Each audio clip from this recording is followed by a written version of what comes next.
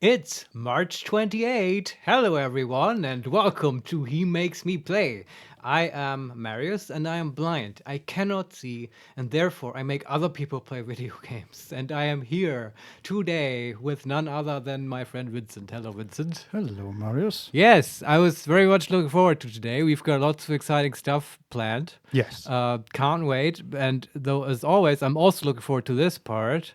As sort of, to get the stream going at the start of the stream, we sort of talk for a little bit. And some parts of it may or may not make it into our newly launched podcast, A Dungeon About. Check it out. Subscribe if you want. It's on Spotify. But is it on Apple yet, by the way? it's not on Apple yet. We'll get I there. burnt out a little on tweaking all that Yeah, stuff. Took a break from it. No pressure. I'll get back to it. Also, Apple sucks. No, not really. Like I use Apple products, it's fine. Yeah. But Well, I this- don't use Apple anymore to listen to podcasts, though. Yeah, well, I still do, and I agree, it sucks. Well, I mean, Spotify has Sometimes. issues as well. Yeah. I mean, I love it. I love how the app still doesn't work, but it's anyway. That's podcast stuff. Yes. Regardless of whether it makes it into the podcast or not, I do want to talk to you about Dragon's Dogma for a little bit. We put this off for this, stream segment deliberately, but now we can talk about it because Yes. everyone else has been talking about it, so why not us? Well, And you played it, right? okay. Important distinction, I did not play Dragon's Dogma 2. I played Dragon's Dogma the older one. 1. Very clever, Vincent. This is how we distinguish ourselves from those unwashed masses out there Yes. who are all talking about the new and hot thing. When we go back to the old and decrepit thing. Also, Dragon's from Dogma what I 1. heard, apparently it's pretty difficult to play Dragon's Dogma 2 at the moment because of the system requirements, which are enormous. Okay, that's before we get into one and your play experience. Let's talk a little bit about what's going on with Dragon's Dogma 2. First of all, what game is it even? Before all of this stuff came up, I didn't know that much about Dragon's Dogma. I'm assuming the genre and the game type didn't change between 1 and 2. They are RPGs, right? In a way, yes. They are in the general. Okay. Like you play a character, he has like skills and abilities, and you level up. Is this wrong? Kind of. So I would put them in the general RPG area, Sure. but I wouldn't put them in the RPG as in Skyrim or Fallout or. They're not Gothic. Bethesda RPGs. They're not CRPGs. As in, Kind of. They are sort of their own thing, I would say. but they're not. Yeah, I was getting at that. So they're not Bethesda RPGs. They're not CRPGs like Baldur's Gate, etc. Yeah. And they're not JRPGs either. That would be the other third big category for me, right? But they're not that. Yeah, they're sort of existing in the middle, I would All say. right. Because, Middle between what? Between all three? yes, I don't know wow. that much about JRPGs, but I think so. I think they're pretty much in the middle between all three of them. Okay.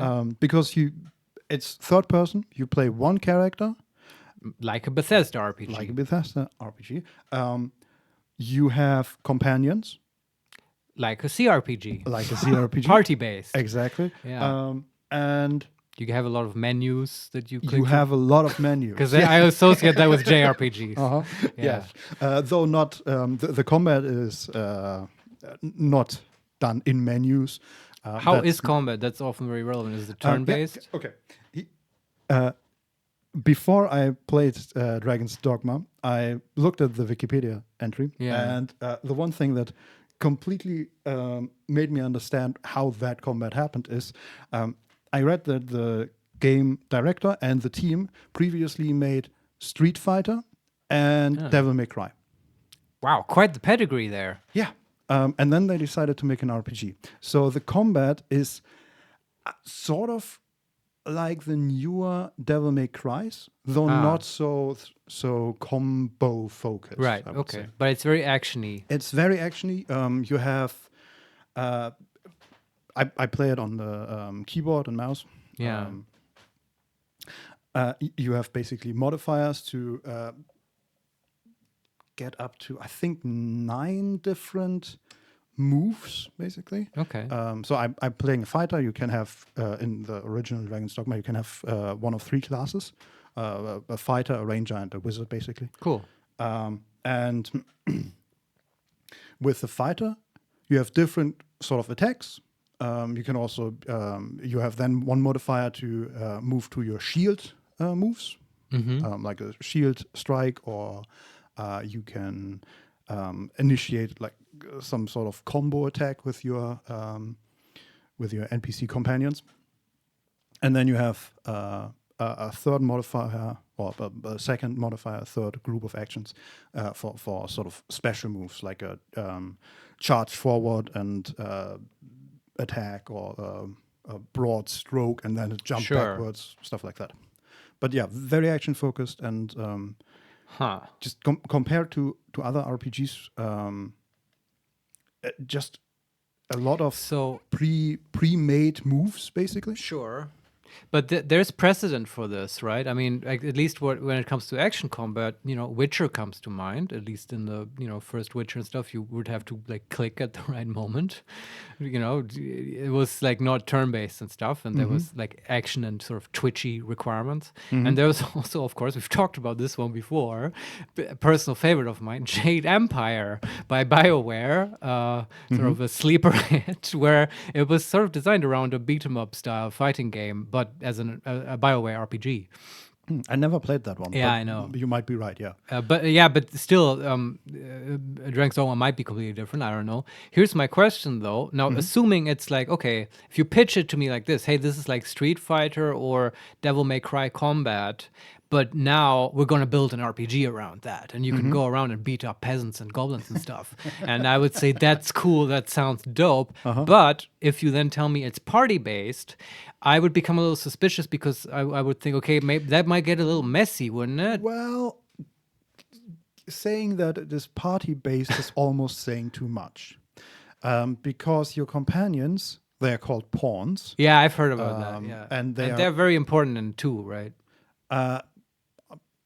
Maybe we'll get into that, but please continue. Yeah, I'm curious about that. So they are basically like companions you would see in Mass Effect, right? But without the character. Okay. And that is like. Do you build them? Yes and no.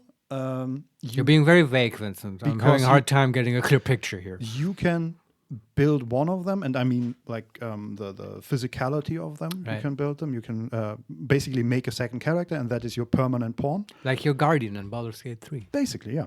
Just that they constantly follow you around and give you tips about the game.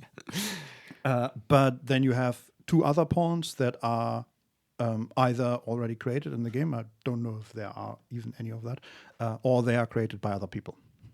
Yeah. So there's just are these just the personal companions of other people? Yeah, basically. And you can select them and let them join your party. That's a neat idea. Yeah. Yeah, and that's why I said, that's what I heard, right? That's why pawns are so important, because it's sort of a weird online multiplayer thing where you send your pawns to other people to play in their games. Yeah, I don't know how that works exactly, but right. Yeah. There is definitely a sort of multiplayer angle to it. Right. But the party isn't that big, and the pawns, I mean, they do help, though, in combat, right? They do, yes. You can give them very rudimentary commands. Right. I think there are only 3, like go there, follow me, and stop, or something like that. And as soon as you get into combat, they act on their own, and they have a few spells or whatever, depending on what class they are, and they do that all on their own. Right. And they are definitely helpful. In that case, it is a party game. The combat is definitely party-based. But it doesn't get too messy? I mean, how would you know? You didn't play 2, right? But, I mean, apparently it works. People like it. It's been successful, the game. Yeah. Right? I will say, in 1, it worked well when there was 1. Yeah. So I played like the first 4 or 5 hours of 1. And most of that is spent with 1 pawn. And then you get to a certain point, and you get to know what pawns actually are, and they you are playing an arisen That's what you are called. So And dope. yeah, and basically, like pawns in this world just exist. Mm-hmm. They are used for. They are described as humans without the spark, basically. That's literally what the NPC said about them. And they are basically used for manual labor and war. So that the fodder. pawn is an in fiction category for humans, for beings. Yeah, they are not humans, but they Right. are like humans. They are from a different dimension, but and they Okay. are like Well, humans, but without the spark. Okay, basically. interesting. Yeah. So And- pawn isn't just a mechanical term; it's an in fiction thing. Yeah, and they are used even outside your special ability to summon them. and all Right. that. But you are the Arisen, and your special power is that you can fully utilize them. Okay. Yeah, and you get to that point basically where you speak to the collective mind of the pawns or whatever exactly it is you speak to. This is in Dragon's Dogma 1 now? Yeah. Yeah. Mm-hmm. And then you get more of them. So you form a group of, in total, 3 or 4 characters, you and 3 pawns. Right. And then it gets a bit messy, I would say, depending on where you are fighting and how, like, because the fights are pretty movement intensive, I would Like say. Devil May Cry, right? Yeah, you're constantly Jump all over the place. in that dashing game. forwards Yeah. and all that. And at least as a fighter, you are.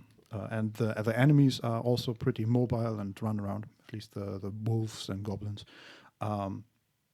It does get a bit messy, especially if your pawns get kicked off a cliff or something like that, and then you on the minimap there's like a little skull symbol, and you know you're supposed to save them, but then you have to get them, and yeah. All right. But I guess it works out. I mean, other games do it as well. Like Guild Wars has big battles in a fantasy setting, and people use abilities and stuff, and it works. I know that's not a fighting game per se, but you know. Yeah. The part where it gets messy, like the actual combat is fine. I think where I got frustrated is that once the game turns more into a pawn management system in the combat, Right. and less into you fighting. Mm-hmm. But I also feel like that specific combat that I'm now remembering was maybe just a bit beyond my level. So maybe that was a problem, that they just died too quickly because, well, yeah, they were out-leveled, outgunned, and so on. Right. So what is Dragon's Dogma about? At least one. I assume 2 will continue the story. Maybe that's wrong. I don't know. Maybe, I don't know. The one is about a dragon, as you... It's in the title. Yes. Yeah. Yeah. So something that it does very well, and I've played a lot of games recently, and a lot of or saw the beginning of a game, and Dragon's Dogma starts you basically in the action, which I love. You start with a level 20 character, and you get to learn a bit of the basic combat mechanics and all that. Mm-hmm. And you already have a full party, and then you're supposed to kill a dragon. But before you even get there, there's a cut, and you make your character, your actual character. Is it like you're probably wondering how I got here thing, or kind of. I don't know actually how or who even was the character you played in the very beginning. I didn't get that far. Yeah, okay. And I am hoping that they tell us at some point. But once you made your character, you get a small cutscene where your character is shown as a part of a coastal village, or almost a town, and just a commoner, basically. And then a dragon attacks that is summoned or maybe escapes from a different world, and followed by hundreds and hundreds of harpies, which is very cool cinematic. And this dragon attacks this coastal village. Right. And It's very on the nose fantasy uh-huh. trope. You're a peasant and your village gets attacked by dragons. That's literally the plot of like the first Elminster book by Ed yeah, Greenwood. and probably like As half million of other fantasy. ones. Yeah, absolutely. Yeah. Which, I'm not against tropes. Absolutely. I mean, it works. In that case, when the guard sees the enormous dragon attack, they flee, and you grab their sword and charge the dragon because, of Cowards. course, you are the hero. Yeah. And the dragon, obviously, Eats you. eats you, basically, yes. Specifically, your heart. Oh. That is indeed very specific. Yes. It made a big deal out of that, like trapping you between its or under its claw, and then grabbing your heart and eating it like a delicacy. Brutal. Yes, and then you wake up, and you don't really know how that works. There's a giant scar on your chest, and you know that your friend and the village elder are also confused by this. Right. And then your quest is basically, hey, get that dragon. And Kill him. I would assume so, yes. Don't befriend him. Well, what do you mean by get that dragon? Like, they want to take revenge, or do you have to get your heart back, or like what's the step from the village getting attacked, presumably being completely outmatched by this dragon, to then hatching this plan to get him? What does that mean? How do they arrive at that conclusion? Well, the only step between that is that apparently the dragon maybe talks to us, or it is the pawns. Something is speaking to the hero when they are touching their chest. Now because the dragon has the heart, you have a connection to it. Yeah, Like Harry Potter and Voldemort. it has your Horcrux in it or something. Yeah. Spoilers. Oh, come on. Yeah, I don't know how it exactly works. But Sure, I mean you haven't finished it yet, right? yes, Yeah. the But dragon, that's the main conceit of the game. The story is to get that dragon. exactly. Yeah. All And then you do some minor quests for the village, and then you move on to the next. There's like a Sure. military outpost, and there you learn about the pawns, and then you fight a troll, and there was some sort of wizard guy involved with the troll and a weird symbol, and that's about as far as I got. It does sound like a fantasy game. Yes, definitely. A wizard guy was involved with a troll. I'm all for it. Yeah. I'm here for it. Mm-hmm. So, yeah, I mean, it sounds like what you would expect. Like, as I said, like that game has been completely under my radar, but now Dragon's Dogma 2 all of a sudden has like completely blown up. And of course also has been very controversial. Yeah. Because of it was mostly the microtransaction stuff, right? And the performance issues. Sure, yeah. Both of which, and that was probably the worst thing, right? The way I understood it, the game got sent out to reviewers and didn't contain all the microtransactions yet, the cash shop stuff, and then the reviewers wrote their reviews, obviously didn't mention that, and also did not mention, although from what I learned, that's sort of somewhat normal for reviewers to underplay performance issues. Anyway, they didn't like emphasize those very much. And so both of those things basically didn't arrive in the public consciousness in any meaningful way. And then people bought the game and were very disappointed because it didn't run and it asked for your money to fast travel. There, I said it. Yeah. Which is, that's probably not exactly true. I think you can fast travel in other ways, but that's just a stand-in Later. for... You can Okay. You can start, as far as I understand it, you can, with the microtransaction, you can just fast travel earlier. Yeah.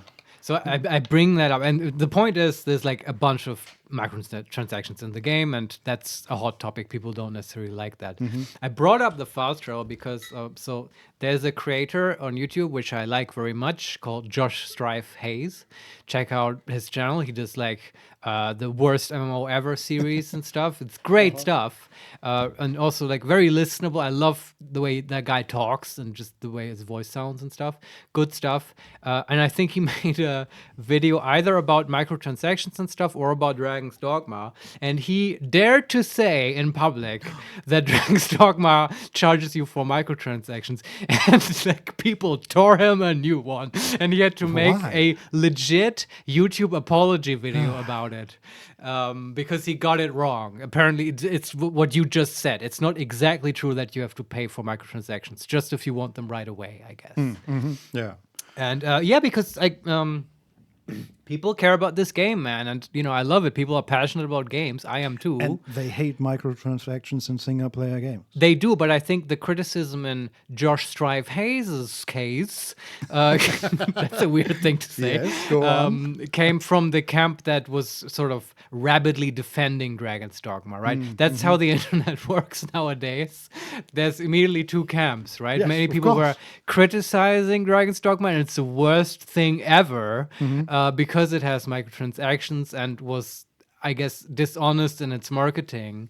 And then there's the camp that thinks it's the best thing since sliced breads, and everyone else is just haters and bots, right? And they're defending. What? Sorry. Well, yes, they are just Yeah. haters and bots, obviously. So you're in the camp that defends Dragon's Dogma. Yeah. I don't know. I haven't played it. Yeah, I I just have- found it hilarious, the Yeah. whole drama around it. And like the kind of issues that I totally get the performance issues. Yeah, sure. Um, Right, but and that's legitimate to did you return the game and give a bad review for that. If Yeah. you can't play it. did you get the whole part about starting a new game?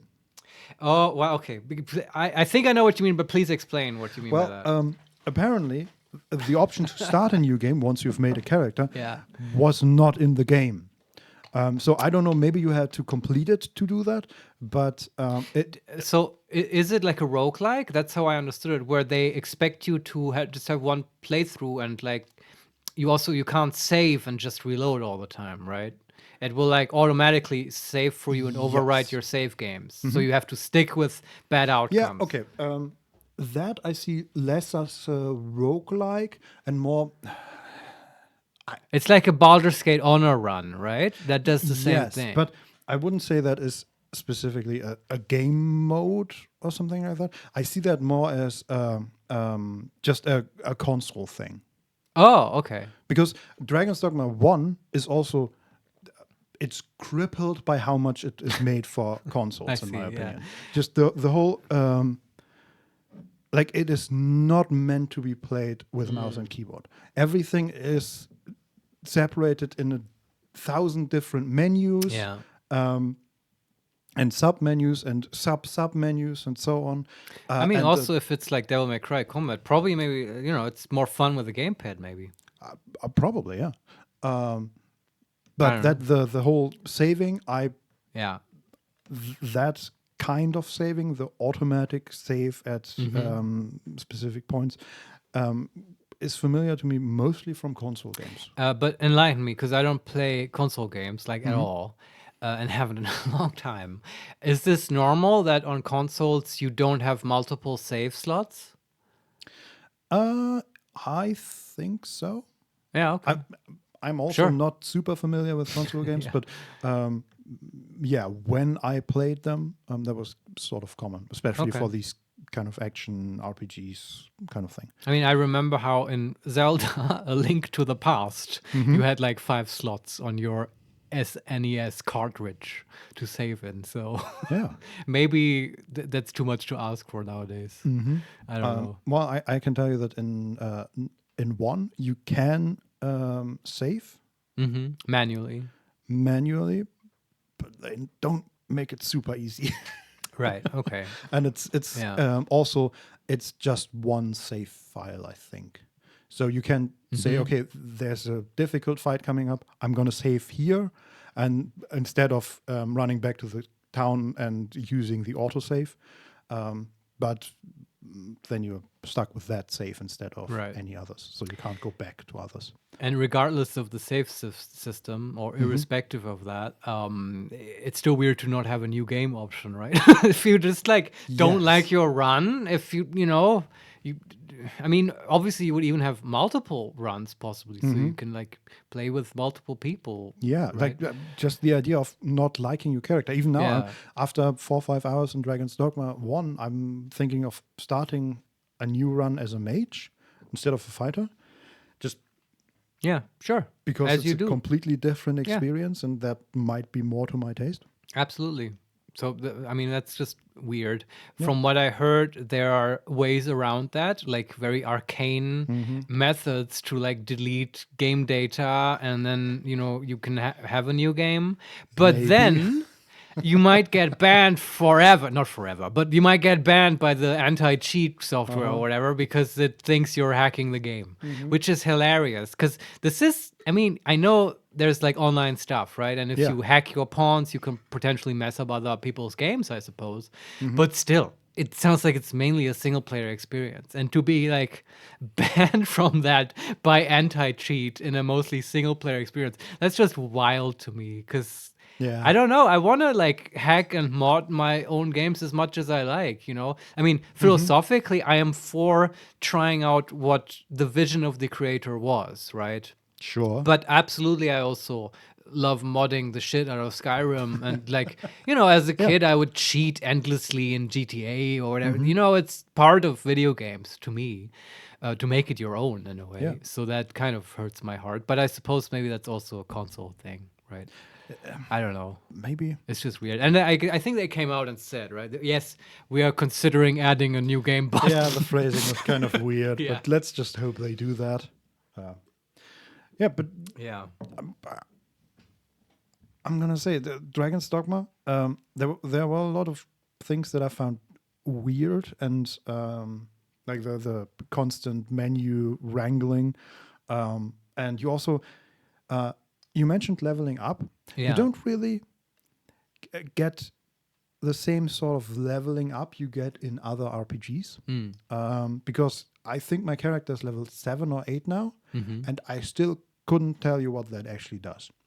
Can't you like improve your abilities or pick new ones? Nope. No. So how do you get those moves in combat? So that is, they can't be improved as far as I know. You can improve your basic attacks. You can learn new moves, Right. but that is on a sort of different system. So you get different points for that. I think they're called RUs or something like that.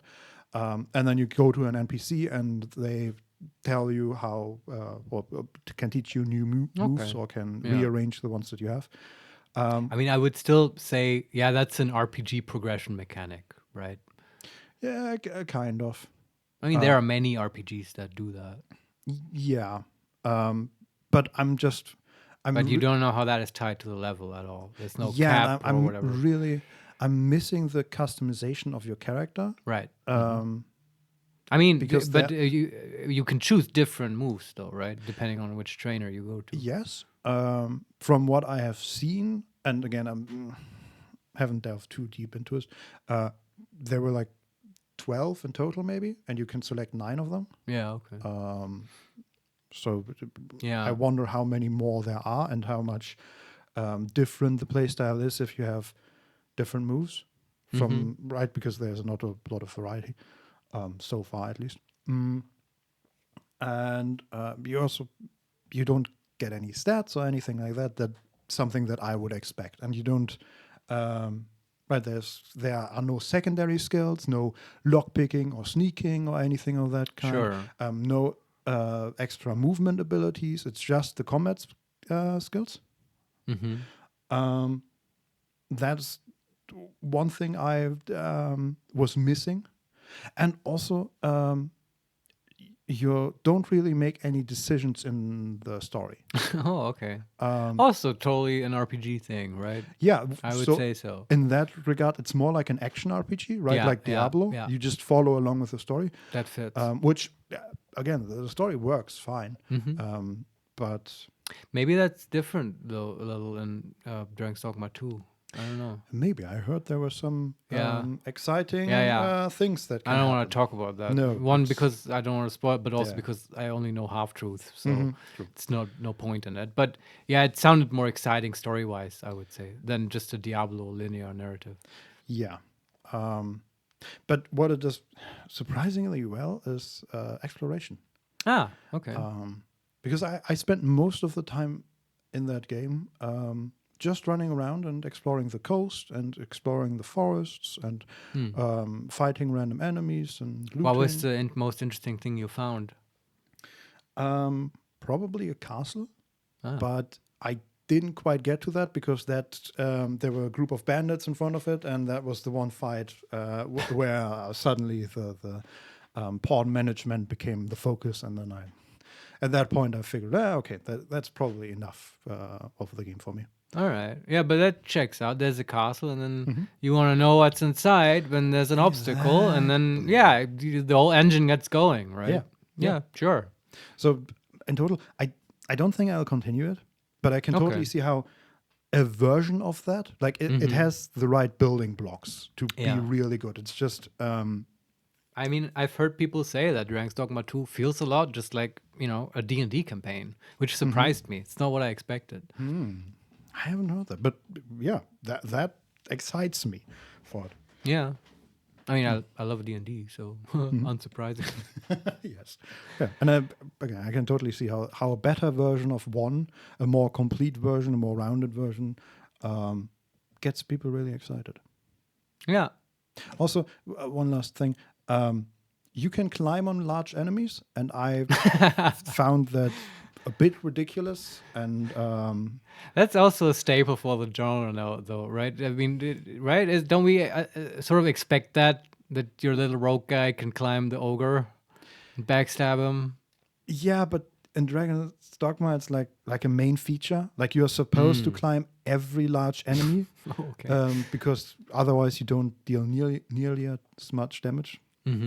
And I don't know. I felt like I wonder how it got to that, because it felt like this was just the natural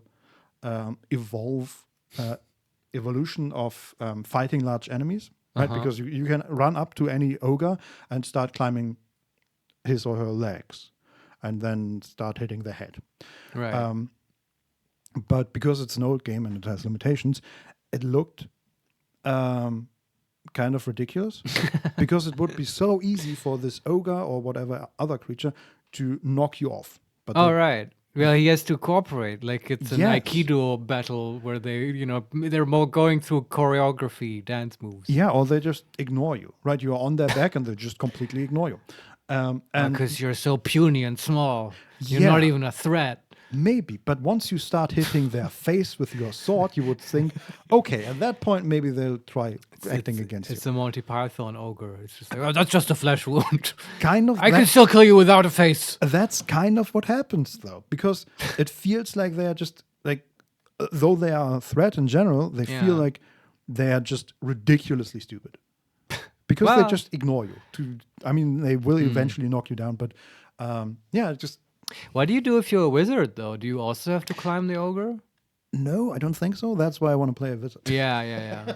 Because that would be really weird. Yeah, the whole climbing thing didn't really work for me fictionally. Yeah. Though I can see a version of that would work. And hey, in Devil May Cry, you definitely fight enormous enemies while you're on them. Right. Right, you jump on their back and hit their weak points and all that stuff. Yeah, but I bet it looks cool in that game. Yes, and also because that's like the whole game. Mm-hmm. Yeah, the size is definitely different. Here, an ogre is like 4 or 5 meters high, and you start climbing their legs, and you're just really cool. It seems like the whole climbing thing is more for an actual colossus, right? That's more like 20 meters high. Mm-hmm. Yeah. I don't know. I did fight a Hydra, and that sort of worked. Cut off the heads? One of them, and then it ran away. It ran away? Yes. So maybe the regrowing takes longer?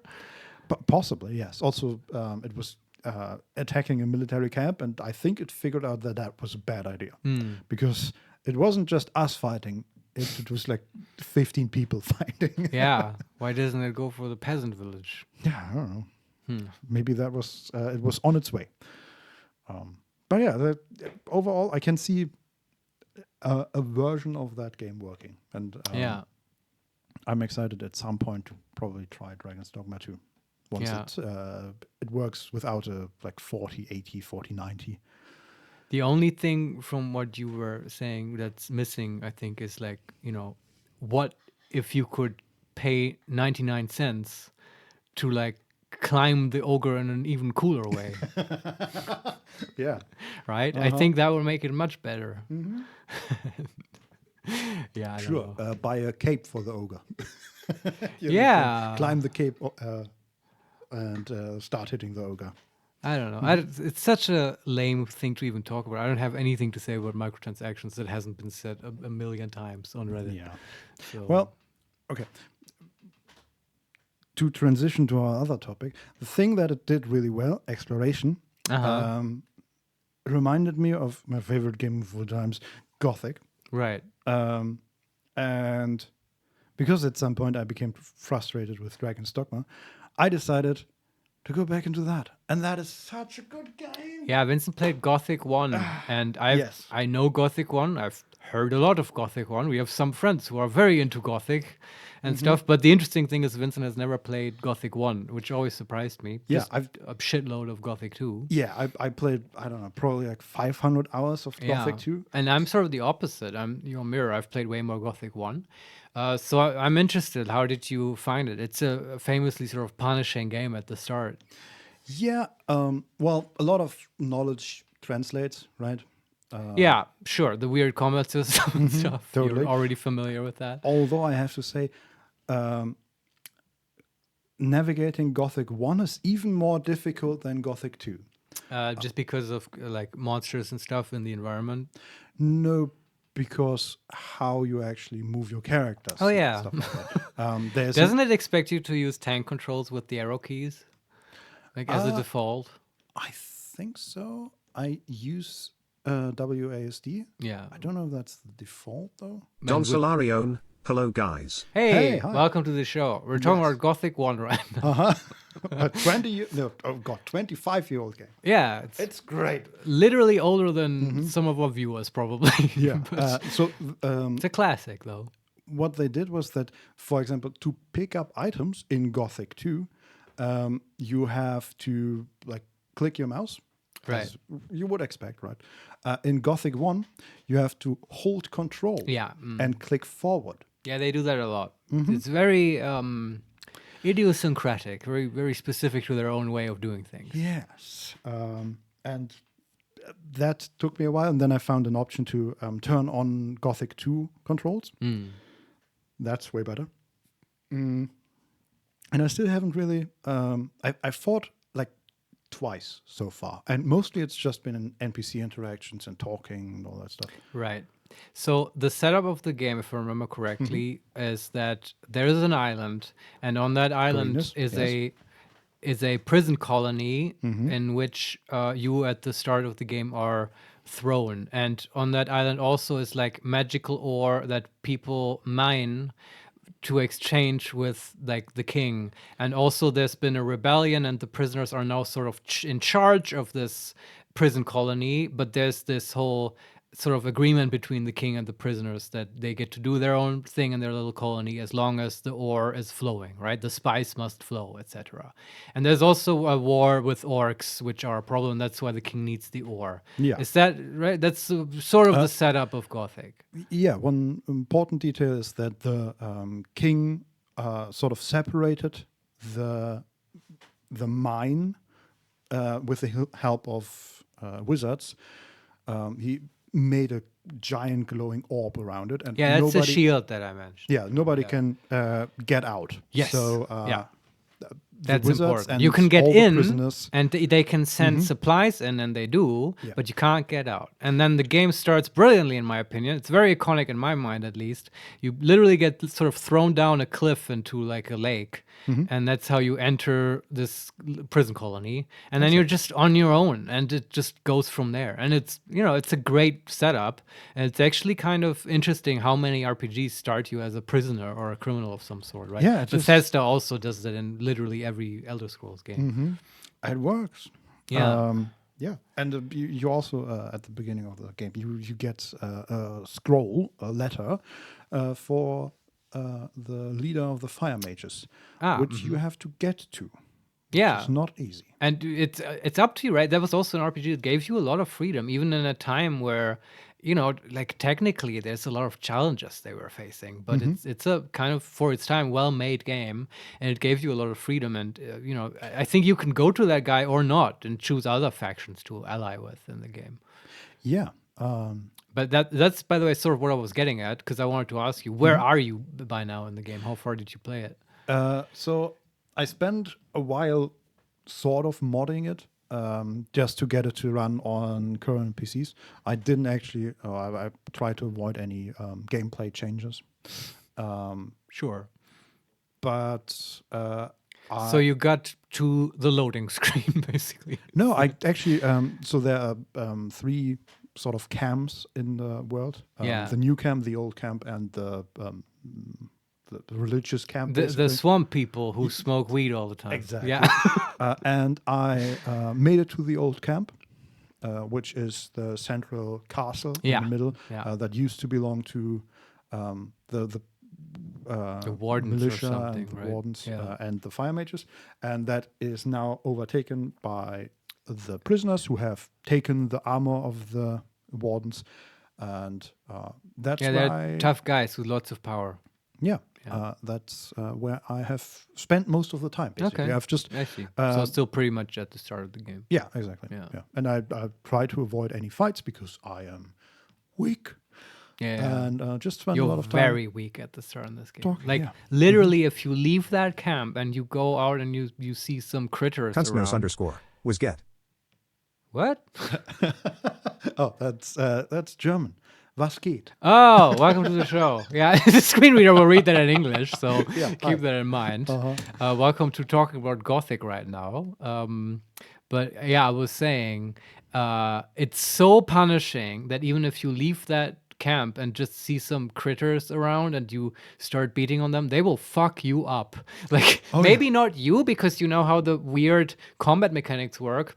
But it's still challenging, right? Like it's not like other RPGs, and certainly not like a Bethesda RPG where the world is scaled to your level. The Gothic will have none of that. Like they have set up a certain difficulty in certain spots in the game, and that's how it is and will be forever. So you'll either, if you pick the right enemies, you'll have easy fights or at least doable ones. If you pick the wrong ones, you'll get your ass handed to you. Yeah. And it stays that way. And they also don't respawn if you kill them. Yeah, there are videos of people trying, and at least in the for the second one, of trying to kill an orc. At the beginning of the game, and it's just like a 40-minute video of him running away, hitting once, running away, hitting once, running away. Yeah. And that's like 40 minutes. The thing is, the game will let you do that, and like, Yeah. I don't think there's any. I mean, certainly for like story reasons and stuff, like other acts and stuff are gated behind certain events. But There's also like at every new chapter there are some respawning Yes. enemies and stuff like that. That's or right. changing worlds. As I was saying, it doesn't respawn. I remembered. Oh, that's actually not completely true. So thank you for correcting that. The thing is, it's not really respawning. It's just spawning different or new Yeah, enemies. it's right? true. It's just like time progresses. Yeah. And that they have, it was all technical limitations back in the day, but they made it work. Yeah. And the world changes over time as the story progresses. But if I'm not mistaken, even from the very start, there's not a lot of, or even any hard gating when it comes to locations, right? And if you want to get past a super tough orc to get to whatever is behind him, and you have to do that by cheesing the game and sitting there for 8 hours hit and running this orc, I think you can totally do that. Yeah. I mean, you may not want to do that, and it might not be a good idea, but the game lets you. And I kind of like that. And I kind of like I love their it, yeah. approach to design and RPGs. I completely agree. I think this is Yeah. because in this game every single enemy is put there with thought. Right, it's not just randomly generated world or randomly generated Well, village. which nothing against that if your whole game is that, right? But Sure, but in this Yeah. case, it's all made. it fits with, it's put there with love. Exactly, yeah. Yeah. And so if you encounter an enemy that just absolutely destroys you, well, you're probably not supposed to be there. And I love that. And Yeah. at the same Yeah. time, you have the option of going there or cheesing it or doing whatever. Yeah, and if you're clever, you can figure it out. I mean, kind of like in Baldur's Gate 3, right? They also let you get past fights if you're clever. It's just that, I mean, it's a weird comparison. Gothic 1 and Baldur's Gate 3. Oh, well, to be fair, every game I play, I compare to Gothic. So, Yeah, because that has formed your basis, Yes, right, yes. for everything, which makes sense. It's just like, of these two, one looks a little bit better than the other one. What do I'm you sure. mean? Yeah, Just I know. because his head is a square thing? 5 polygons. Like, yeah. Uh-huh. But both of them have this ethos where they let you get past stuff if you're clever. But also, I think Baldur's Gate 3, if we are willing to make that comparison, is probably a little bit better for the new player experience, right?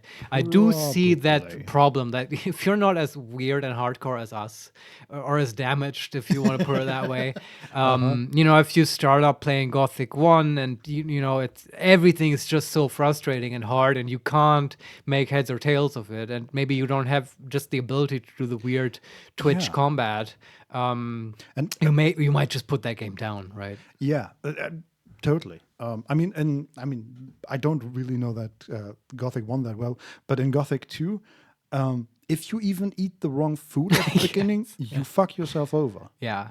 It's just ridiculous. And the thing is, it's designed as a linear story sort of game, so it doesn't even have that saving grace of, well, dying and making mistakes is fun because then you just restart and the whole game is generated and it's all built around that. That's not the case here, right? You're just screwed and you have to reload. Yeah. But to be fair, what you can do is what I was missing in Dragon's Dogma is you can make different decisions, Yeah, which I love. totally an RPG thing. Not only in what path you choose in the game, in the main story, right? You can, and I'm talking about Gothic 2 now because I know that well. You can be a wizard or a mercenary, basically, or a militia. Not only that, but one of my favorite parts in this game is the very first real quest, which is basically just get into the city. That's it. Right, in Gothic 2. Yeah, in Gothic 2. Yeah. And you can do that in many ways. And they've but put a lot of thought into that. Exactly, and you think, okay, right? You just follow the path, and then you get to the gate, and the guards tell you, no, fuck off, and you figure out, okay, there's a farmer, and you can talk to him, and if you help him, you get like apprentice clothes, and then you can get into the city. Super straightforward, works easy. Yeah, or you can do what I did, which is to do the stupid video game thing and find some world geometry where you can sort of stuck yourself over the walls, and the game also accounts for that. So yeah, or you can find a hidden passage into a part of the jungle where your friend sits, surrounded by wolves, basically. And if you help him kill the wolves, then he gives you another path into the city. Yeah. Or there are a lot of different ways. Isn't that cool, though? I mean, that's also right. _ Quick question. Have you ever considered playing fighting games like Street Fighter? Newer games of such series are quite accessible for visually impaired people. That's a great question. I have considered it, and we might do that in the future. I think one of the things that's keeping me back is I need gamepads. I don't want to do that with a keyboard. And I know that Street Fighter 6 has excellent accessibility support, and we're looking into it. So you might see that in the future, and you asking that makes it, I think, more likely that we'll do it. If people want to see that, that's cool. Because I have seen videos of people playing that, and they, I've talked about it before also, like Kunsknos _ nice. I would totally watch it.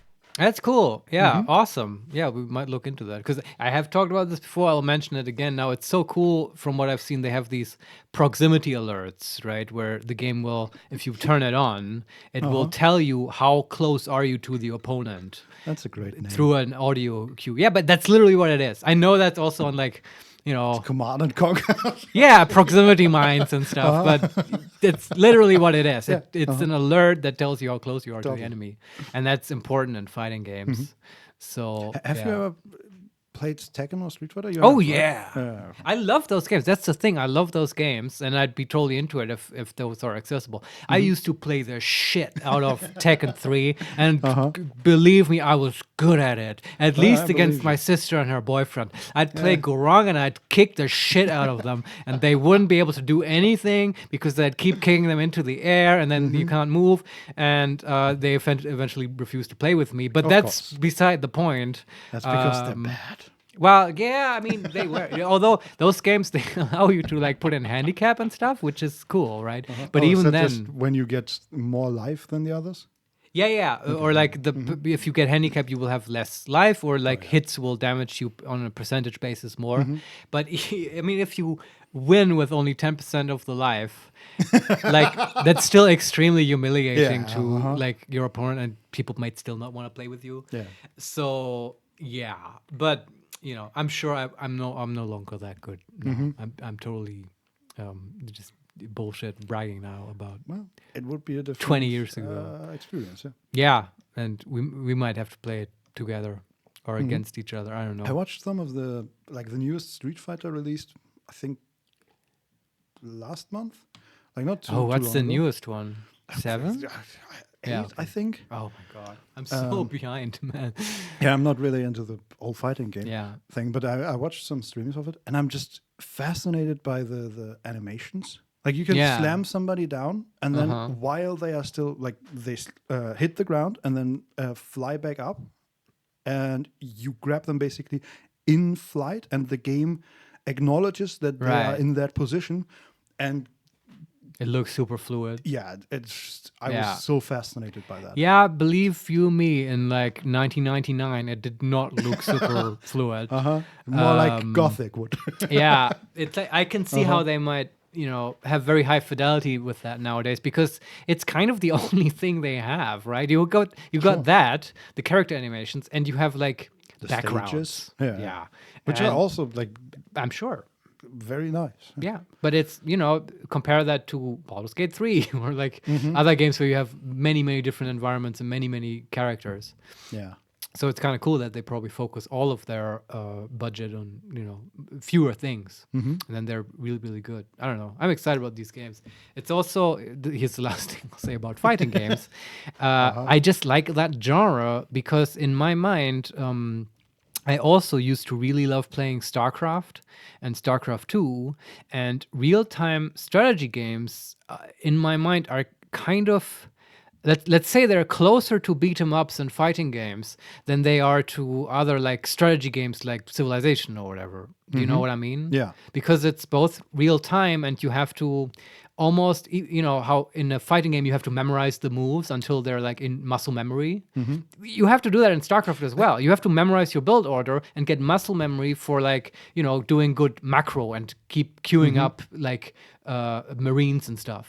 Yeah. I remember I watched Day 9 a while back, and he said about StarCraft 2 specifically, or maybe StarCraft, I'm not sure, that StarCraft is not primarily a strategy game. It's primarily a real-time game. And even more so in StarCraft 1, where you have like a maximum army size of 12 units or something like that. And it's just, you have to do a lot of management just to get them to do what you want. Yeah. And strategy comes in at some point, but mostly it's just do what I want, damn it. Strategy is part of it, right? It's in StarCraft at least. It's like, what race do I play and what's my general game plan, right? Sure. Do I want to rush them? Do I want to do a drop or whatever? That's strategy. But once you're in the game, that no longer matters. And it's basically every plan you have, unless you've practiced the shit out of it and it's muscle memory, it will collapse as you face the enemy. Yeah.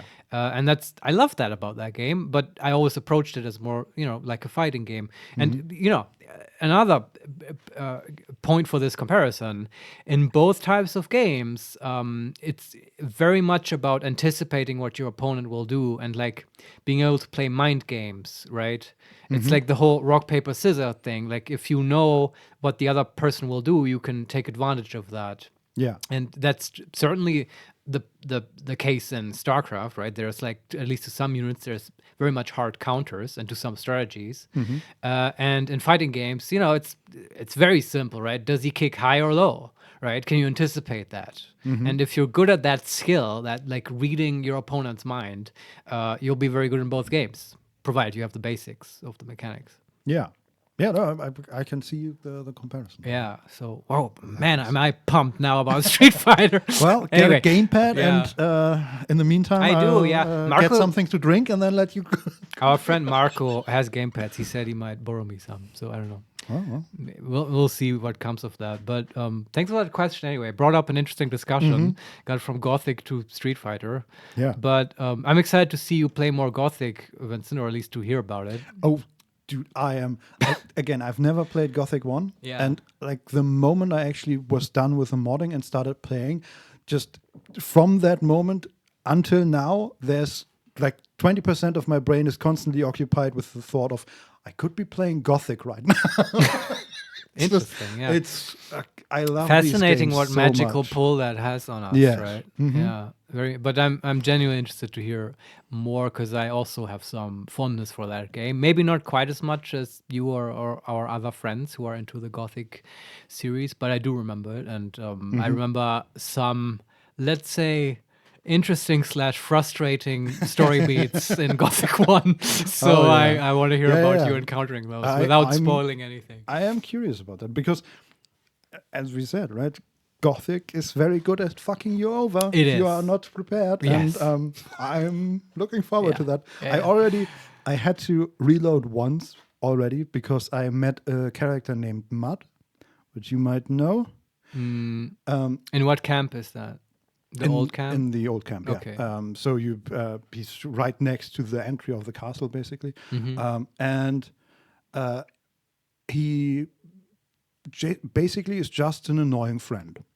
And he follows you around and constantly talks to you. Oh, that's like Nuber in Baldur's Gate. Yeah, exactly. Oh, funny. I guess that's a trope in RPG. And I let that happen for about 15 minutes. And at some point, I figured, okay, I need this to stop. Yeah. Either I can kill him, which I can't because I'm super weak, or what other options are there to get this to stop? Yeah. And I eventually had to look it up, and the consensus is, well, you can just endure him. He or you stops can- eventually on his own. No, you can endure him until you can kill him, Okay. basically. Or he's like the one character that nobody will mind if you beat him. Yeah. If you beat Yeah, any it- other NPC, the others will Intervene. come for you. Yes. Of course, but everyone hates Mud, so Exactly. it's okay. Do they have that thing in the game where you can beat someone up without weapons and that's not lethal? Not only that, I think unless they are like specifically bandits, fighting any NPC is non-lethal. Oh, really? Yeah, and then you have Interesting. to actively execute them. Basically. Okay. That, I didn't even know that. I guess I never tried back in the game, but back in the day. But that seems like a good choice. Yeah, totally. And if you ever execute anybody in a camp, that's bad news for you. But you can do that, right? I'm You can sure. declare war on an entire yeah. camp, and it's 100%. completely possible to keep playing. Might even be beneficial for you if you decide this camp needs to die and Yeah. you want the XP. There you go. Yeah. It's a possibility. Yeah. But Yeah, that was the well- one time where I had to eventually just reload and just avoid him for now. It's Right. just- I can't deal with that. That's fair. I mean, the game is sort of designed around reloading as well. Yeah, totally. But yeah, I'll be excited to hear more about it next time, Vincent. Although next time probably we'll have lots of other things to talk about. Oh, yeah. But we'll get to that when we get to it. Now, unless you have something else super important, I would say. I mean, the only important thing in my life right now is It's playing Gothic. Yeah. But aren't you also a little bit excited about a little game called Caves of Qud? I mean, sure. I learned that it's not. I watched some GGC talks by the developers, and they always say Caves of Qud and not Caves of Qud, as I have previously said. So now I'm trying to correct myself, because surely that is the Caves correct of pronunciation. Cut. Yeah, we'll get Okay. into that now if you're up for it, Vincent. Yeah, I am. But maybe after a short break, just 5 minutes or so, a little bio break, Sounds good. and then we'll get into it. Although I'm not done talking because, yeah, we'll do a little bit chatting about Caves of Qud as we start playing it. Damn it, I said it wrong. Caves of Qud. Anyway, we'll be right back. See you in a then. bit.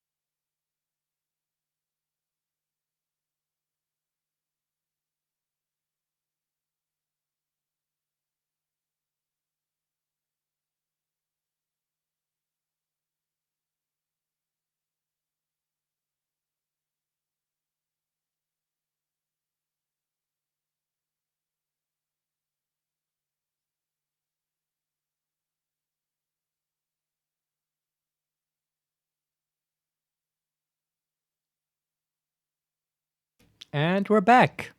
Hello, everyone. Hello. Now we're going to get into Caves of Qud, which apparently just got an update, 600 kilobytes. A tiny update, yes. Yeah, no idea what that's about, but that's okay.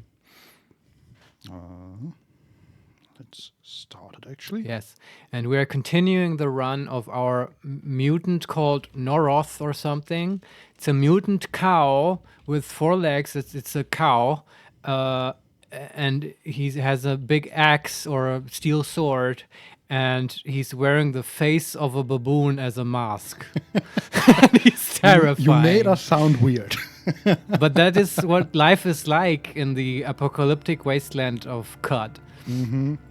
But are we in the game? I just wanted to load into it, I guess. We are in the main menu, yes. Oh, do you want to load our playthrough? Yes, give me 1 second. Just to edit, okay. We have the Steam title, and I also realized that I never sent the tweet. Ah, well, you can do it now. Yeah. And also, before you go in, we might look at the options real quick. Once you're ready.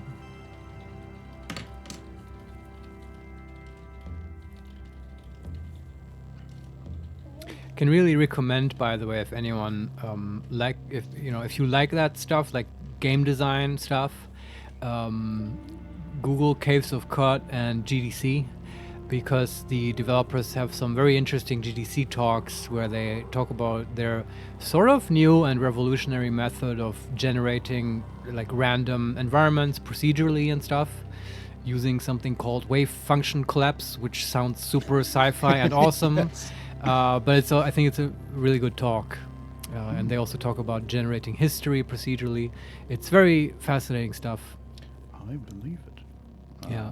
So, you wanted to look into the options? Yeah, because this is going to get into a little thing I want to talk to you about. We've been, in our last playthroughs, or times we played this, we've been wondering a lot about the mechanics of the game and what is DV and what is AV and stuff. Yes. And even though we had no idea what we were doing, we were surprisingly successful. Oh, we did everything correctly.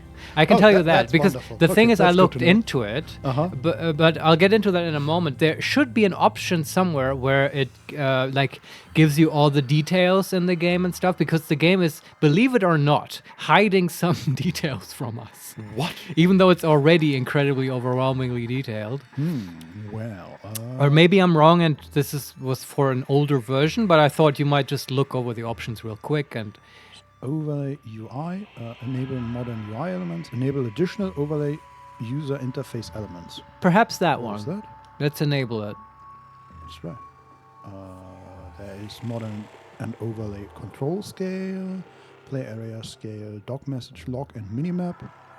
Oh, that's just okay where it is. Show minimap, show overlay nearby objects list, nearby object lists only current tile, show liquid pools, show plans, only show takeable. Exclude the UI from full screen camera effects. Oh. Is this anything? Oh, by the way, sorry, this is sort of behind the scenes streaming stuff, but did you want to put the camera in a different location for Qud? Yes. Or is that too awkward now to do? No, we can do that. I just don't know. Okay. Because I think the camera was obscuring the message log and that... Yeah, the question is, where do we put it? Let's do that in the game, because then Yeah, that makes more sense. Okay. probably just to left. But I think you got the option. I don't think there's anything else here. Let me just... Okay, this is overlay UI, and then it starts with automation, auto get, prompts, user interface. Okay, there are a lot of options for the user interface. I'll just read through them. Display detailed weapon penetration That's and it. damage. That's exactly the one. Yes. Okay, display the color of the hit hearts. Press shift full height. No. Display your location instead of your name on the sidebar. No. And now you may want to disable the other one again, because I don't know what it does. Maybe you That's yes. it liked sounds the way good. it was before. There are performance options. What? If it's running too slowly for you. Flush zones to cache early for low memory environments. Well, okay, then if you play it on a laptop or whatever, or God forbid on a tablet, Marius, we're sending anonymous gameplay statistics. that's okay. No, I want to be part of an online leaderboard. there are also some debug options, but yeah, okay. So what was that? Enable additional overlay user interface elements. Yeah. No idea what that does. That's disabled. Yeah, it was fine before. Okay, let's go back and continue. Yeah. Norok Kashlamit. Norok, yeah. Level 6 mutated human Yeah. marauder. Are we in Joppa right now? We are in job. Right, that's and where we let ended. me look at the camera. Oh yeah, sure. we are Let's down do that real there. quick. Let's put you. Maybe if it's just covering the map up, because there's lots of map, and you don't always need to see the bottom left corner or whatever. It's covering the log basically. The Yeah, right combat now. and- But like, if you want to put it in a spot where it yeah, I'm covers just the map. switching it over to the other side, and so you're not. Oh, I'm moving around. Yes, and because it is weird if you just look off screen. So let's see if You I have can to flip actually, my. Yeah, here's some magic because I can look the other way. God, is that nope? Now you're upside down. God damn it! Oh God. That's better. And no, damn it. That okay, and then we transition, and there you are on the other side of the screen. Yeah. Magic. You're satisfied with this? I think that's good. Yes. Okay. Cool. So. Oh, what's Yeah. going on? No, I'm just Oh yeah. rechecking. Right. if Now we're everything all is- set. Yes. Very good. So, Wonderful. last week, Vincent, after we've had many talks about AV and DV and all these values and what they mean in these games, and we just didn't know, I kind of looked into it a little bit. Yeah. But not so much to spoil myself. Like, I looked at the wiki, but I literally have no idea about the main plot of this game or any of the story elements and stuff. But, we do like our crunch in RPGs and we like to be effective. Yeah. So I thought you might be interested in hearing how that stuff Absolutely. works. And I think we have gotten to level 6. We're not complete newbies No. anymore.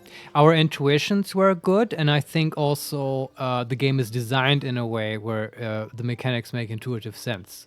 I was actually quite pleased with what I read. I like the system, and it's a system that I haven't seen in that particular way in anything really. Really? Though, yeah, I mean, I haven't seen everything, but it sticks out. So let me get into it. Here's how it works, okay? Here's how an attack roll works, as I understand it, in Caves of Qud. So you attack, like, let's say a baboon, and then the baboon, but of course the same would apply for you as the player, right? It's symmetrical rules for NPCs and players. The baboon has a certain DV rating, and that means dodge value. So first you make an attack roll, and the baboon, well, they don't call it that, but let's call it a dodge roll, right? Both of you roll a d20. You, as the attacker, add, so simplifying a little bit, you basically just add your strength modifier and whatever other special bonuses you have, right? For, let's say, a melee attack. And then the baboon rolls a d20 and adds their dodge value. And if you, as the attacker, meet or exceed the opponent's roll, it's a hit, right? And let me guess, AV is then attack value? No, not quite. What? It This is- makes no sense. No, you'll get it in a moment. But that's step one, right? It's a Sure. complicated system, but it works. So let's say you hit. What then happens? And if you miss, that's the end of that attack. Sure. If you hit, then the AV comes into play, which stands for armor value.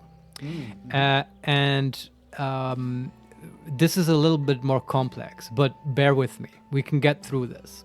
Yeah. So because then what happens is that you make a sort of armor penetration roll, and there's another, and that's the thing on the weapons all the time, so-called PV. And yes, you may giggle at this now when I say this. This is called a penetration value. And that turns out to be very important because now the game is basically asking, okay, do you hit your opponent and then do you penetrate the armor? And our armor may be natural armor and stuff. So then you have to make a penetration roll, right?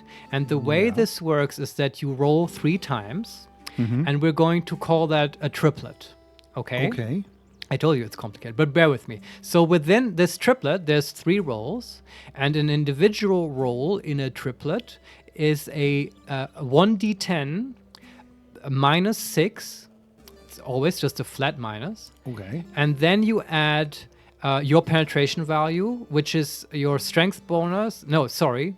Yeah, it's your strength bonus. I was wrong about the attack roll. That's always with agility. Just, edit that in your brain. Agility is whether you hit. Strength is how hard do you hit. Yeah, makes sense. You add the strength modifier to the penetration value and the weapon value. Little asterisks there. I have to get back to that. And then that roll, that D10 minus 6 plus all those values, has to beat the enemy's armor value, basically. Right? Okay, so we have an armor value of 4, so Yeah. you would have to roll 1d10 minus 6 plus 4 is a minus 2, right? And that has to then get above 0, I guess. Told you it's complicated. Or right? Wait, so you have to beat the 4, right? Yeah, The meet armor or value of exceed, 4. I think. Okay. Yeah. And you roll a d10 and you minus 6 that, so you would have to roll a 10 to hit. That's the only chance, right? You roll a 10 minus 6, that's a 4. And of course you add all your strength and weapon stuff. But let's ignore that for now. Sure. That means with a 10, you minus 6 that. That's 4, so that exactly hits the 4, and then you would hit. Mm-hmm. That's correct. Okay. But this is now one individual roll within the triplet, right?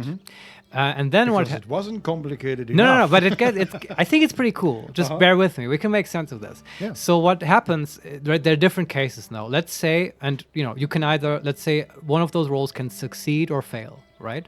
So within a triplet, you can have, let's say, 0 successes. Okay? The penetration roll fails every time. Your opponent has too much armor. What then happens is you deal 0 damage. No damage at all, right? Okay. Then a case may be that one of the triplets succeeds or 2, right? In that case, you just deal the weapon damage, right? I don't know in this case if you add your strength or whatever, but we've seen this like the D3s or whatever. Yeah. Like, And just to be clear, the steel longsword, after it says there's a arrow 7 out of 7.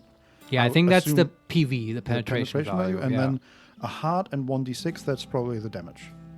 Yeah. Okay. That makes complete sense, right? And as I said, we might get back to that PV on the weapon. That's a little bit more complicated, but scratch that for now. So, right, that's why this sort of so boss. It adds 7 to that roll, that 1d10 roll. So, okay, we've got the 0 successes, the no damage. We've got 1 or 2 successes. That means 1 time your damage. And then there is the case when all 3 of the triplet succeed. And what happens then is you deal your damage and another triplet is rolled, and the process begins anew. Oh, so it's exploding.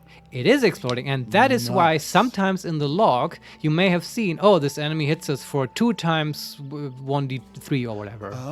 That's because they rolled so high on their penetration that they multiply their damage. And that's why it's so important, especially early in the game, to get armor ASAP, because if you don't have that, the enemies will just rip you apart because they all like multiply their damage and stuff, right? Totally.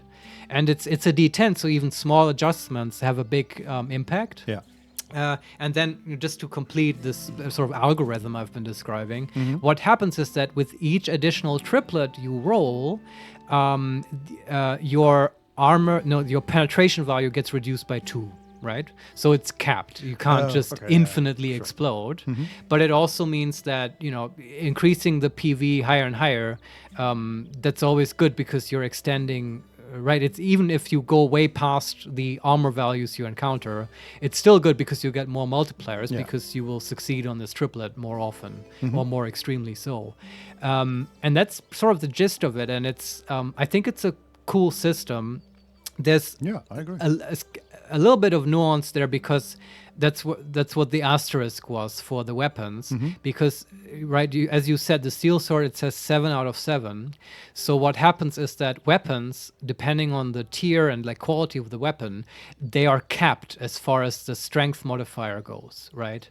So a weapon has a base, and this is factored together. It has a base penetration value, and then the game already adds your strength modifier on top of it, and that's what's being displayed. But that strength mod may be capped for certain weapons, right? Steel is already pretty good, and we're not that strong, so it probably fits exactly. Yeah. But you may have more strength than the weapon will allow, and then that doesn't factor into the penetration roll, right?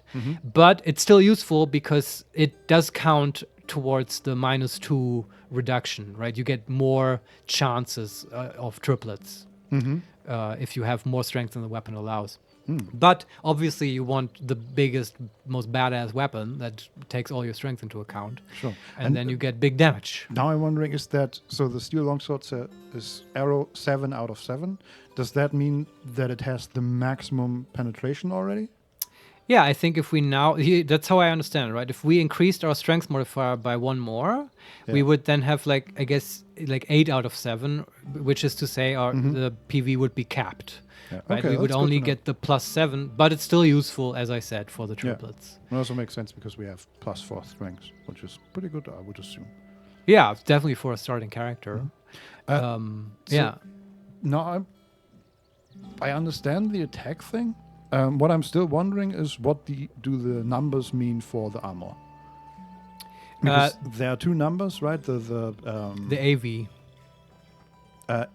No, I mean on the item, the armor item. There are there's this blue diamond. Yeah. That's the which- first number. Yes, That's the AV. the armor value makes sense. And then the second one is just a translucent circle. That's your DV, right? And we've seen that on like a heavy armor Yeah. or studded leather. I think that had good AV and then 3. -2 or something on the Exactly. DV, right? And the idea is that sturdy heavy armors will reduce your dodge value a little So bit you're more likely to get hit, but Yeah. less likely to get it to hard, take any damage, which is right? probably good for the beginning. Yeah, depending on how you build your character, right? And there's Yeah. a lot of, that's why I like the system. There's a lot of wiggle room and nuance and stuff. But from what I read, just in the newbie guides and stuff, they all say, yeah, at the beginning, super important to just get the AV as high as you can, disregard the DV. And basically, they had a formula. I liked it. It was like in the beginning of the game, 1 point AV is worth about 3 points of DV. So if you find a piece of armor that's like 1 AV and -3 DV, that's a good trade. You should wear that. So this studded that's leather is super good, Yeah, right? That's a very good ratio. very nice. Okay.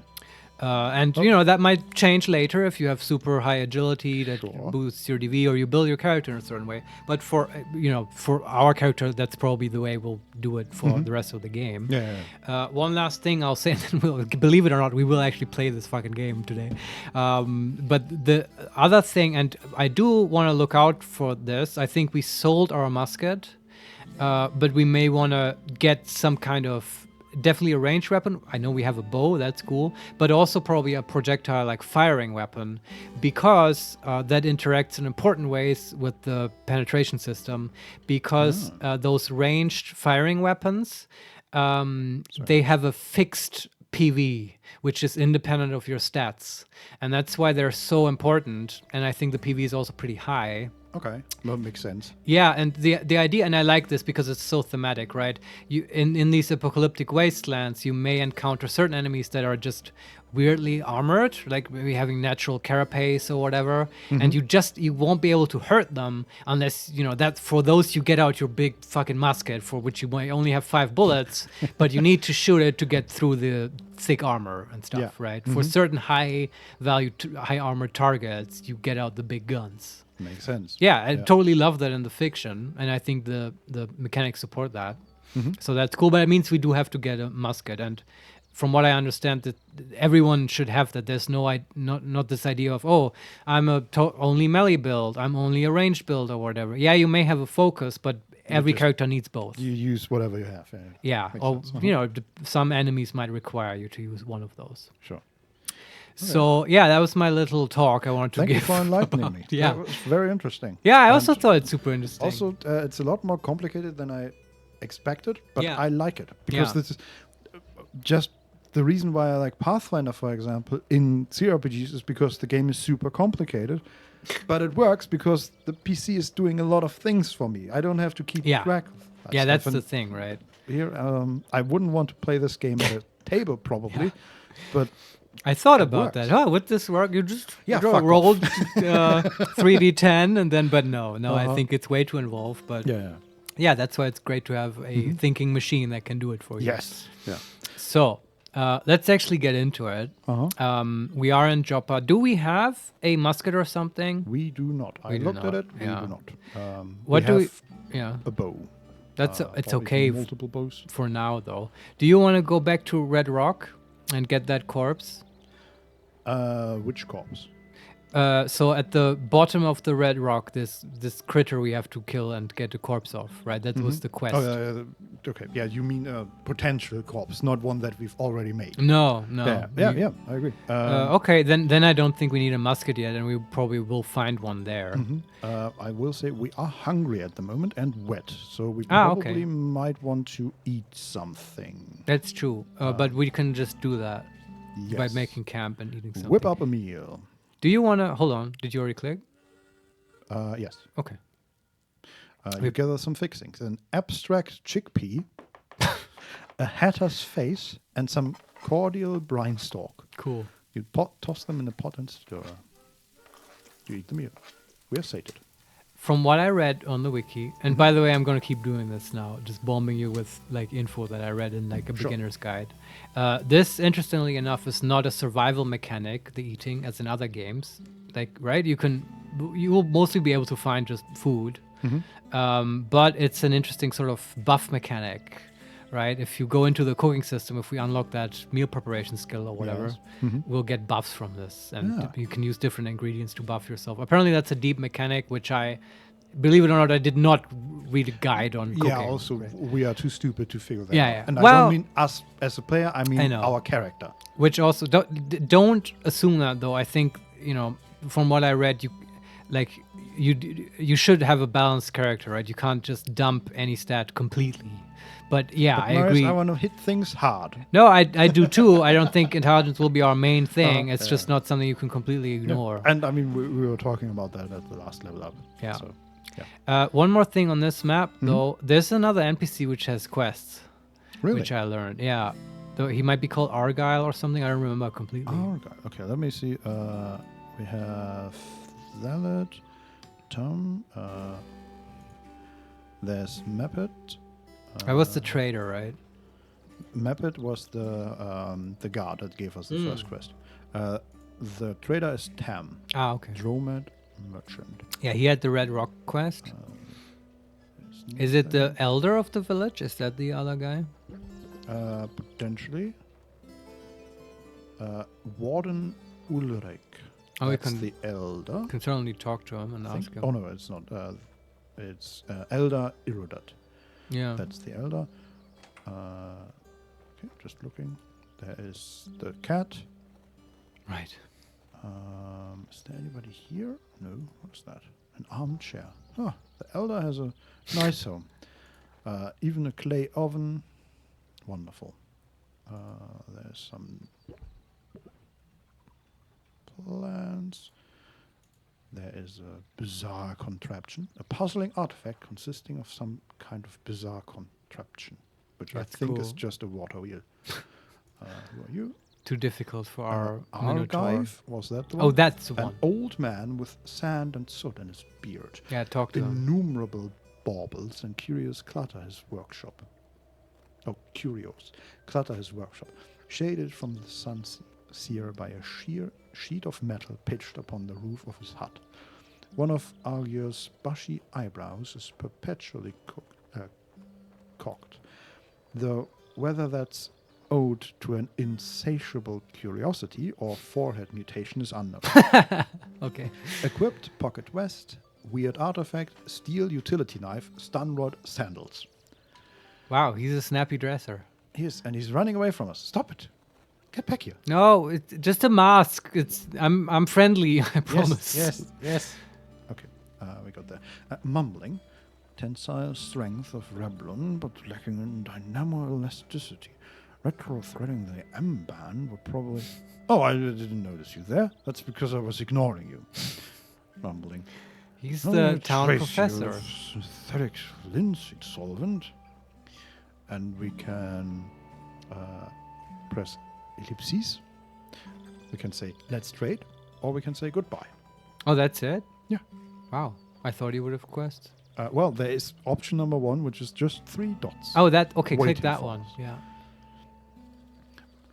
Unexpected derivations from the Klung constant. Must you disturb me? What are you, some sort of treasure hunter? At the very least, make yourself useful and bring me a knick-knack from one of the caves. I may reward you. All right. And we can ask, where can I find such a cave? Or Or we can leave. okay. There are caves everywhere, you dolt. This is... what is it? Quad? No. Caves of Qud. Qud. Yes, this is Qud. Try the rust wells, just east of here. Right. I will return with your knick-knack. Accept quest. Okay. You have But received a new quest. the thing is, we have plenty of knickknacks, right? If there's, we probably sold a bunch. You have finished the step, find a knick-knack. Of the quest, fetch, archive a knick-knack. Okay. What is a knick-knack? Well, any of the artifacts we found, right? Oh. Might be one of those solves or whatever. Wait, what? Yes, but what kind of artifacts do we want? Can we choose what we give Yeah, them? that I don't know. Because we might not want to give him the stun rod. Yeah, or the time dilation grenade Mark 1. Yeah. But like, I can give him an injector. A love injector. No, those I want to keep, man. Oh, I know how to animate. We'll get to that. We also have a rubber gum injector and 2 salve injectors. Yeah, what does the rubber gum do? I'm just gonna hit enter. I don't know what it does.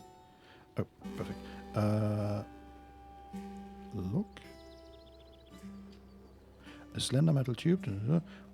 Duration 41 to 50 rounds. Plus 100 electric resistance. Plus 25 that cold one. resistance. Minus 1 AV. Yeah. Yeah, I don't know. It's probably very useful. It cannot be grabbed.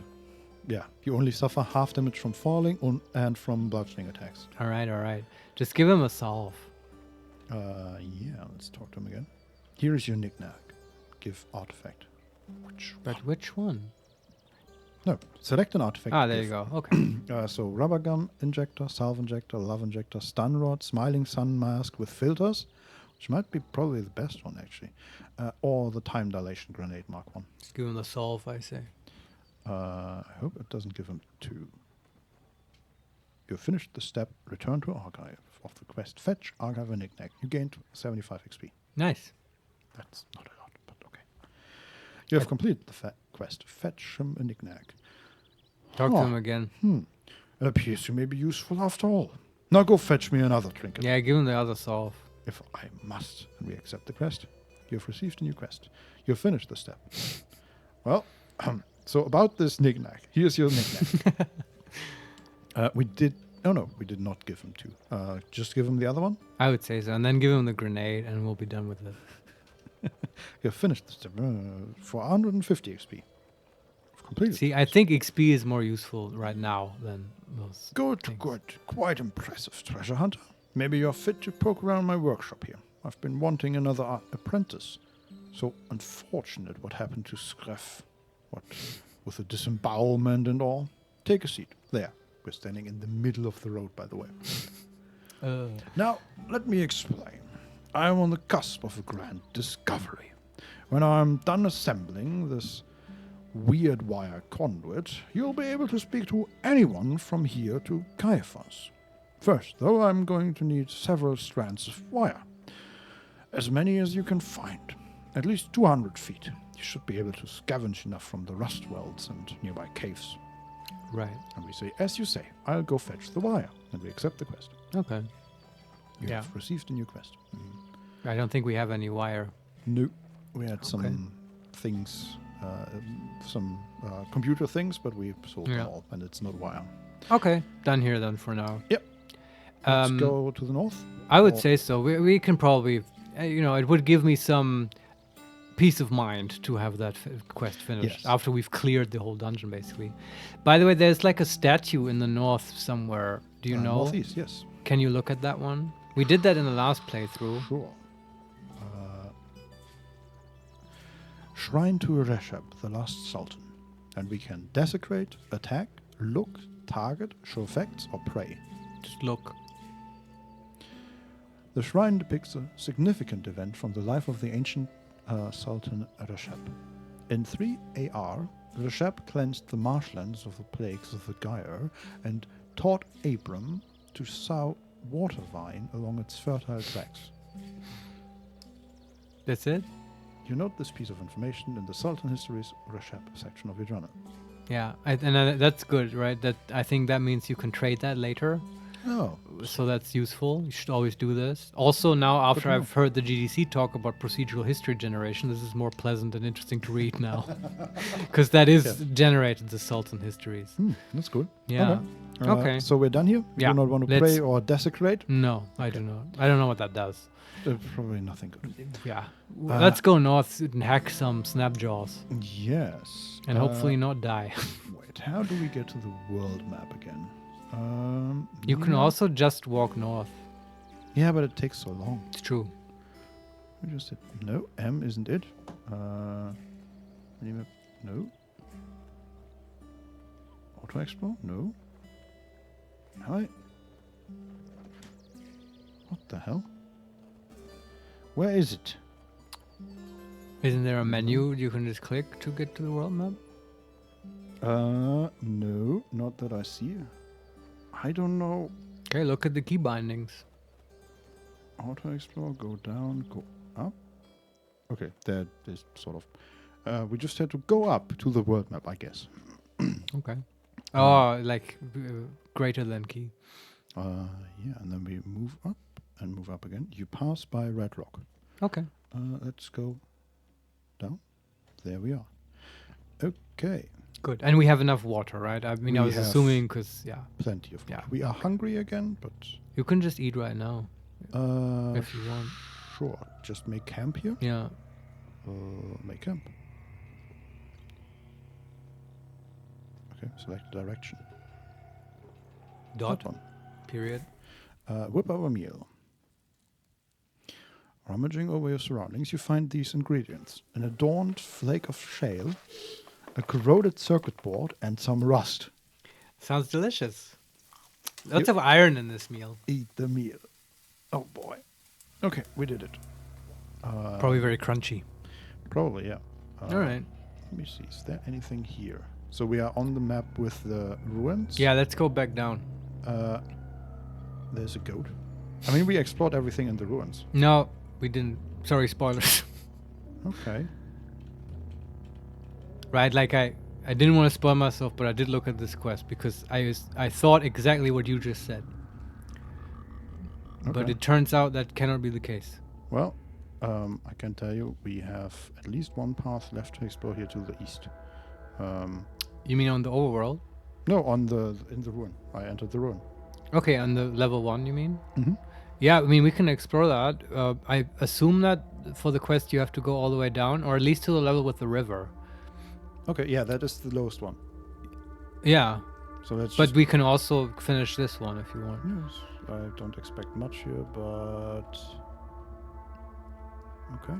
There's some water and large room and a centipede, Okay, that's not... which we killed. Yeah. Very good. All right. Gain some XP. We flee from the plant. We are attacked by a plant. We kill it with an 18. Goddamn plants. Yeah. Seriously. Okay, something is shooting the walls. Yes. We kill that one too. Just moving through these caves. And okay, that's it. Down here, on we go downstairs. There was nothing there, basically. Right. Just a loop of terrain.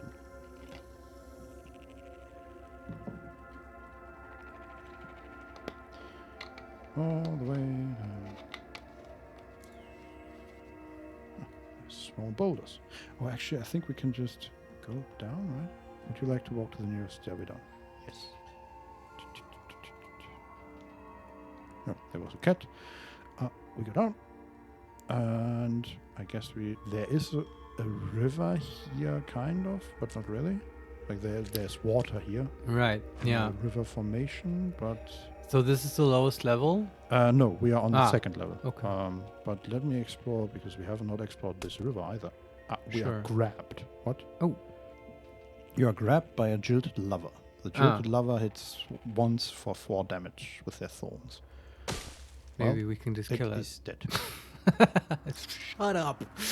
Yeah, we're doing something here. Okay.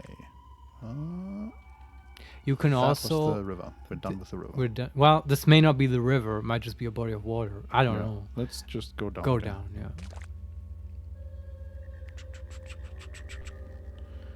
And go down. Okay. There are some bats, but they are friendly if I recall correctly. And there is water and we're fleeing. There are water and bones here. Okay, it ends here. And there as well. No, it goes further there. And then it... Oh, it's building a new zone. Okay, it ends immediately, this zone. Yeah, I don't know. I mean, the thing is also the random generation in this game is apparently quite wild, and it will sometimes happen that that it fucks up basically, that you get a non-completable zone or something, right? Oh, okay. Interesting. I mean, it's not. There are ways to just dig out walls, right? But then we might just not have that at this point, so then we can't complete it yet. But yeah. Well, for now, I'm just exploring this other part of the map here completely. Okay. I think that's it.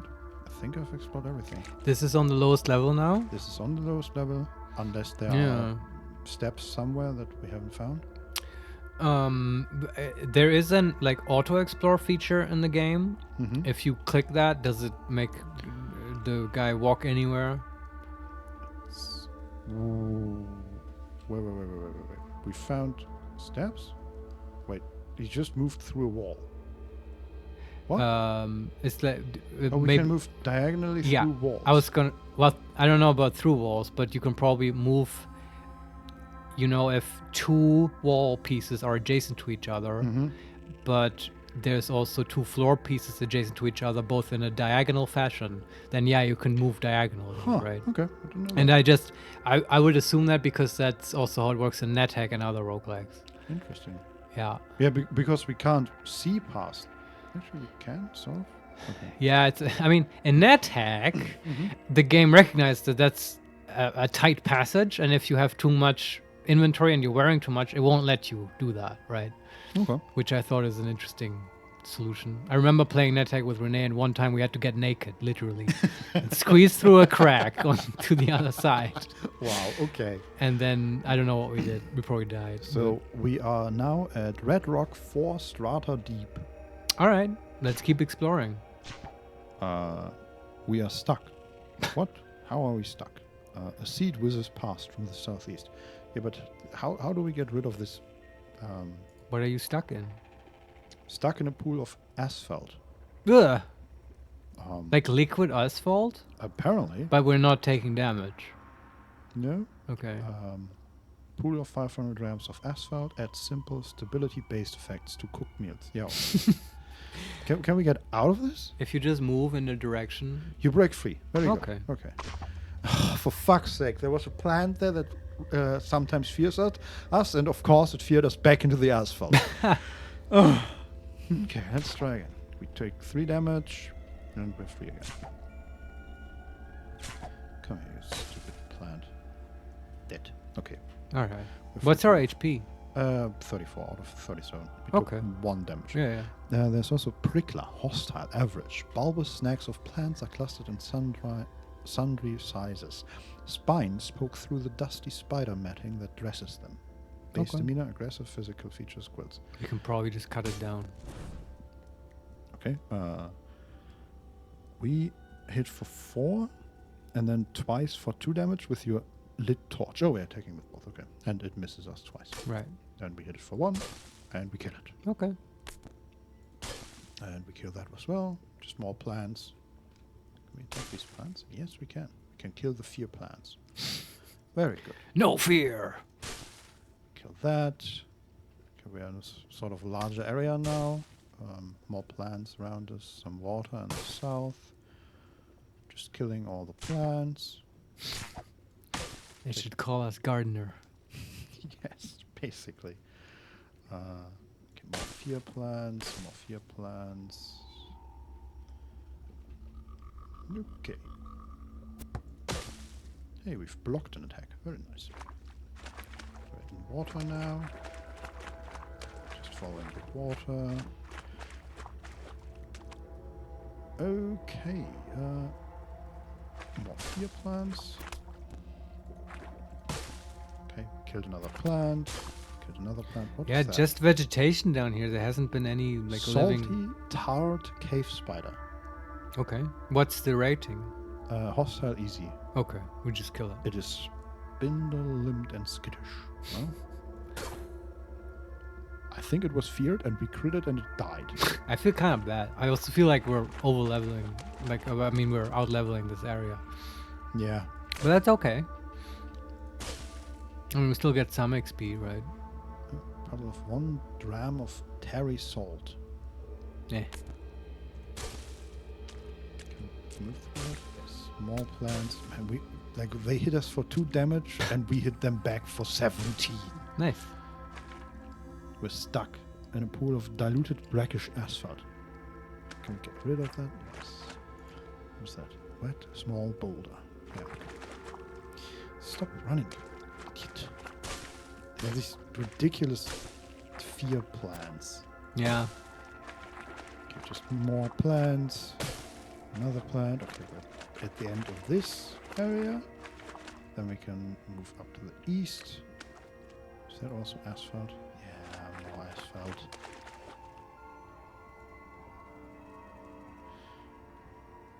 More plants. We destroy immediately. Oh, wait, what is that? Dreadroot tuber. Oh. That's the fear plant. Yes. And But- you got like a potato from it. Basically, yeah. Cool. And also Lover's Blossom. The heart of the jilted lover burns under ambered petals, pinched to anguish in citrine anthers, and laid on a weeping bed of sepal jade. Yeah, the writing in this game is top notch. I love it. So we get that, and we get the blossom that is marked in red. It's probably cooking ingredients, right? Probably. What was that? Oh, there's a beetle bum. What's the rating? Neutral average. Okay, but it's neutral. Okay, we're stuck again. Okay, we are impaled. Oh, What? So, we were grabbed by something, and then you break free. You pass by a puddle of salty blood. A salty, bloody young ivory strikes. it's just another plant. What? But which one attacked us here? Huh? That wasn't the beetle bomb, I guess. But now we're bleeding and we take damage and we're down to 24 HP. Well, what is attacking? I don't know. I don't see anything attacking us here. Are you standing on it? No, I've moved already. Okay. Bloody young ivory's impalement. What? Did it shoot at you? No, we were in a corner of the. Wait, the only thing that I see is the beetle bombs. You know what? I'm just gonna wait a turn. Let's see if the beetle bombs move off. Maybe Sure. they are standing on it. No. Can also just wait until you're healed. Yeah, unless it's attacking us. Yeah, but I mean, then it would interrupt the waiting, I would guess. Yeah. We stopped bleeding. That's good. Okay, so nothing is attacking us at the moment, and I don't see any enemies. So just wait. Let's just wait. Yeah, this is always if you're not hurting for water or other resources. Yeah, the beetles were standing on it. Terry salty, bloody young ivory, hostile average. Packed into rents in the shale are spine-sent shoots of blooming ivory. Can I shoot at you right now? We stepped on it, basically. Right. So it's not shooting at us. Okay. I'm just going to kill it real quick. Okay. Okay, we killed it. Problem solved. Yep. But now we should just wait till we're healed. We are fully healed. Okay, good. Just killing more fear plants here. We are standing in the middle of a large area of salt. Deep pool of 4,000 drams of salty water. Oh, okay, let's not get into that. Yeah, I don't have to. We'll probably sink. Yeah, we are quite heavy. Ooh, there's sap-stained shale. Hmm. Oh, so some of the walls here are yellow. Right. More plants. More plants. There's asphalt, and I hear something shooting, but I don't see anything. Ooh, we can't enter into this deep pool, and it says there's a deep pool of salty water that way. Move east again to enter it and start swimming. Yeah, Maybe not not. if we don't have to. Yeah, okay, for now we're just stuck in the asphalt and kill more plants. What? Okay, now we have to keep swimming, basically, to explore. Okay. Can we swim? Apparently. Okay. I don't like it, but I'll do it. Oh. I mean, I guess if you have 4 legs, you also, can generate a lot of force Apparently. in the water. You're stuck in a deep pool of brackish water. Okay, and there's a plant immediately in front of us that wants to attack us. We kill it. Very good. There's asphalt. Okay, we are out of the water. Okay, Very good. Yeah. I still hear shooting. Okay, there's a seed-spitting vine, but it's easy. So we kill it. Very good. Is there more shooting? There's more shooting going on. Imagine you do this without armor. Oh, Imagine God. everything hurts you. Mm-hmm. Okay, we killed another one. And now there's a puddle of 4 drams of brackish diluted sap. More plants, which we kill. Could really be more exciting than I know. killing plants. Yeah. Okay, the plant is shooting at us. Oh, you have finished the step Find the Critters of the quest What's Eating the Water Vine. You There gain you go. 100 XP. Cool. Defanged Gershling? Uh-huh. It looks like it's pixel art, right? It's hard to tell, but it looks like a lobster, basically. Like a pink lobster. Very good.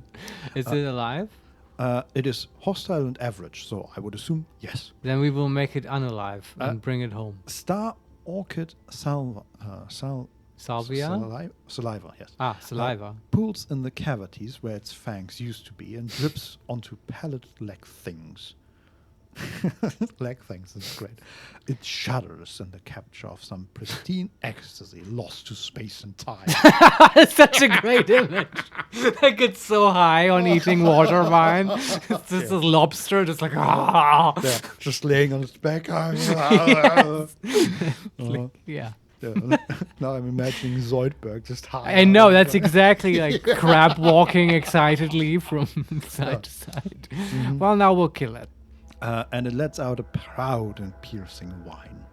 Cool. Swarmer, this creature receives +1 to it, and melee and +1 to penetration rolls for each other hostile swarmer beyond the first one. But it's alone, right? We can only see one for the moment. You can shoot it if you want. No, I want to kill it with my sword. Yeah, probably the quicker way. You block with your shield. The defanged Gershling hits once for 1 damage. The defanged Gershling hits once for 3 damage. It misses us with his claw, and we hit for 4 damage. Okay. Let's hit it again. Yeah. Okay, we block again. Very good. And crit. And it's still alive, but it's injured. Okay. I think we can take it. Okay, it's dead. You pass by a defanged. No, I want to take the corpse. Yeah, the corpse. Not eat, get. You have finished the step, get a critter corpse of the quest. What's eating the water vine? You gain 100 XP. That's awesome. Very good. I will move south to kill that plant. Yeah, and wait and regenerate if necessary. Yes, I will do so now that we are a bit less attacked. Yeah. And then if we want to Ow. return What? home, there's a secret passage we can take. What? Yes, I did learn about this. On Apparently, Yes. okay, there are still plants shooting at us. Ow, stop it. Stop it. Okay, it's dead. I'm gonna heal again. Yeah. More plants. More dead plants. Ow. More plants. More dead plants. Okay, I think we're good in regards to plants for now. Oh, what is that? Bloody Beetle Bomb is fighting a bloody cave spider. Okay, I mean, you can let them. Oh, and there's also another defang Gürschling. Oh, okay. Well, I mean, we know now we can take them. Yeah. Okay, the spider's dead, and now the beetle and the Gürschling are fighting. Oh, perfect. Let's fight the Gürschling. Yeah. Yeah. Make friends with the beetle. I like beetles, especially Abbey Road. My favorite creative work of the Beatles. Okay, it's dead. Right. The bloody beetle bomb is fine. Very nice. We have another defang Gürschling corpse. Do we want to take that? No, I think we only need one. Yeah, I agree. Just wait. Okay, just clearing the immediate area, and then we wait, and we're fine. What's our level, by the way? Still 6. 6? Okay. Yep. But we are getting closer to... Yeah, I guess it makes a sound when you level up. Yes. So we are at 4,600 out of 5. Okay. So another 600 to go. Yeah, that can be done. Yep. Do we even get XP for these? No. Probably not. Just the fear thingies. Let's move there. We're constantly stuck here. Okay. We gain 12 XP for these, by the way. Oh, it's not nothing. That's true. What was that?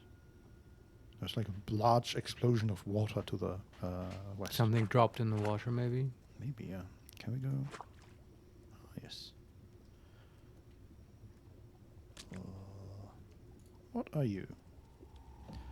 Salty, tart, Gaia, weight of Agolot. Agolgot. What? Neutral, tough. So a weight is a sort of ghost, right? Ah, that kind of... Yeah. yeah, okay. A figure is marked by star orchid robes as a votary of the Gaia and reveler in the metamorphic Numen. Nails filthy black flash from outer sleeve in a gesture poem to say that plague is but transmutation, death is the ladder to life, and the existence of children proves the prelacy of raw growth. A rank and acrid smell clings to him. Equipped cloth robe, rank fangs, and carbide dagger. So it's WIGHT, like white? Yeah. Okay. So tough is making me scared, but, I mean, how far is he away? It's neutral. It's not attacking Oh, us. So we can okay. just talk to Yeah, let's talk to them. the white, I guess? I can lick the flangs free of their pipe milk and hear my tongue fizzle and foam. Want to try? I'm wearing a baboon mask. Yeah. Yeah, that's trade. probably not the worst thing that thing has seen today Yeah. or in the last hour. No, maybe that's the only reason he talks to us. A salty tart Gaia wraith of Agolgot has nothing to trade. Oh. Aww, Maybe you should try harder. let's trade. He has still nothing to trade. Yeah, okay. I meant him. Like, he should, you Yeah. know. So, do we kill it? No, no. Okay, I think... No, there's more to explore here. We go to the north. And, like, I think the idea is you follow the river. Well, we are, I think, at the end of the river. Well, maybe not. I just want to explore this entire map. Sure. Just a warning, Mhm. you won't be able to explore everything all the time because you might literally stumble into caves that are procedurally generated and go on forever. So Well, then we'll be spending quite yeah, some time. no, in it's the not gonna work. Like you'll never exhaust them. No, you say that. No, I know that. That is 100% true. Okay, but I think... is there anything else to explore? Maybe down here? No. Okay, then we swim. Yeah. And follow the river onto Yeah. the next map. I hope that will not lead to our death, but I think at least this is the most exciting place to go. Ooh. Wet Snapjaw Scavenger. Swimming. Oh, Well, we are already out of the water. Ah, good. Can you just and freeze ray him? there are 2 of them, Okay. and I think so. Or you shoot him with your bow. Hit them both? If you can hit both, that would be great. No, not easily at least. We can also. We have this. What is it? At some point, I need to learn all the shortcuts. We have. What is the weapon we have equipped? We have a bow. We have a whole bunch of wet equipment. Great. Wet tar-stained seed spitter. Oh, that one. Yeah. Can also shoot with that one. Yes. It says penetration 6, damage is 1d3. 20 is, I assume, the ammo, and then 3 grams of sap, I think. It runs off the screen. Yeah. But 6 is not so bad. Our sword has 7. Yeah. Let's fire on them. I think we've never done this. The seed fails to penetrate the shale's armor. Huh, okay. But it didn't move. Shoot again. Shoot it again! Its soul is still dancing. The wet snapjaw scavenger dies. Nice. Okay, very good. And then the other one, is there anything on there? Pew, pew. That one also dies. Nice. That was easy. Shouldn't have gone in the water. Yeah, idiots. All right. Okay, and then... Now we're on a new map? Yeah. Okay. I guess we just explore this now. Wet giant centipede swimming. Well, it worked so far. Wow, it's like target practice here. It dies, but it's still there. Is that another one? I guess. Wait, no. Just a corpse? No. It says the wet snapjaw scavenger dies. You gain 5 XP, and then it doesn't acknowledge that I shot the centipede. Huh. Interesting. Okay, but I'm just gonna shoot it again. Now we did 3 damage. Very good. Okay, but it's injured and almost at us, so I'm gonna freeze it. Oh yeah? Why? Because it's right near us. So let's freeze it and then fight it with our sword. Well, I mean, I just think it's overkill to freeze it, but if you want... Oh, it's still average for us. Sure. Freeze it. It dies. There you go. Frozen puddle of 32 grams of diluted salt. Okay. Was it in the water? Nope, it came out. It came out, okay. Did we establish that, whether you can freeze water and then walk over it? I don't know. But Okay. the water that we did freeze just now is already back to being being water at the moment. There's another centipede. I'm just going to continue firing on it. Sure. Oh, and there's a wet bear. Oh! Swimming. Hostile. Average. The grizzly bear is huge and wild. She has devoured the infant child. The infant child is unaware she has been eaten by the bear. What? It's got a child? How's the child unaware? This is a quote from A.E. Houseman. So it's just a poem about bears. It's just a little poem that is gruesome. And okay. Well, let's not be hasty. So we're dealing with 2 enemies at the same time now? Yeah. Okay. The centipede is average and injured, and the bear is average and perfect. And they're both swimming. Right. Well, I think we should kill the centipede first. I agree. Let's shoot it. Yeah. Okay, took 2 damage. It's badly wounded, and the bear is still at the same position. The Yeah, he's centipede probably is slow. pretty close now. Okay, I think we hit the wall. The bear is just following the centipede. I'm just gonna hit the centipede again. Yeah. Okay, you hit something to the southeast. Cool. Sorry. Not sorry. Like, this is where you notice that despite the fact that we have leveled up a few times and are wearing leather armor, we are still an idiot and have no idea what we're doing. I also love the image of this giant dude with the baboon mask and just a tiny little plant that he like squeezes and seeds come out. Like, sorry. Okay, the wet giant centipede is right next to us and badly wounded. Start hitting it with the axe. Sword. You miss with your steel longsword. Okay, the bear is also right next to us now. Is the freeze ray back up? No, 12 rounds. Okay. So I'm just gonna... I would keep hitting. Okay, the wet giant centipede doesn't penetrate. Haha. Okay, the wet bear doesn't penetrate, and the wet giant centipede doesn't penetrate. Why is she still alive, the centipede? I don't know, we just haven't hit it. Okay. Okay, now it's dead. Okay, good. I think now it's fine. We can take 1 bear. Yeah, we are almost full HP. So Yeah.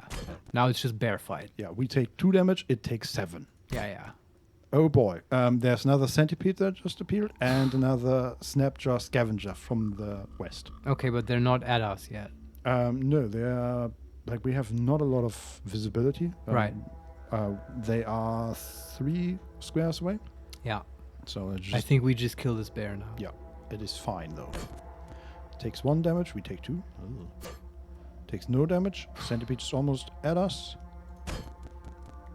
Okay, we took 9 damage because it hit us 3 times. Whoa.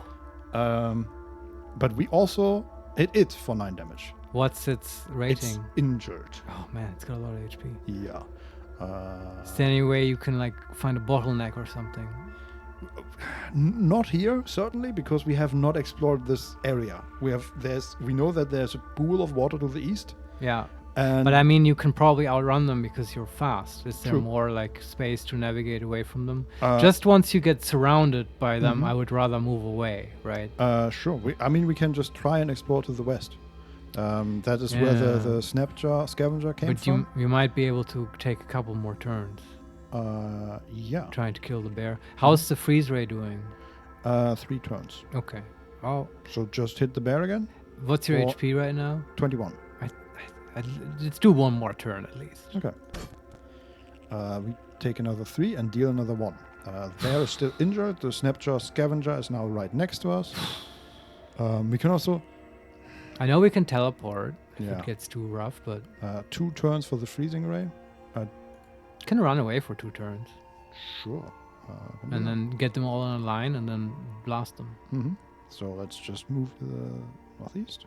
Okay. Now it's just the snapjaw scavenger right next to us, and the bear and the centipede are still 1 square away. I would keep moving at least for a turn. Okay. The snapjaw scavenger hit us for 3. Ouch. Yeah. I'm just gonna move again for another turn, and then the freezing Wait, ray. are you faster than them? Yes. Can sort of outrun them. Okay. I think so. Well, Okay. We have the freezing ray back up. do you want to shoot them now? Yes, and then hopefully they line up. Yeah. Okay, we miss. They are not lining up. They are actually No, I moving mean, away don't- from each other. Did you shoot the freeze ray? No, just the normal because Oh, okay. the centipede wasn't. You want to line them up first. yeah, Yeah. basically. Mhm. I'm just gonna.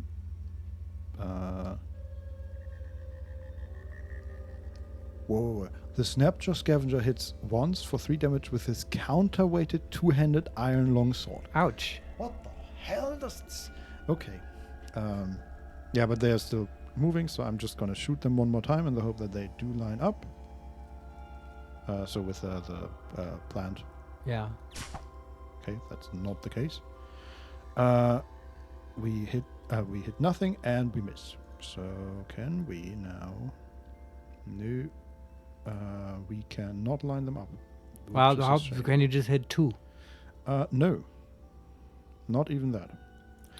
We could move once and hope that it works. Yeah, just move away a little bit. What's that? That is a puddle of diluted water. That should be fine. Okay, it's just the bear right now. The snapjaw scavenger is 3 things away, 3 squares, and the centipede is so far away that we can't even see it. Well, then just keep shooting the bear, I guess, if they're not moving towards us. Well, the bear is right next to us, so Oh, okay. hit it with a freezing ray, or just hit Um, it, or run away. Can't you put, like, how fast is the bear? Can't you put some distance between yourself and the bear? There's no room here to navigate. Okay. though. Yeah, that's the the problem. There's- thing I'm not completely aware of. Yeah. I would We're say then just surrounded by water. freeze the bear. At least it'll also get slower. Hopefully we can just kill it at some point. Mhm. Frozen wet bear dies. Nice! Okay. Very good. One problem solved. Yeah. Now we can probably just take the snapjaw. What's our HP? 15. Yeah, okay. But once it's just the centipede, I think we have a better chance. I know, yeah. I think this is the most... Offense is sometimes the best defense. So we are standing next to the snapjaw Just thing. hit and it in the face. Centipede is 1 square away. Yeah. Your health has dropped below 40%. Thanks for the notification. Yeah. Thanks, game. Um, How's the snapjaw doing? snapjaw is perfect. We missed it. equipped. Counterweighted two-handed iron longsword, bearskin gloves. What kind of snapjaw scavenger beast is this? Well, they have equipment sometimes. Oh, right? yeah. And the centipede is injured and next to us. I don't know why it's injured, but I'm kind of tempted to attack it instead of the snapjaw. But it doesn't deal damage, really, right? I mean, the snapjaw is the bigger threat. That's true. Yeah. I'm just going by easy and tough, or average. But Is the snapjaw tough? No, the snapjaw is easy, and the centipede is average. Yeah, okay. That's true, but maybe he's easy by stats-wise, but he has, for some reason, good equipment. Yeah. I mean, tell me if the centipede does lots of damage. For now, doesn't seem like it. Down to 14 HP, and we just hit the snapjaw scavenger. Yeah. Okay, we're down to 12, but the snapjaw scavenger is dead. Nice. Okay, now we can kill the centipede. Right now we got this. Hopefully, yes. Yeah. Okay, we take another 2 damage. We're down to 10. It's still injured. We just keep missing each other. Okay, we deal 1 damage. And we dealt 6 damage. And the thing is dead. Oh, God. This was so tense all of a sudden. But that's always, I love roguelikes for this reason. Because from 1 second to the other, it can flip. And you can find yourself surrounded. And you gotta that was really pick up the slack. Yes, dangerous. I think we managed it quite well, though. Congratulations, Vincent. Thank you. Now we can loot them. Yes. I guess that sword might be interesting. Maybe just to sell. And gloves, possibly. Oh, yeah. Are we wearing gloves? We can't wear gloves, right? Boarskin gloves. What do we have? Don't we have, like, freezing stuff on the hands because of our mutation? Icy vapor. Worn on hands, yes. What is icy vapor? Is it just... I think it's just because we have the freeze ray mutation. Okay. Can we... I mean, you can't put gloves over it, right? Apparently we can. You can? Because we have. And you can still use freeze ray? I don't know. It's not grayed out or anything? I mean, it is currently because it's on cooldown. Yeah, we'll see what happens when it's back. But, of course, I mean, the gloves have armor, right? Yeah, 1 armor. That's great. And then the other thing was the sword, counterweighted two-handed iron longsword. It has the same penetration with 7, but deals 1d8. 1d8 instead of 1d6, I think. Of course, because it's two-handed. But, I mean, we still probably need the torch and stuff. Yeah. And, I mean, I like the steel one-handed sword better. Yeah, I agree. But we can carry it along. And now... We might also... We are using a lit torch that is smoldering. We might want to exchange that for one that is actually... Well, we have more, right? Yeah, we have plenty. But won't he, like, light one automatically when it runs out? I don't know. You're the one that read the wiki. I don't even know if it... Like, does it affect the AoE that we see? I don't know. Around us? I don't know. I did not read the wiki about torches, Vincent. God damn it. I just remember that you told me that you never lit a torch and you just lit it automatically when it got dark. I think that is the one that we still have. I know. They last quite a while. Like several days. Yeah, no, I mean, I don't think we ever lit it because... Yeah, that's what I mean. That he does it automatically. No, I think we had a lit torch when we started the game. Oh, but if it's smoldering, like that implies that it's sort of burning. Yeah. No, I think we started the game with a burning torch in our hand. Okay. I don't know why. I know that it does some things automatically, like drinking. Yeah. But yeah. Okay, let's just keep it smoldering and see how good or bad that is. For now, I want to move a little bit further south, away from this corner. And now I want to rest because we have... Can you do something for me? Yes. Can you eat that witchwood bark that we have? Sure. I just want to see if it heals us. We have food. We have bear jerky. We have red root tuber. We have lover's blossom, which is marked red, which... Yeah, I don't know what that means. And we have a wine waver. Ah, okay. I thought we had this bark thing. Yes, but that is not food. That is... Oh, meds. But we don't have them anymore. Wait. Maybe we sold them. Maybe. I don't know. But they were under meds, specifically. Yeah, Don't know. but they're gone. Yeah. Okay, Apparently. then we just wait. We just wait. Until healed. Another centipede. We healed 4 HP. Oh, you can start shooting it, I guess. We miss. You hit something to the southeast. Sorry. Okay, we can freeze it. It's right next to us now. Yeah, okay. And also another wet snapjaw scavenger with a wet bark armor and a bronze battle axe. Oh my god. But we hit the salt-encrusted giant centipede that is badly wounded now. Kill it. Your health has dropped. Yes. Okay, we're down to 12 HP. Oh god. And we are bleeding. And the giant centipede, we missed it. Okay. Oh wow. We Level gained up. a level. Nice. You I gain guess 5 hit points. that's what you get for fighting difficult monsters. Apparently, yes. Okay. We take 1 damage from bleeding, of course. We are now at 16 HP, which is nice. Yeah, So we just got 5, right? healed a bit, Yeah. yes. And the snapjaw scavenger is still coming at us. I'm gonna Shoot shoot it. it. Yeah, we kill it. It's dead. Oh, that was easy. That armor didn't help it. It took 3 damage and it died. Okay, can we loot that? Yes. Bark armor, which is, I think, worse than what we have. Probably. And bronze battle axe. We're still bleeding. Do we have bandages? Can we use them? I don't think so. That was the mats that we have. And we have no mats at all. We have grenades. We have even our injectors. Right, we gave them away. We should have love injectors. Yeah, no, I mean the injectors that we gave away, I think they were basically healing potions. Yeah, I know, but I mean, it's weird that this. Where did all of our consumables go? I don't know. Huh. Maybe it's they can't get wet or something. Like Yeah, the but I swimming? feel like the game would notify all that. Yeah, you would think. I don't know. Yeah. How do you feel about pause? A break. Sure, we could take a break. Yeah. Take a break. We'll be back in 5. And hopefully survive this cave. This Yes, chambers. hopefully. See We'll you be in a back in bit. 5.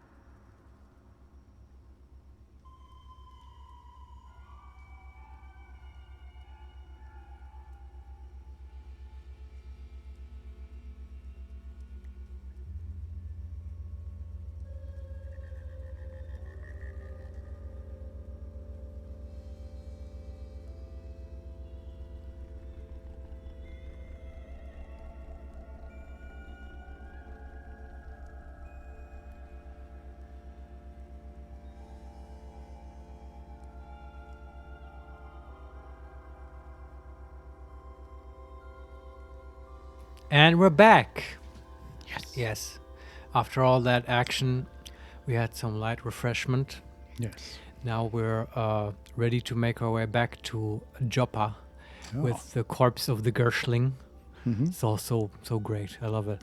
Let's see if we can heal actually this time. Yeah, and also, do you want to level up? Oh, right. That we can do. Okay, we have 195 skill points, Okay. 0 attribute points, and 3 mutation points. Right. We want to save up till 4 so we can buy a new mutation. But we can look at skills. Yeah.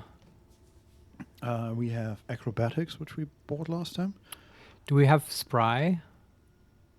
Not yet. Okay, can we buy that? You gain a +2 bonus to your DV.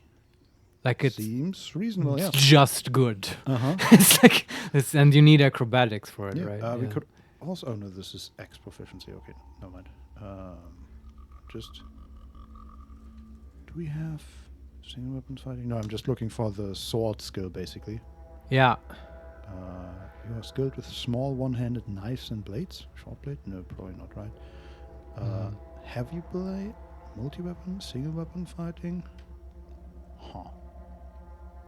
I don't know if it's short blade or heavy weapon. Or single weapon? I think heavy weapon is like rocket launchers and stuff. There Makes should sense. be like a blade thing. And I think we bought that as well, Oh, right? have we bought that already? Because bought we have the axes. stances. Oh yeah, long blade. Yeah. Yeah. Okay. Right. Just looking. We the next options there are lunge for 200, which we can't buy, swipe for 200, which we can't buy, and improved aggressive stance for 100, which your penetration bonus is in aggressive stance is increased to +2, but your 2 hit penalty is increased to -3. Right. Okay. Just. I think Spry is still the best option here. Just Yeah, I'm looking, also not quite. I don't want to commit too deep to one type of weapon yet. Yeah. Delete. Okay, let's hit Spry. That's always good. Yep. And then we have 95 points left, which I don't think.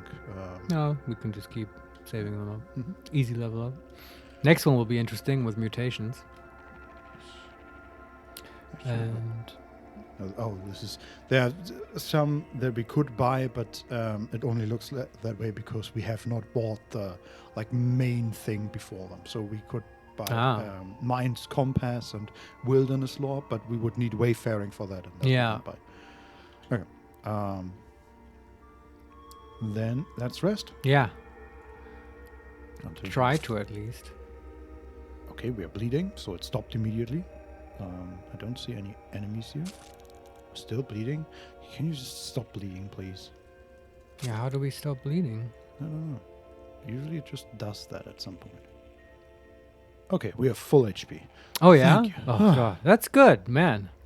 Yeah, okay, well, very good. Now ready for more. Yeah, quick save and go on. Yeah, if only, right? Uh-huh. Okay, so there's deep water all around us except to the west, so let's move to the west. Sounds good. Very carefully.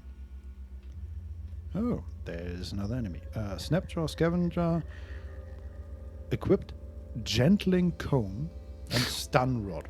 Ugh. But Should we freeze ray him? he's hostile and trivial at this Oh. point. Yeah, then just hit him, I guess. Yeah, I mean, the last one took 3 damage and Yeah, died. you're right. Yeah. I'm just overly careful. You hit something to the southwest, and we missed. You gain 5 XP. Oh, I guess we killed it. I get yes. Sorry. Yeah. Just some poor farmer that was lost in these caves. I'm sorry, but also now I feel better somehow at shooting. They're such a monster. Okay, it's the Snapjaw Scavenger. Okay, he died to 8 damage. Good. And we get his Stun Rod Now we have 2. and his Gentling Cone. What's a gentling cone? In some sort of equipment, it says 1 armor value, 0 what is it, DV, I think. Dodge value, yeah. In wool paper and acrylic. What? In wool paper and acrylic, the pain of experience is smoothed away into the uniform child's cone. Arterial clamps peek out from the interior surface.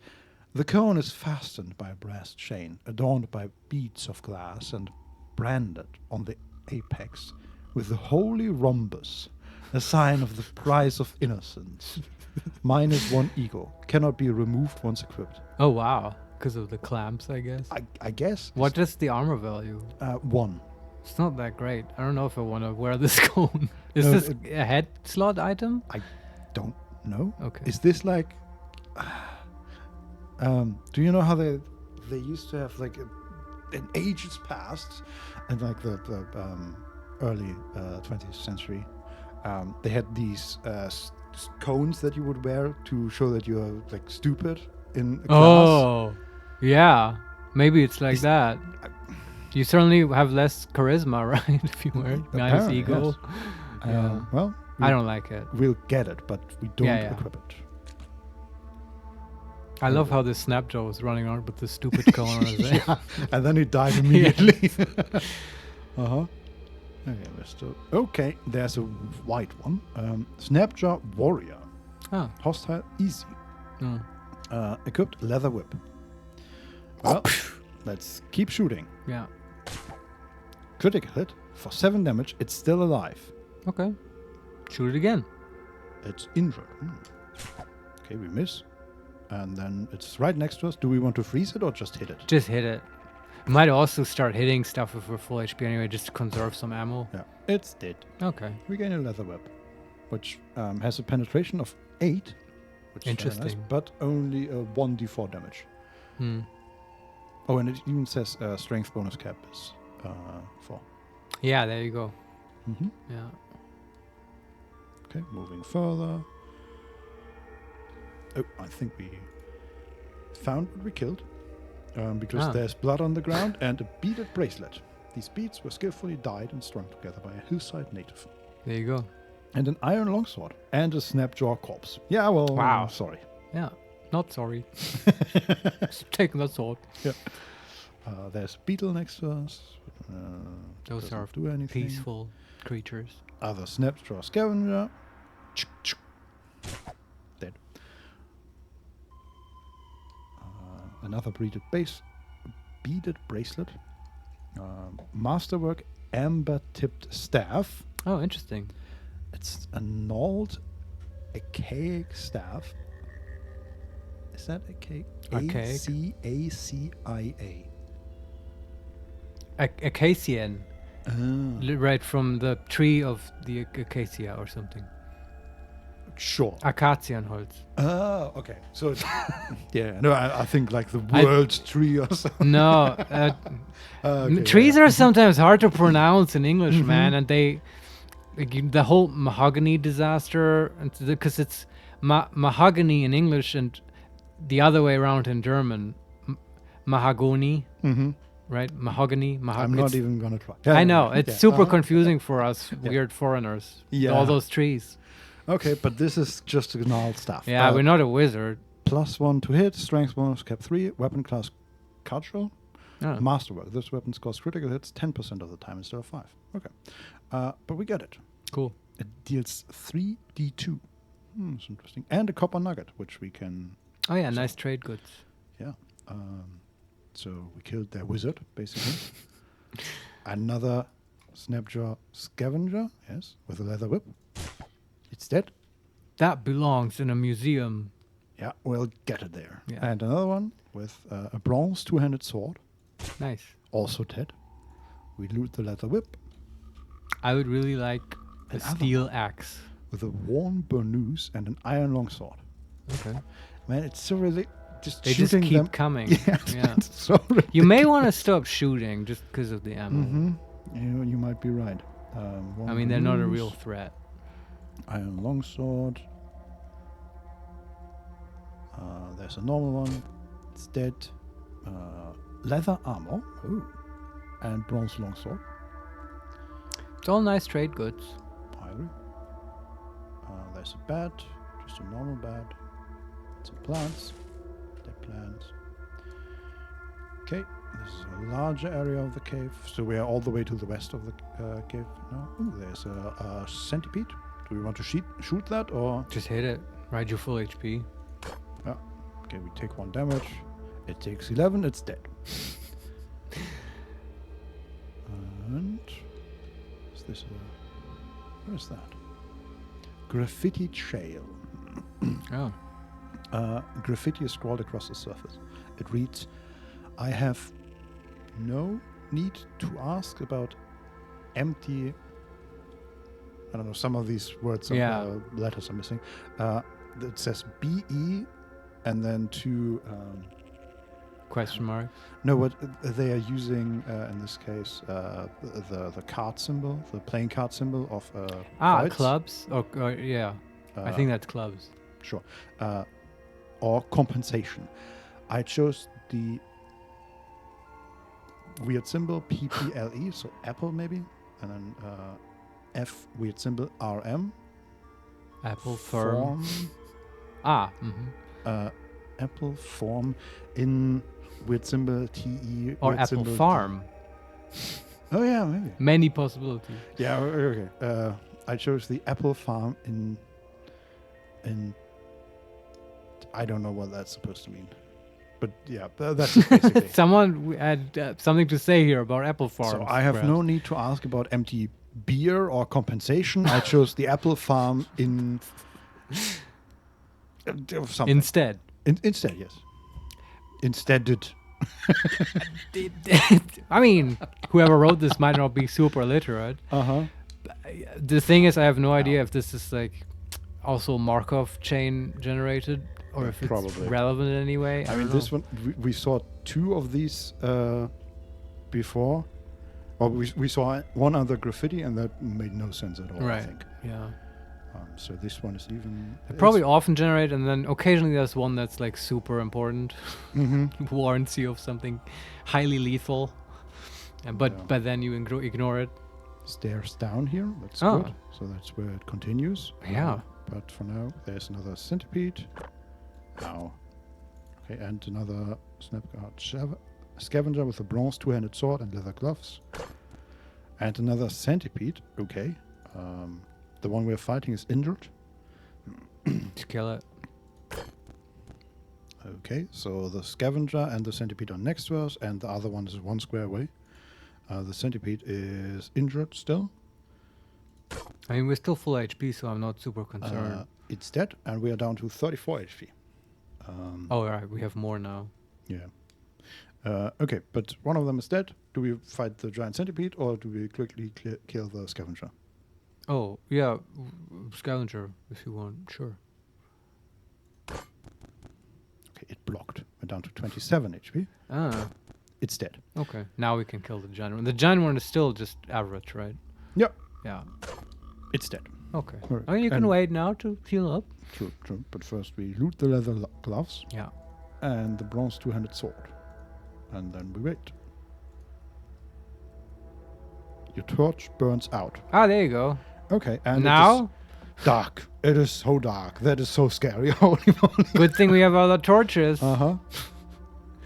Give me torch. Oh, some of them are stacked and some are not. Huh.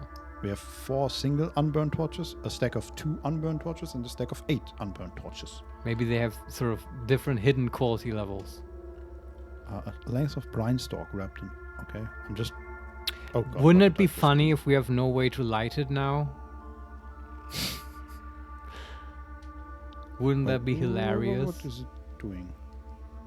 Oh, now it's stacking. Okay. Sorry, I was so confused because I clicked on one of them just to look at them, and then I closed the interaction menu, and then it disappeared.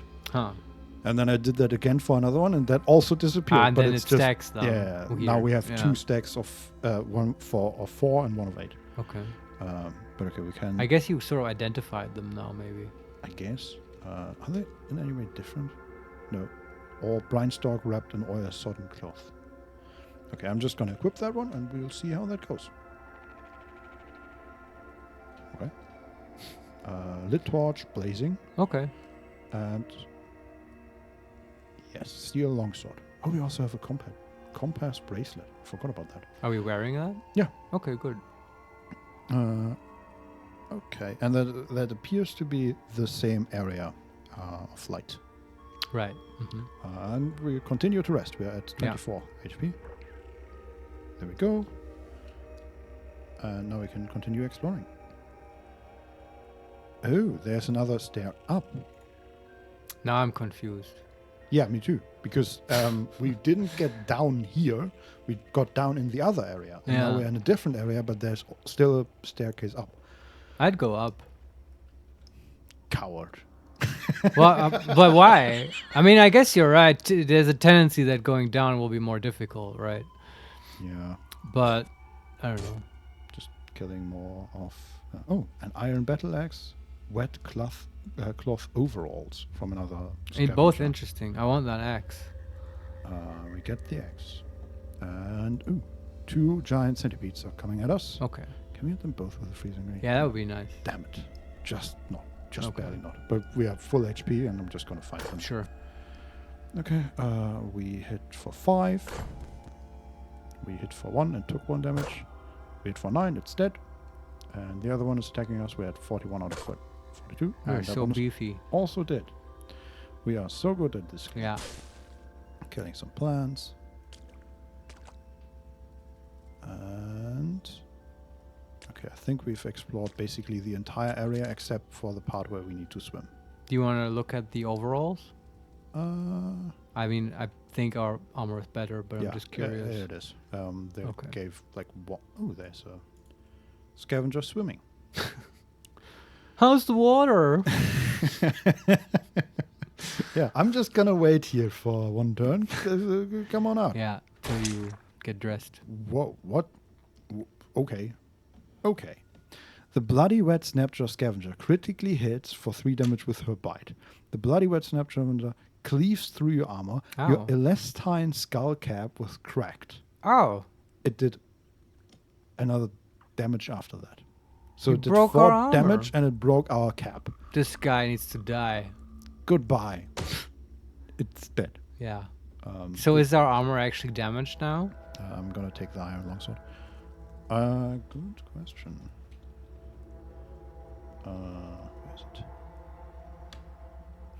Elastine skull cap, cracked in red letters, and I believe it has had a armor value of 1, and now it has an armor value of 0. Oh man. Do we well, have anything better right now? I think we have. Yeah, we still have our normal leather cap, which Yeah, at this point that's better, right? yeah. So okay, the boar skin gloves are the same as normal leather gloves. I think. Yeah. We need some boots. Hmm. We have boots, but they give nothing. Well, because we have another set of feet. That's true. Yeah, That's- so yes. you're right. We need more boots. Yes, very correct. Yes. Mm-hmm. Did you put it on the cap? Yes. Okay. Just looking through the cloth overalls give 1 armor and 2 dodge, Right. and our studded leather gives 3 armor and -2 dodge. Yeah, that's a powerhouse. Yeah. Of defense. Mm-hmm. And we still also have the bark armor that gives 2 armor and Yeah, good -1. in case our leather gets Uh-huh. damaged. Or I would also say just because it came up, we have 3 steel arrows and 14 wooden arrows. Okay. Yeah. That have. Because they don't have the. Arrow stats are weird because they both have 4 penetration, 4 out of 4. Yeah. They both deal 1d2 damage, Yeah. but then the steel arrow says in parentheses 4 divided by 1d3 plus 1. For damage or for Neither. It says Penetration. after that. And yeah. there's no symbol to that. And the wooden arrow says 4 divided by 1d4. I don't know. Yeah, me neither. Like I don't remember. The whole method for range stuff was slightly different, but Mhm. not substantially. Maybe next time I'll look it up and give you a little talk. I would assume the steel is just better than the wooden arrows. Probably, yes. Yeah. Okay. Though I do remember that for like arrows and bows and stuff, your strength does factor into the penetration, right? That makes sense. It's how hard can you like put tension on the bow. Yeah, I think the stats for the bow were also different. Yeah. There was no damage value or something. Okay, we're at 38 out of 42. Let's rest real quick. Just Yeah. And do you want to go down or up? I'm fine with either. First of all, I'm wondering, do we want to explore the east beyond the the water? Yeah, that's also fine if you think it continues there. I mean, it's like 1/3 of the map is still Yeah, dark. yeah, So let's do that. yeah, sure. And we're swimming, we're leaving a trail of blood. Are we bleeding again? No, we were covered in blood. Yeah, okay. because- Maybe it's nice to clean off, you know, some grime. Wonderful. There's another scavenger, which is wearing nothing. Okay, just wait one turn. Okay, we both miss. And then we kill it, and no loot, because it had nothing. There's another scavenger that has nothing. Oh, wait one turn. Doesn't move. Wait one turn again. It's dead. Very good. Okay, and we reached... Oh, the map actually continues here. Interesting. Okay. Yeah. It's just some plant shooting at us. Die. And some bats are flying around. I would just say keep exploring until you get the sense that it just continues forever, and then we might head back. Mm-hmm. Oh, you are famished. Ah, You'll act more slowly until you eat again. okay. Can we just camp here and do the same thing we did on the overworld? I guess so, yeah. I think we camped in this cavern before. Let's do it. We're also fighting a centipede at the Oh, moment. yeah, okay. Let's deal with that one first. Yeah, it's dead. Okay. Now just try camping. Make camp. Next to us. Whip up a meal. Ah, a nice meal. You find these ingredients. A smidgen of roaming shale, a diaphanous wing, and some fiendish dog hair. Ah, that hair really hit the spot. You eat the meal. It's tastier than usual. Huh, Plus 10% to natural healing rate for the rest of the day. cool. Very nice. Yeah, and I guess if you understand the cooking and you have the skills, then you can, you know, do get stuff like that every time. Oh, and it also provides light, which is also very nice. Huh. And there's another snapjaw scavenger. It's dead. Had no loot. Okay. Are we running? Oh, there's another centipede in the water. We hit it for 24 times 5. That was a good roll. That was a good roll. Lots of triplets that we aced. Get wrecked. Oh, and it continues to the south as well. How much water do we have left? Ow, we're grabbed. We have 113 Yeah. dram. That sounds fine. Yeah. Okay, there are just plants around here. They don't really pose a threat, I will have to say. Yeah. Okay, and that's it. We have explored everything. I think. Oh, yeah? Oh, okay. Except for like a tiny bit of water. Sure.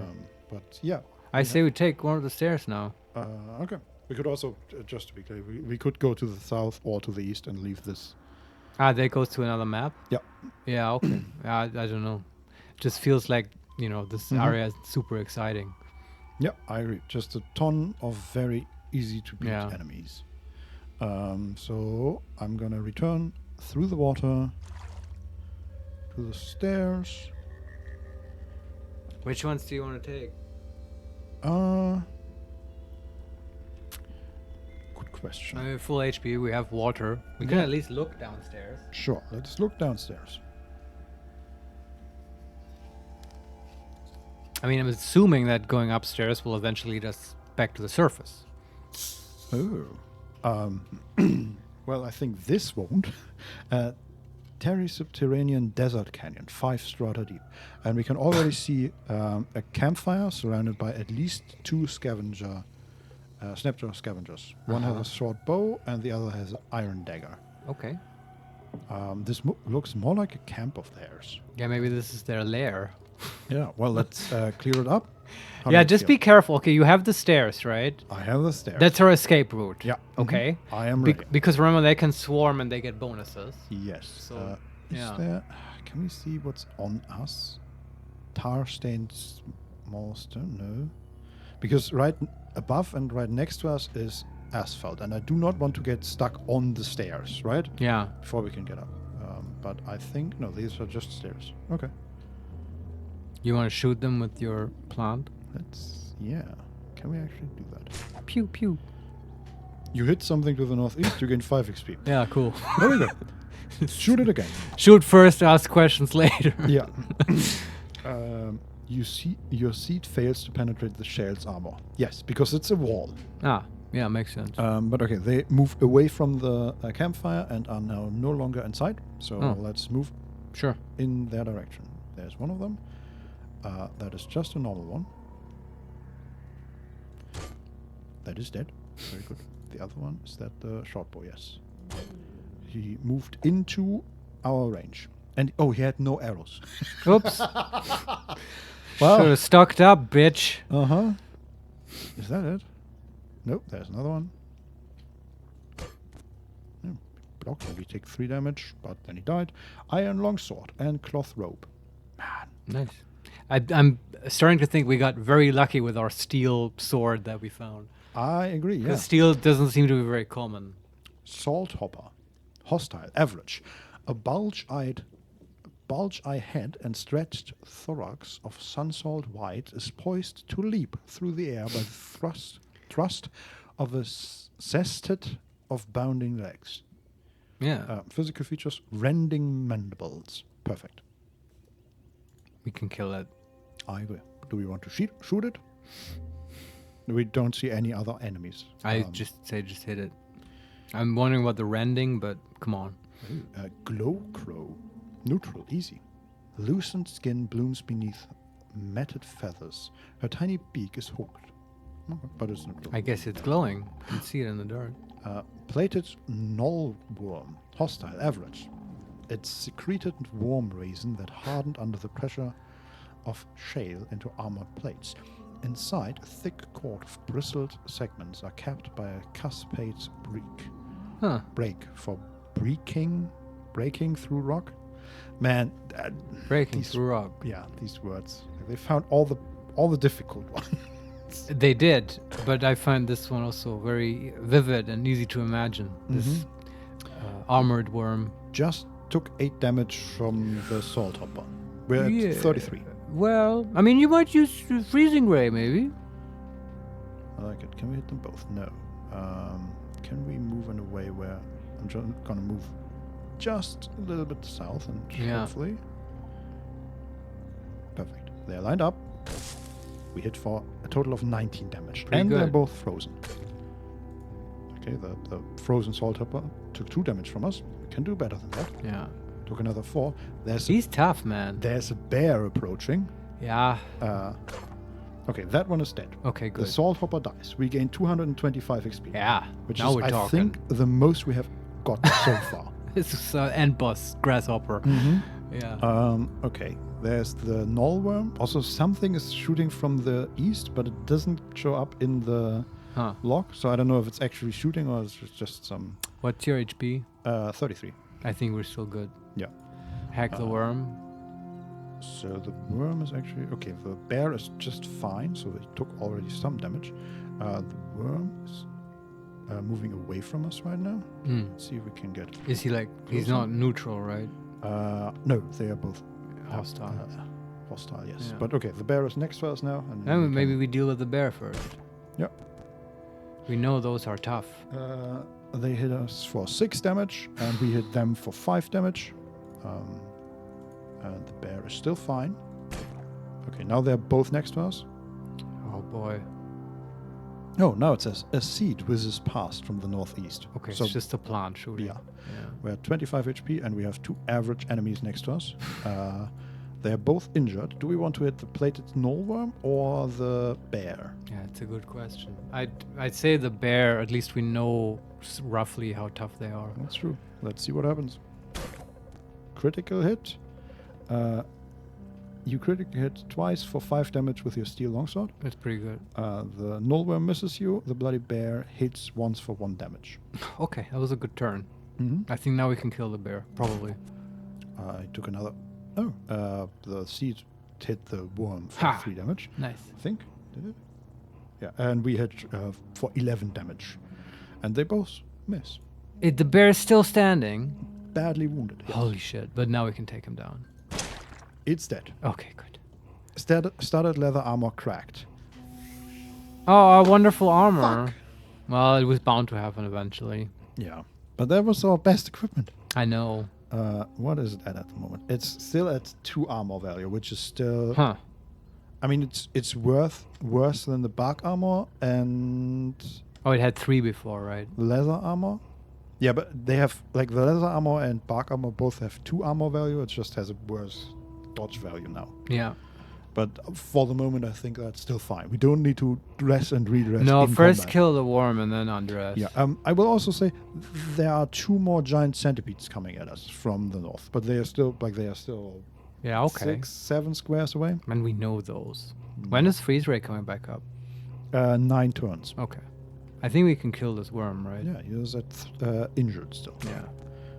Takes 1 damage. We take 3. We're at 18 HP. Yeah. Might want to heal up at some point. Your health has dropped below 40%. Yeah. Things happen. I think one of the giant centipedes was wounded by a seed for 7. Yeah. It's badly wounded now. It's our ally. So shooting is them. the Norwer, also badly wounded, but we're at 15 HP. Hit it one more time. It's dead. Okay. Drop anything cool? No. Okay. We're at 15 HP. I would say now go back to the stairs. Just go upstairs and then heal up. The giant centipede dies. Okay, so there's only 1 centipede remaining at the moment. Yeah, okay. I guess you can kill it then. Oh no, there are still 2. Oh, And the thing is... oh no, these are 2 different ones. Okay. Or the badly wounded one died, and now we have an injured and a perfect one. I'm just thinking the longer you remain here, probably more stuff will come towards us. Yeah, probably. So why not go upstairs and heal up? I agree. I'm just moving in that direction already. I think one of the bullets just died. Whoops. There's so much shit flying around. Yeah. Oh, and we are stuck on the stairs. Of course. So there is asphalt there. But, okay, we can still just get up. That's Okay. nice.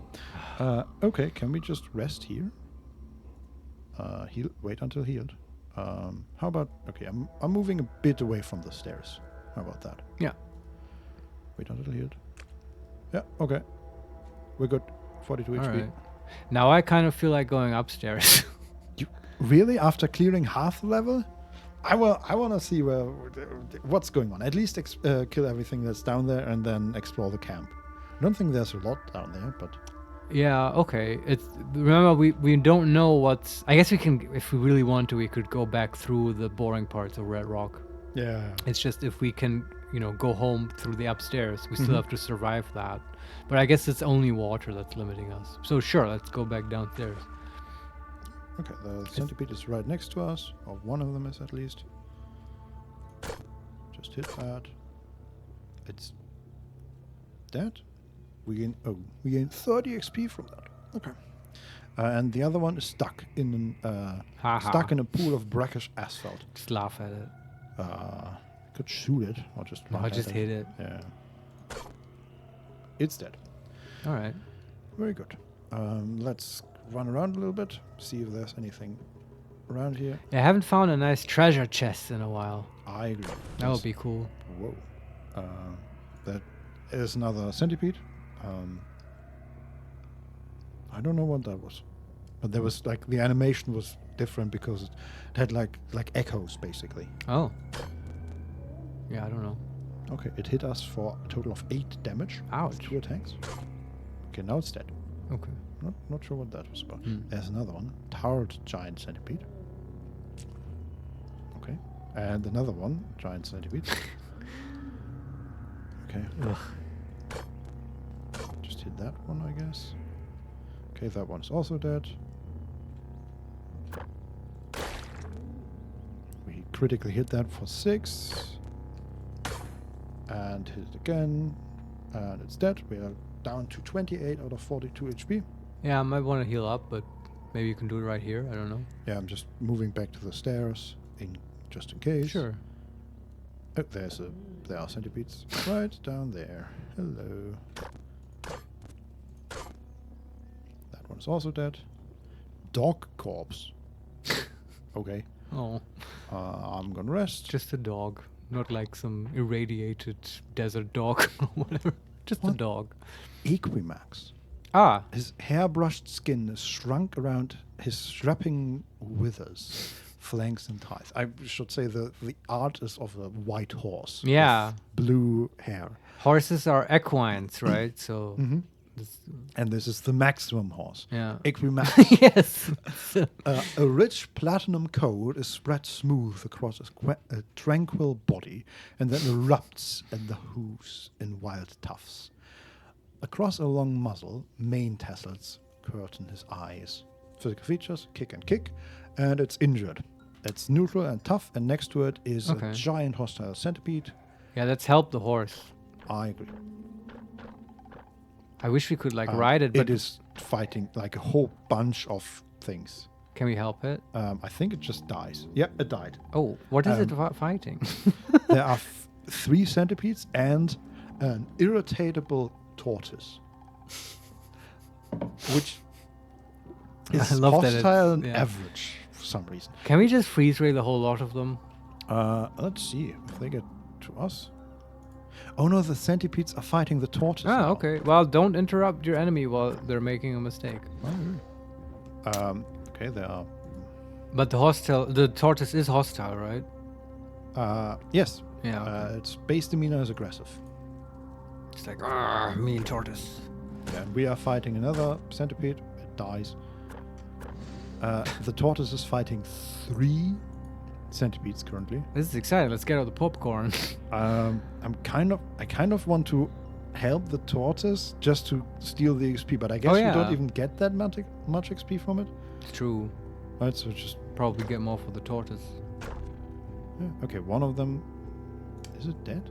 No, there's another one. Man, how many centipedes are there? It's a nest somewhere. Yeah, okay, we killed that one. The tortoise killed another one. It's fighting 2 now. One is fine, one is perfect, and it itself is injured. We could befriend it, hit it with our love injection. They are barely dealing damage to each other. It's there's not much happening. Do you want? We could just freeze ray the tortoise. You're a monster. Yeah, but it's hostile. It is, yes, you're right. Don Solarione, this is almost like watching an Animal Planet documentary. Yes, basically. Yes, it's true. And here we see the Uh-huh. tortoise in its natural habitat. Yeah, the irritatable tortoise tightens her carapace. Ah, interesting. I'm just gonna get in position to hit. Okay, one of the centipedes dies. The other one is perfect, and the tortoise is badly wounded. So Let's kill Steel XP. we are okay. So the bloody tortoise dies. Ah, I think the thing, the centipede critted, oh. and we are stuck in. What are we stuck? Well, it's stuck in a pool of salty asphalt. There's asphalt here? Or it's green. Oh no, this is just okay. Okay, the fire is producing smoke all of a sudden. Didn't do that before. There's a centipede fighting us. Did the tortoise leave any loot? I will tell you once I get there. There's a corpse of a centipede. There are 2 more centipedes there. Okay. So There are many of these. 3 centipedes there. Okay, I'm. Is gonna that like, move back. is that a thing in this game? Like spawners? Like, you know what I mean? Like a portal that has centipedes coming in? There are 4 centipedes now. What the hell is going on? And we are down to 31 HP somehow. I don't know. Can you like freeze ray a lot of them? We can hit at least 2. Sure. And there's so much smoke all of a sudden. Okay, we hit 2 of them. 2 of them died. Very Good. nice. There are 2 more appearing, so there's again a total of 4. No, there's a 5th one up there. What is happening? Just take it one by one and don't lose track of the escape route. So we're down to 25 HP. Gonna kill that one, hopefully. Okay, I'm gonna move towards the escape route, just in preparation. I mean, you can also go up if you want. Yeah. Yeah. So 2 of them are injured and next to us. Gonna hit them. Down to 20 HP. Such a but bloodbath. only 1 centipede remains for the moment. Oh, the other one is stuck. Down to 18. Both miss. It's dead. Okay, can we kill the last one?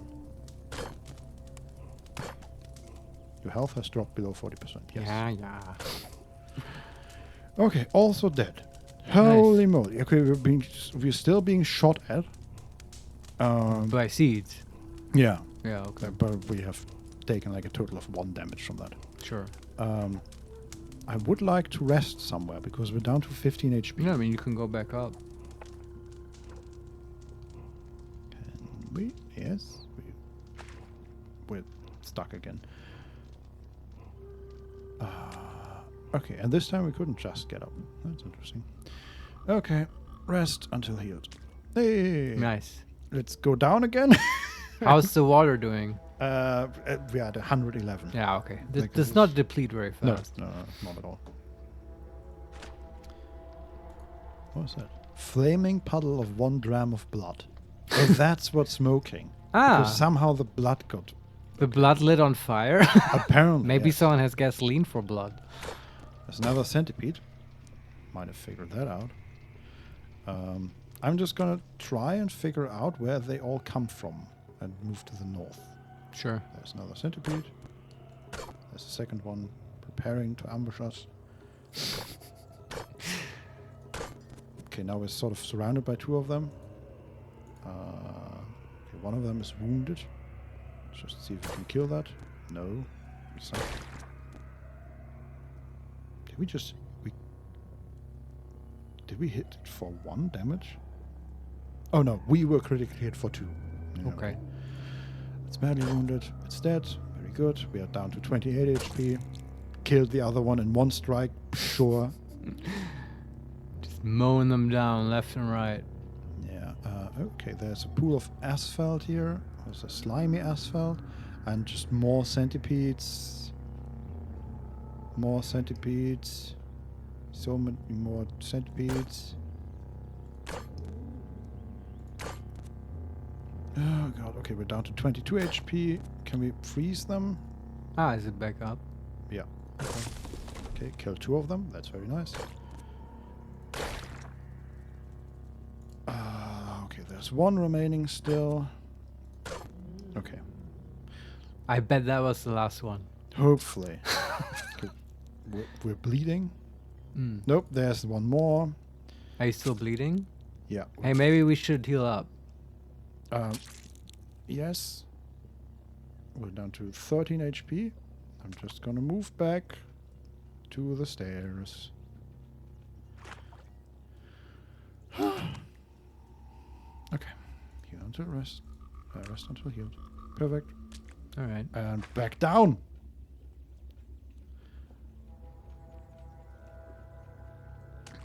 Okay, there it is. It died. Perfect. There's so much blood and carnage here. It's ridiculous. An insect ichor. Yeah. Okay, killed another one. Okay, we're being shot at. Ooh, there's an ooze. Or a giant amoeba. Yeah, we've fought those before. Mm-hmm. Will it attack us? Ow. Okay. Die. Very good. It exploded into drams of slime. Blech. Yeah. But we are basically full HP. Being shot at. I'm just trying to get to these plants that are shooting at us. It's like they never run out of seeds. Nope. Okay. Oh, there's another nullworm. That is only fine. Oh, what is that? A salamander. Oh, neutral trivial. Okay. And also, yeah, neutral. But we can kill the worm. That at least gave XP, right? Yep. Let's hit that. Okay. Your tarry slimy leather cap was cracked. God damn it. Well, we're losing all our armor down here. Yeah. Maybe do we have another headwear?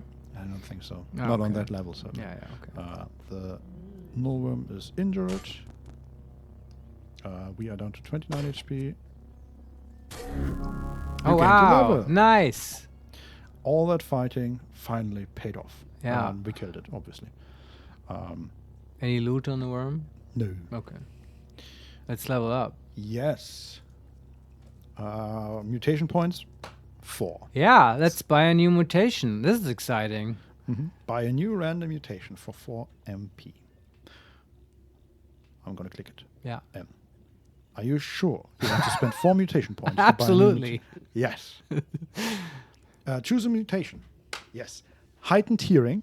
You are Okay. possessed of unnatural acute hearing. You detect the presence of creatures within a radius of 5. Chance to identify nearby detected creatures.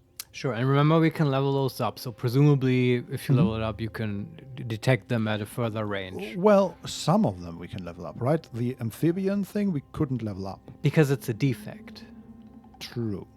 right? And I don't think you will buy Yeah, I guess. defects here. Yeah. Wings. You fly. Okay. You travel on the world map at twice the speed. 40% reduced chance of becoming lost. While outside you may fly, you cannot be hit immediately by grounded creatures while flying. 5% chance of falling clumsily to the ground. Plus 20% movement speed while sprinting. You can jump 1 square farther. You can charge 2 squares farther. Plus 300 reputation with birds and winged mammals. Hey, we totally forgot about charging, Yeah, that's true. but that's fine, I guess. Yeah, okay. Third option, and the last option, force bubble. You generate Ah. a force field around yourself. Create a 3x3 force field centered on yourself. Duration, 13 rounds. Cooldown, 100 rounds. You may fire missile weapons through the force field. Can we scroll down? Nope. I don't know about you, but I feel 100% flying. It's not even a question. I mean, this, We invested into our multiple legs, and now we have wings too. dude, we're literally becoming a Pegasus, like a Pegasus from hell, Yeah. with a baboon mask and stuff. But and based on a cow, not a horse. that's true, yes. Uh-huh. So, yeah, I don't know, a Cowasus. I don't know what you would even call that. Yeah, But okay. I bet you can break so much shit with flying and stuff. It'll make overworld travel better. Yeah, it's Yeah. definitely wings. There we go. You have gained the activated ability fly. Awesome. You gain wings. Cool. I love how this guy's in all this insect carnage down there, and then he's just like suddenly sprouting wings from all the stress. Like all this, it's like fighting 20, 30, whatever centipedes. And Yeah. it's just, I'm done with this. I'm gonna fly. It's awesome. Yes. Okay, and we also have yeah. 165 skill points to distribute. Right. I would like to get some soft skills, like either cooking, because I want to learn more about that system, or like one of those wayfaring skills. I think that's, if we want to do overworld travel, which I do want to do, then I think those are important not to get lost. Well, I will say we have that compass. What does that do? Chance of becoming lost reduced by 10%. Okay, it's not this. I think it'll help, right? Yeah. It's cumulative. Okay, we Is there any cooking skills? yes, cooking and gathering. Right. That would give us immediately meal preparation. While at a campfire, you can cook from recipes. Choose up to 2 ingredients to cook with and preserve fresh foods. Meals cooked from recipes bestow special status effects. Meals cooked with selected ingredients bestow dynamically generated status effects. Preserved foods are used as meal ingredients.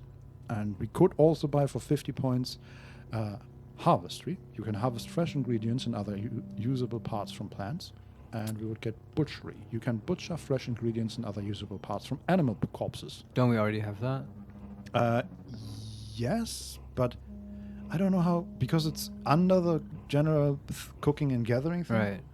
Right. I guess we can still we can butcher. Not sure of that. Yeah, I don't know either. I know we can get harvestry from the Elder. We did that in the last run as well. For reputation and stuff, which I guess we'll have plenty with the quest and stuff. Yeah. And then let me look at the other one. Wayfaring. For 100 points, we gain make camp, but I guess we already have that. Yeah, starting a camp for cooking meals and preserving foods. Okay. Then Mind's Compass for 0. Doubles the chances of regaining your bearings when you are lost. Reduces chance of getting lost by about 15%. 15%. You travel on the world map twice as quickly. Man, we are going to zoom. I know, with the flying on the... I mean, we can't do that yet because we have a chance to fall out of the sky. right? Flying long distances is probably a bad idea. Yes, but as far as I understood it, it says no matter what, you travel twice as fast on the world map. With flying? Or with this skill with now? wings. Yeah. The way I understood it was not that we have to be flying to do that. It's just twice as fast. I hope you're right. I think if, the reasonable thing would be that you actually have to fly to get that benefit, right? Well, the question is, do you have to fly all the time, or is it just helpful that you can fly short distances to get faster to some point?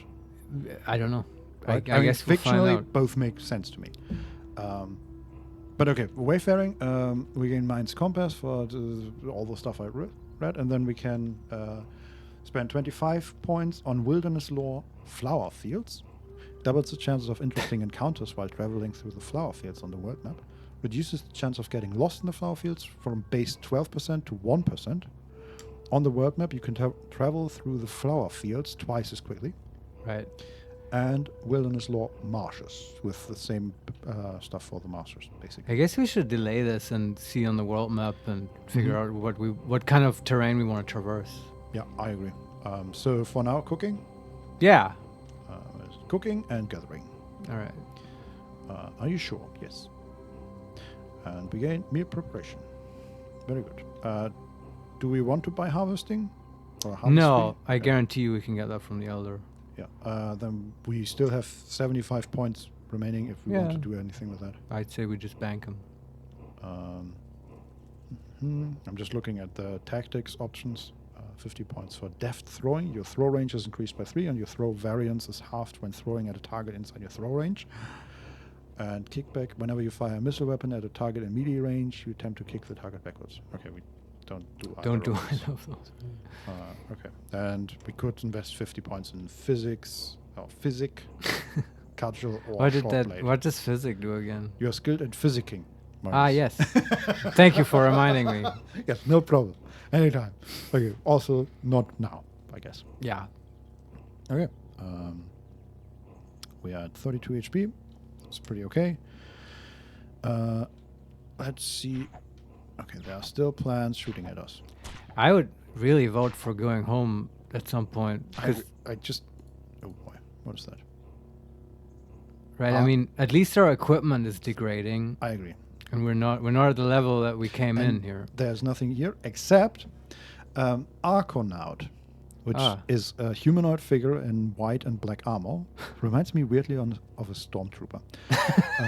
Arconaut, neutral average. A hood shades his face from the salt sun and the halogen lamps of the vacated underearth. Halogen lamps? Okay. Yeah, Halogenlampen, right? Yeah, but are they here? Did we miss them? Maybe he has them on his visor or something. I don't know. Maybe. His cloak bulges around a scrap bag slung around about his waist. Okay. And his course tense with the promise of the chase. So evocative, these descriptions. Equipped studded leather armor, white brimmed hat, worn burnous, steel dagger, Isarach rifle, leather boots. Marius, he has everything we want. I know. I want his stuff. Oh, that rifle too is amazing. I know. The leather, but yeah. Can we take this? Also, is he hostile or? No, he's neutral. Yeah. Maybe we can trade him. Yeah, you can at least talk to him. Maybe he will trade his stuff. Yeah. And what's his rating, by the way? Average. Yeah, okay. He says, find us keepers. And I say, let's trade. Oh, he has stuff. Okay. Huh. He has wooden arrows, willowy leather cloak, which is as good as the one we are already wearing, Right. woven tunic, beef jerky, 2 servings, wine wafer. He has bandage. One. Not. I was about to say bandages, but no, it's just one. Just one. He has a missile weapon, chrome revolver. Don Solarione, it's like a regular RPG encounter, but this time we are the bandits. It's true. It's like we're the monster down here. Not yet. Not yet. We haven't done anything bad. Yeah, it's true. It's not often that in RPGs the monsters come and trade with you. Yeah. So chrome revolver, corroded circuit boards twice, and a copper nugget. All right. And So I mean the revolver. I was gonna kill him for that rifle. But if we can just buy the revolver, Yeah, but we also, I do like rifles better than revolvers. Though. even if we had the revolver, which is, by the way, exactly as good as our sword. Yeah, but it's a revolver. That's true. It's just a ranged option. Yeah. We wouldn't have any ammunition for it. That's true. Or we can buy some in the village. True, if we find any. I'm also interested in the bandage. Yeah, the we should definitely buy the bandage. Yeah, the chrome revolver is 119 dram. I mean, we can trade him our 10. We could trade him our nuggets and stuff. Yeah, and some clothes we are wearing. Do you think that if you kill an NPC, these trade goods will be on their corpse? No. Yeah, right. That's just RPG intuition. That's not how that works. So maybe we just get both. We could trade him the revolver and then shoot him. and shoot him with it. Yeah. No, we don't have any ammo for it. Right now, but that would be hilarious. Yeah. Yeah, I'll give you like nuggets for that one. Okay, thanks. Yeah. You can have all my stuff. No problem, man. Funny. Okay. So the bandage. Let's buy that first. Yeah. And the chrome revolver. Okay, for 121 drams. And what do we give him? We have a worn burnous that he can have. Sure. We have leather gloves, leather armor. We can probably give him the bark armor. Yeah. No, that's not really. We have the leather armor. The Elastian skull cap, which is already. Oh no, wait. Is that a fresh one? No, but did it like here? Because now it shows as one armor and one dodge. I mean, did we ever equip anything else? Maybe we're wearing the cracked one, and this is a different one. No. We had one, and we equipped. After that broke, we equipped the leather cap. Oh, okay, yeah. So okay. Either way, I'm not giving him that. Yeah. We can have the cloth robe and the cloth overalls. He can indeed. Do we want to give him? We have leather gloves we could give him, but I kind of, after finding out that gloves are sort of rare. Yeah, but same for the leather armor. I don't want to give him our Keep some spares. Yeah. Oh, the lover's blossom, the food we found, is worth 8 drams. I'd keep that. We can cook now. It's 20 times as valuable as bear jerky. Yeah. Cool. Who knows what it does? Oh, and now it says we have one bandage, and which would bark. Huh? I don't know. Maybe there was some like filter. Yeah, maybe. But we can definitely give him bronze battle axe, a bronze longsword, bronze two-handed sword. Yeah. We can take all his water as well, I guess. We'll come out on top of it on this deal. Probably not, because these things are like 5 drams apiece. But okay. We also give him an iron battle axe, an iron longsword. I mean, I'm happy just to keep the iron battle axe. That's like the best axe we have, I think. Okay, yeah, sure. The leather whips. Yeah. Actually, I say that the iron longswords, which we have 4 of, are worth 10 each. Yeah. And the leather whips are also 10 each, and we have 2. All right. Masterwork amber tipped staff. Want to give him that? Yeah, I don't want that. Okay. Steel hand axe. Oh, that's a steel axe. A hand axe, though. Yeah, we can look at the stats, though. I can tell you, it's 7 penetration and 1d3 plus 1. Yeah, I don't know the damage of the sword, but the penetration at least is the same. The sword is 1d6. Yeah, that's better. I'd still stick with the sword, but I would at least keep the hand axe. Yeah. And we have 2 stun rods, but I don't know. I want to keep one at least, and I don't know how to sell one. You don't know how to sell one? Oh, because it's stacked? Yeah. Oh, okay. Yeah, we can keep both. That's fine. We can also give him a short bow, because we have a masterwork short bow. Yeah. And we have a whole bunch of beaded bracelets and copper nuggets, if we want to give him that, but we are also already almost equal in money. Like, we are giving him stuff at the value of 111 grams. And I'd give him the bracelets. I don't see any other use for them except trading. Sure. I mean, they are 33 drams each. Yeah. Oh, the thing is, okay, the only reason why they seem special is because the beaded is colored. Right. I But don't- aren't we wearing one already? And it's like fans of baboons or something? No, they do nothing. They are even Oh. under trade goods. I'm just Ah, wondering yeah. if they are trade goods for like a special village or something. Don't know. I would say, you know, like at least trade enough to him so we come out on top Okay. with water. Then we trade him one, and we gain 24 water. And the Nice. revolver and the bandage. Yep. And now we kill him. No, I don't know if we kill him, but Okay. We click. that's good. Wait. Offer. And now he's like loaded with all this shit. Argonaut will have to pony up 24 grams of fresh water to even up the trade. Yes. Trade complete. Very good. Here's so much stuff. And we don't. Very good. And we're done. Maybe we don't kill him. Feels kind of mean. Live and drink, Wayfarer. Yeah, I agree. Yeah. I want his stuff, but also... That might come back at you too, right? This Yeah. game has reputation mechanics and stuff. And then Absolutely. what if his faction comes after us? Yeah. Okay. So I'm looking at the caps right Yeah. now. We are wearing a leather cap Mhm. for 0-0 that is cracked, and we have a elastine skull cap that is 1-1. That is not cracked. Okay, put it on. Maybe it does like regenerate because it's elastine. Maybe? Huh. Wild. Yeah. But also our studded leather armor is not cracked anymore. Oh, how does that work? Do you just like repair stuff over time? Don't know. It never said anything. I Yeah. think. I mean, I'm glad. Also, while we're on it, can we now see the bandages? Meds. Okay. I had just minimized the meds thing. So we have 2 bandages and 3 witchwood barks. Right. Can we see what the witchwood barks do? Look. I think they're supposed to heal you, but only when you're low level. Heals and confuses when eaten. Good to know.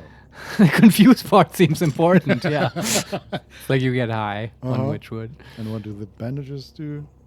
Roll of gall suited to staunch bleeding. Okay, yeah, just for Yeah, to when stop you're bleeding, yeah. Okay, let's. Do we want to get out of here or continue? I Exploring? want to go home and like Yeah. hand in the quest and stuff, and then go to other exciting places. What? Oh, the salamander died. Aw. The seed was meant for us, but we stepped behind it and killed it. I know, we kill stuff just by being here. Yeah. Ow. It's shooting at us. It's shooting at us. It's annoying. But we are leaving. This is a bit weird. What is that? Wet EMP Miner Mark 1. Hostile. Tough. Stilted pistons fire an alternating quadro and tote the miner and her mines in esoteric patterns across the ground. When her topographic instincts are sated, a hatch open and she lays her explosive egg. So it's a What? miner in the sense not of digging mines, but laying mines that explode. Apparently, yes. Is this a EMP robot? mines. A robot? I mean, it says Mark 1, so I think so. Yeah. It's hostile and tough and basically right next to us, like 1 square away. I would first of all get the fuck away from this thing. Uh-huh.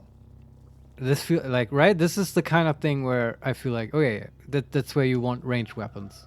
I agree. Yeah. Also, what the fuck are we even looking at? So we move 1 square away. Yeah. Okay, we're a little farther away.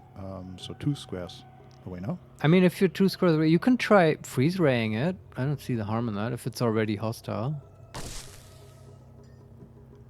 You met freezing ray. Take 6 damage from your freezing effect. Nice. Is it like injured? It is fine. Hmm. We could shoot it. You could pepper it with seeds. Took 3 damage. All right. Yeah, we can wear this thing down. It's not doing anything, right? I mean, it's moving around, but As long as you keep your distance. yeah, it's not hitting us with anything. I'm Just don't step on the mines. Yeah, it's just dancing around, basically on keeping its distance. Okay, it's moving up. Your seed fails to penetrate the shale's armor. So, You missed it and hit a wall. okay, now we have lost sight of it. Okay. There we go. There it is again. Just gonna... Okay, we did 2 damage. Another damage. It's running away from us, basically. 4 damage. It's damaged. Feels kind of mean. I'm wondering if... Is it trying to lure us into its mines? path? I don't know. We hit the tree for 2 damage. Where is it? It's gone. Ran out of sight and now it's gone. Damn it. Like gone, Nope, gone? there it is again. Oh, okay. Yeah, because we do not have a lot of area to see. Okay, we miss. Actually, we hit something, but It's like Orconaut. wait, now it's lightly damaged. Yeah. Oh, did it like repair itself? I hope it's not. I hope there aren't 2 of them. Oh. That would be bad. Okay, we're missing. Wait, we can freeze it again Sure. for 8 damage. I really want to know now how much XP these things give. And imagine the loot. It might have cool loot. Wait. We did 8 damage to it, but it ran out of sight. But now it left an iron dagger, which is now frozen on the ground. Huh. Is that really a dagger or a mine? I don't know. It is badly damaged. Let's kill it. Kill it. Kill it. Your seed spitter is exhausted. Oh shit! I love how it clicked. Reload. Can you reload? You have no sap for your seed spitter. Okay, but we can Switch find to some sap. Ah. Or we could just... I mean, it's badly damaged. It's just... For now, you can just switch to the bow. Yes.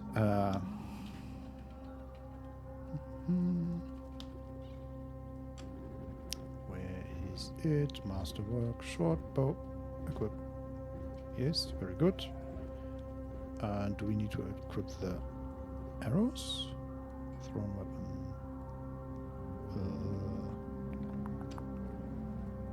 Empty. Okay. Steel or wood arrows? Wood. Right, we keep the steel for something really tough. Okay. You reload your masterwork short bow with a wooden arrow. Very good. And then it is still badly damaged. Yes. You gain 225 experience. That's pretty good. Did it leave like loot? Let's see. There is the iron dagger, of course. We get that. Mm-hmm. There's another centipede. Oh, those fucking things. Doesn't look like it. Ah, too bad. But, oh well. Yeah. It didn't really lay any mines. Before we got up, I saw some or sap. Some to the sap? Yeah, east. let's get it.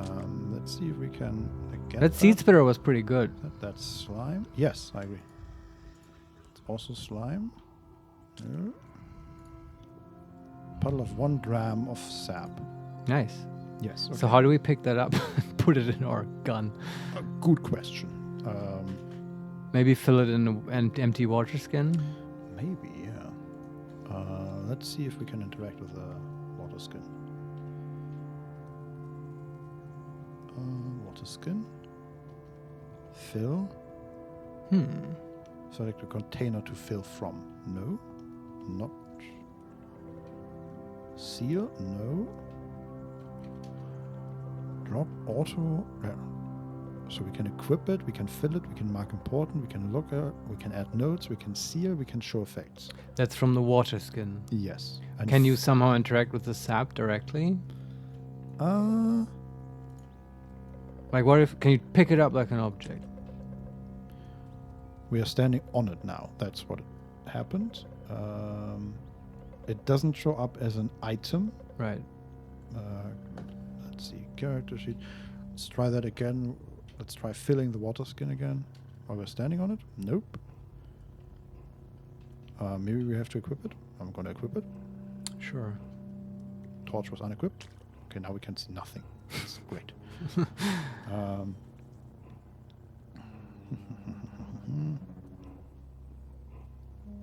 Like what's the button to pick up items? Comma? No, it's just there's a list of items nearby right. that you can show, and then you just and the sap's not in left there. click it and do that. Yeah.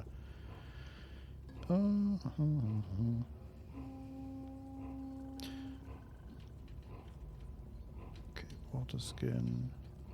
Fill? No. Even from our inventory or from our hand, it doesn't work. What if you equip the plant shooter and you'd like try to reload it now?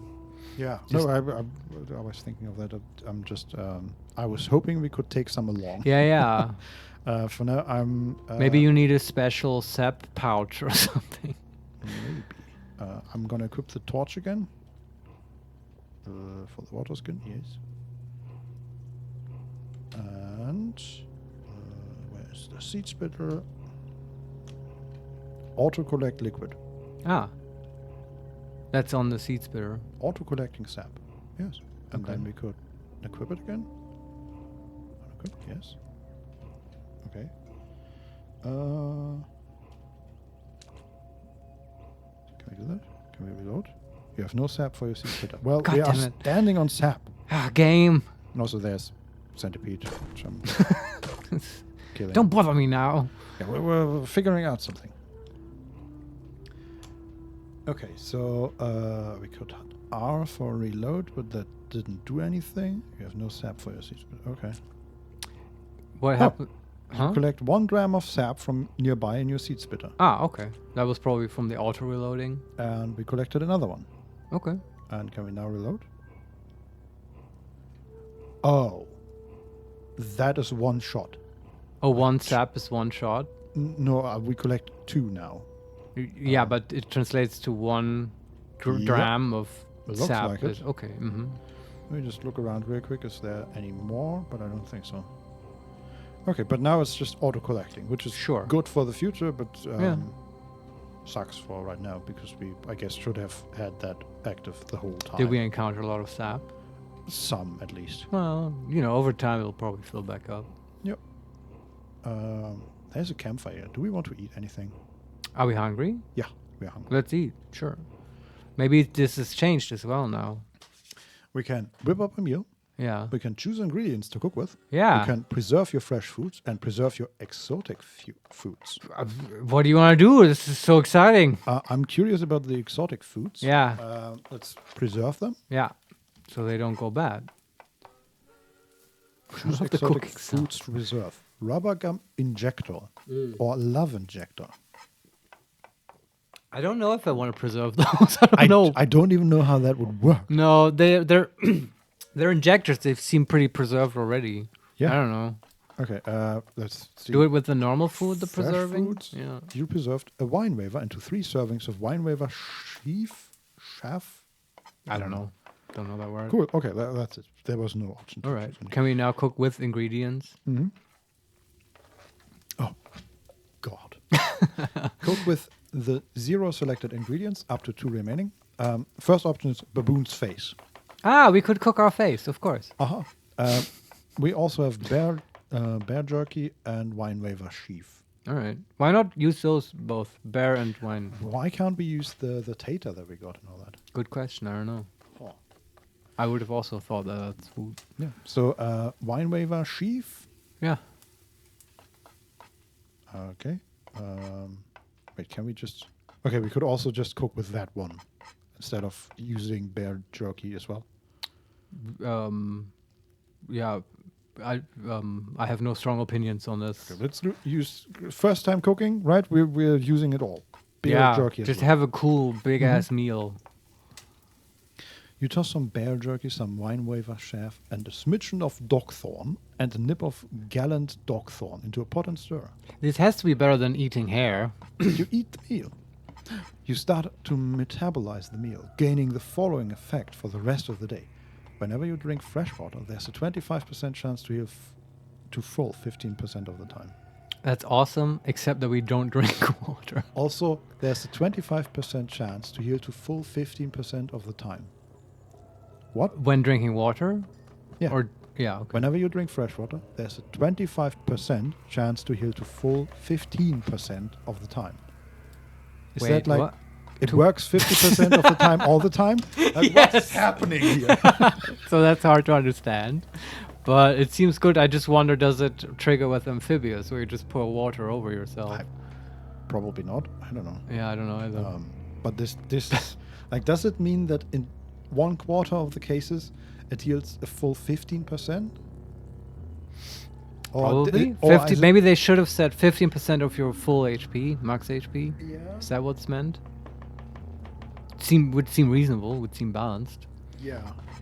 Or it just heals to 15% of your max HP. I don't know. Either way, it's a bit confusing. I think what it boils down to is improved regeneration.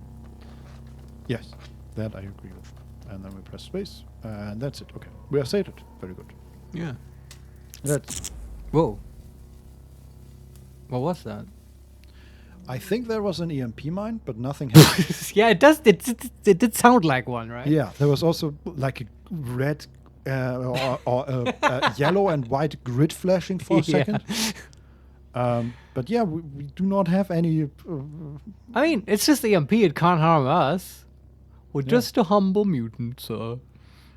We're not a robot. Why the hell did it say you pass by a bloodstained giant centipede corpse in the log? Well, maybe we did at some point. I don't know. Yes, we are constantly passing corpses because we killed a lot down here, Mario. Yeah. It just never mentions that in the log. I don't know. And we're stuck on the stairs, of course. Okay, we're up. And now we go up, right? Yeah. Let's see where that leads us. Mm-hmm. We're at full HP, we are sated, we are wet. Very good. That's how it should be. Yes. Up we go. Oh, that looks more like ruins. Subterranean desert canyon, 3 strata deep. Okay, so instead of the red shale, there's limestone and doors that I can already see, and some water. There is a giant amoeba. Okay. And there's red shale, of course. And slime. There are 2 giant amoebas. One of them is wading through slime. There are 3 giant amoeba. Oh boy. And they are sort of surrounding us here. Yeah, don't get surrounded. Dude, these are narrow paths. I moved like 2 feet, 2 squares away from the steps. Okay, but we killed one of them. We're good to go now. Right. Moving back there. Just keep an escape route is what I'm trying to say. Giant centipede is approaching. Okay. Slimy giant amoeba is approaching. We are right next to the staircase. Right. Just saying. I'm gonna wait a turn. We killed 2 of the amoebas already, and we lost 1 HP. So we are doing pretty good overall.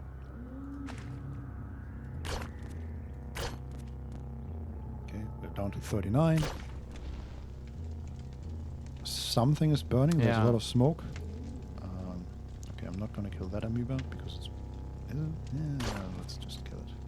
Down to 34. There are 2 centipedes at the moment. 32. Another amoeba dead. There's a centipede in front of us and just below us. Let's kill that one. Down to 28. That one is dead. 1 remaining. Dead. Wow. So we came up here and there were 5 enemies waiting. I for us. know. 4 enemies? I don't know. We're at 28 HP. Let's see let's if we heal can up. rest here. Yeah. Wonderful. You pour fresh water from your water skin over yourself. Did it trigger the heal? Doesn't say. Okay. So, I don't know. Okay. I'm gonna try and avoid the slime for no reason. These are very narrow paths here. This is going nowhere. Is this even? Ooh. Okay, there are some wet flowers. It's buzzing. A torch and another sparkling beetle. Ah. This impossible thing. Yeah. We should talk to it. 25% chance per turn to repel gases near itself. Okay, just move up there. Can we even talk to it? Or is there? No, we can talk to it. Petty mortal, bring me 6 slender items, and I shall reward you with a peculiar contraption. So slender, huh? Man, 6, that's a lot. You note the location of the beetle demanding 6 slender items. Okay. Yeah, okay. What are slender items? I have no idea. Like swords? I would assume they have slender as an adjective in the title. Oh, yeah, that's awesome. And I don't think we've encountered that. Why not? Can we move there? Yes, we can. Very good. Oh, man, this level. Right, we encounter no enemies, no enemies, no enemies. We step one step and there are 3 centipedes. Okay. Well, we But- can take those. Yeah, we can also... like Freeze this. ray, maybe? I don't know. There's a... Okay, no, they can stand on the tree, apparently. I was thinking we had a... Okay, I'm just... This is getting worse by the second. I'm just trying to get them all in a... into one position, but they somehow evade me. There's only one remaining that is badly wounded, but we're down to 24 HP. Okay, that's dead. Okay, heal up again. Yep. Oh, there's another centipede. We're at 27 HP. I'm just gonna... Okay, it's dead. Heal up again. Yep. 4 HP. Woohoo! Is any of them? No, it's just a lot of blood stains everywhere. Yes. Another centipede. And more centipedes. Okay, can we freeze them? Nice. Killed one of them. The others... Oh no, we killed 2. And then one of the... another one took the place of the second kill. Yes. It's a Now, true how many plague. Like, I hit once and there are like 2 more enemies. God damn it. I think we just have to accept that there's a lot of these guys. Yeah. There's also a lot of blood on them. We're down to 31 HP. There are 4 enemies in front of us. 27 HP. Killed one. There's another one coming. Did we kill that one? I don't even know anymore. Your health dropped below 40%, and there are still at least 4 enemies. We're at 13 HP. Well, maybe just move back a bit. I agree.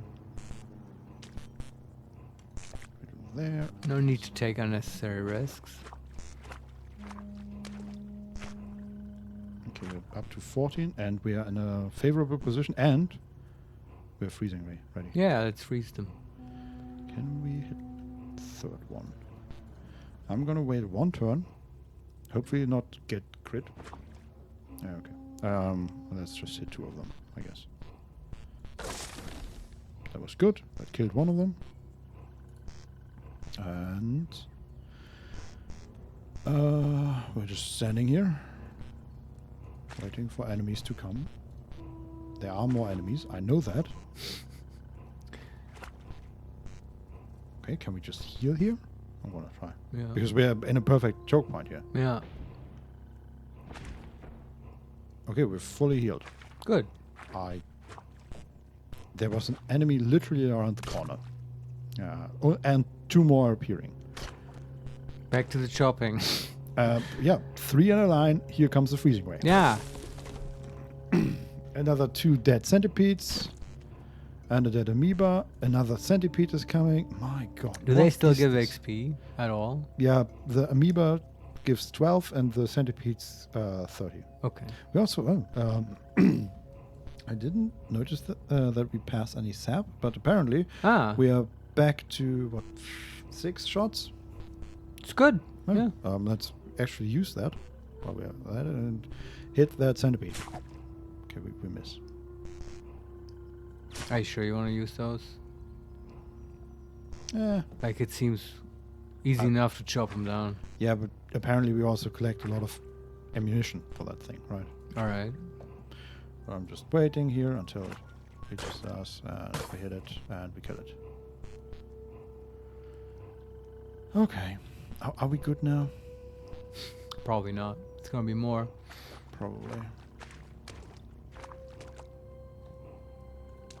Okay.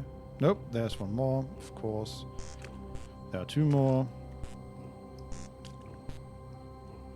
We just... Okay. I'm just gonna wait here. It's just these 2. Okay, now the thing is covered in blood, but, you know, what are you gonna do? We could consider just, like, I don't know how the layout of the level is, but you might just run past them. Just to explore faster? No chance. Because it's all just tunnels? Yeah, it's the hallway 2 squares wide. Yeah. And there are like dozens of enemies, I feel like. Right. I'm gonna freeze again. That was very effective. Killed 2 more. Okay. Nope, there's 1 more. 2 more actually. Killed another one. What was that? Oh, we just missed. 3 more. Killed another one. Killed another one, I think. Didn't kill that immediately. Killed another one. Killed another one. Like, this entire hallway is filled with corpses. Right. It's getting hard to see them because there's so much blood. Are we good? I think we're good for now. Okay, there's 1 more. That one's dead. That one's dead. We're down to 26 HP. I'm gonna heal real quick. Yeah. Okay, that was something to the east. There was even a yellow effect on the map. Don't know what it was though. I'm gonna move carefully in that direction. Okay, we can't go that way. More centipedes, of course.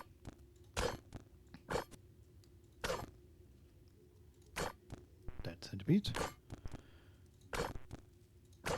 Sometimes it just takes forever to kill them.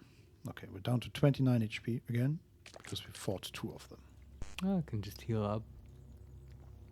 Yep, we did. 4 HP again. Oh, so we are sort of... So I ran basically in a circle. We're back sort of next to the stairs. It appears there's a camp here. There's at least a bedroll. Okay. Second Let's bedroll investigate. as well. Third bedroll and a campfire. There's a seed-spitting vine. That is dead. More bedrolls. Okay. What can we do with these bedrolls, actually? Oh, we can sleep. Okay. Until the shadows, until waxing salt sun, or until waning salt sun. Do we ever get tired or like needing to sleep? I don't think so. Yeah. I guess you can use it to pass time. Yeah. We are still sated, so we do not need to eat. And there was nothing else in that room. What? Oh, I was so confused for a second because I moved to the right and then our character was gone. Oh, yeah, you die now.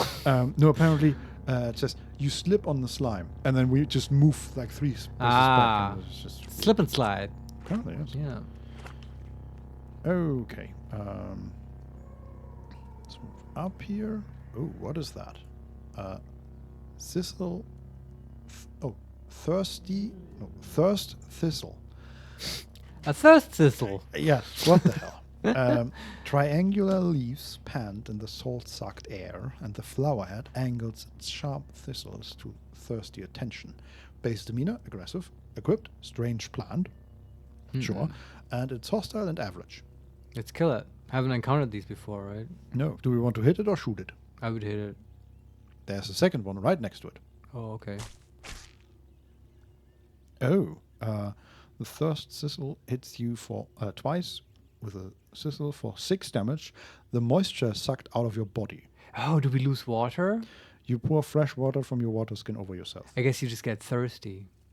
Yes. Yeah. And we are dry right now. Yeah. So I guess you shoot them to avoid getting thirsty. Yeah. So freeze ray it is. Whoa. Okay. So we killed both of them. Right. You pour fresh water. Yes, we are wet again. Very good. But also, there was like a huge effect on the screen. Above us, there was like a wall, but it looked sort of blue translucent, almost like if the wall is fake or something. Uh-huh. And there were just an effect of like, I don't even know. So some magic effect on the screen. Okay, maybe it's a force field. that someone put there. Maybe. Can we But that's move all. them? There's just this wall. Yeah. Okay. Where the bluish wall was, it was just there for a second. Maybe it was just an effect. Because that is shale apparently, not limestone like the walls around us. And nope, there it was again. There's something behind that wall that emits like there are two blue things that show up for a second, and then there's like a ripple of like waves over the entire screen. Yeah, I don't know. It did it again. It's like Something is hunting us. Teleporting or things. Yeah, maybe. There's a feral dog, friendly, trivial. Okay. Well, it's friendly. He's a snarling mess of matted hair. Swarmer. Behind it is a dreadroot and another dreadroot. Okay. We have to interact with it to get past it, I think. Let's click on that dog. Sure. Feral dog. We can chat, we can attack, we can look, we can pet, we can target, or we can show effects. Pet it. Hello. You pet the feral dog. Oh. The feral dog barks. Ruff. Okay. Okay. Doesn't do anything. Can we talk to it? Soft growling. Let's trade. The feral dog has nothing to trade. Yeah, I'm not surprised. Me neither. Look. Okay, there's nothing new. If I walk into you, do you let me pass? Yes, very good. And there's that road. Okay. It's just standing there, and we move past. And I'm just trying to somehow get to this teleporting thing. Whoa. Well, I found it. What is it? Infiltrator. Hostile, tough. Oh boy. Radial handles circumscribe a space inverter. Okay. And I thought that was a dog, so I ran into it, I think. We hit it for 2 damage. Okay. And it hits us for 7 and then 5 damage. Ouch. Yes, we're down to 33 HP. Do we have a freeze ray? Yes. I will also say, because this is a dead end, we cannot get out of this unless we kill it or we teleport. Yeah, we can teleport, which we haven't used in a long time. Mm-hmm. But yeah, so that's interesting. It like literally lured us into a dead end in a way. Yeah. Yeah. You bastard. Yeah. Well, let's freeze it. Yeah, running away is nice too, right? Because sometimes we're faster. I don't know if we're faster than this thing. But yeah, I mean, we can fight it a little bit until we teleport. That's basically the options here, right? Yeah. Yeah. Or we make it love us, but I don't want to do that. I mean, I don't even know how that works. Yeah, that would be pretty funny though. Yeah, there are better uses for those, I think, though. Let's freeze it. You emit a freezing ray, takes 9 damage. It's good. It's lightly damaged. Oh, God. Okay. It's tough. Yeah. I guess we hit it because it didn't hit us back. Maybe because it's frozen. Yeah, hit it a little bit. It's not frozen. Okay, we both miss, but it attacks twice. But hey, we only have to hit a 4 and it has to hit an 8. That's pretty good. Okay. Yeah. We dealt 7 damage. It misses us again. So It's exciting. damaged. We critically hit it for 14. This is going really 5 well. times. The oily infiltrator dies. Holy shit, we did it! Yes. Nice. Uh-huh. Did it leave something? No. Oh, man! I'm always hoping for, like, Uber Loot with these guys. I know. It left some oil on the wall. So there's oily limestone now. And we gained 325 XP. Wow, that's the most we've gotten so far. Yeah. That's pretty great. I love how we just splattered it onto the wall and it just left a stain. Uh-huh. What a weird enemy. I love how in this game you get these descriptions and stuff, and like, I don't know about you, but at least for me, I have no idea what we're fighting half the time. Like, just have vague ideas about it. Let me I guess they have these little sprites, right? Yes, it looked like a StarCraft 2 Protoss probe. Okay, that makes sense. Yeah. That's all I can tell you about. Okay, yeah. And I don't know if there's another one, because on the map there was more. You could just heal up in this dead end. Good point. Yeah, actually, it's not a dead end. It's just one of the walls was a tree, and I always expect that the tree is not. You can't move through the tree. Right. But apparently you can. Okay. Oh, we're okay.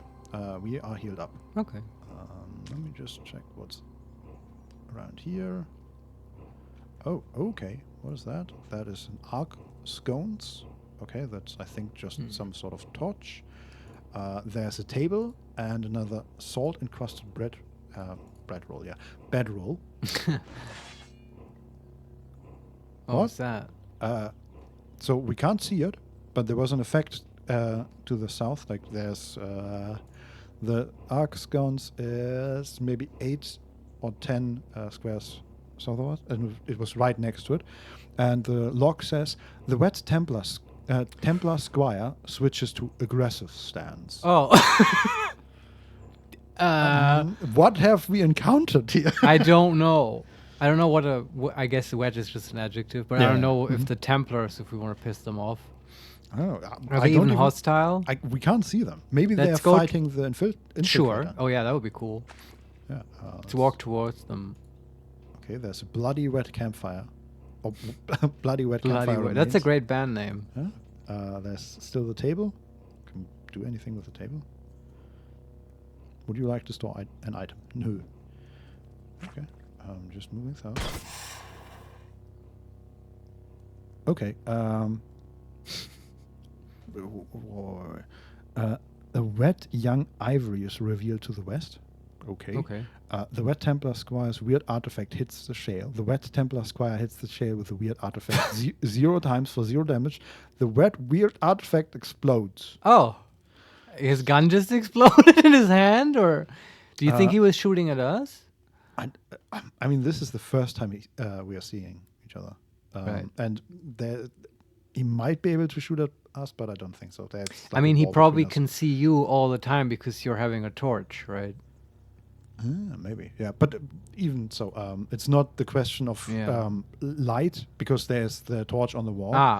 It's more the fact that there's a wall between us. Right. But now we can see it. Yeah. Him. Wet Templar Squire, hostile, average. Huh. And his sprite is a humanoid with a white robe, and red staff and red skin or armor.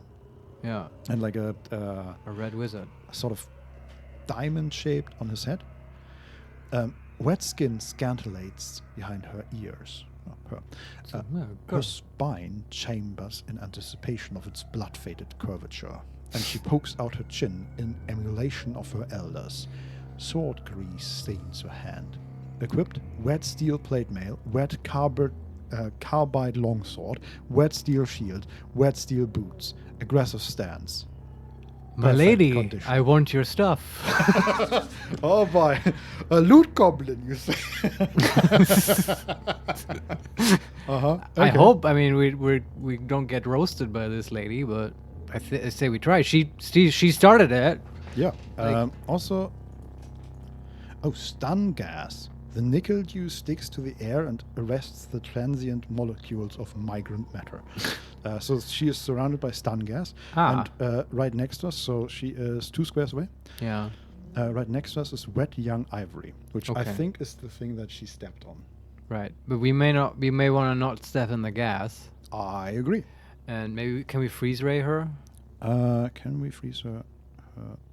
I think so, yes. Let's try. Okay, the gas is spreading. Uh-oh.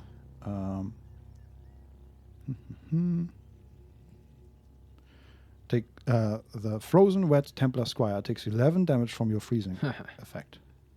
Very good. You emit a freezing ray from your hands. The frozen wet Templar Squire is stuck in a frozen puddle of salty water. Perfect. Very good.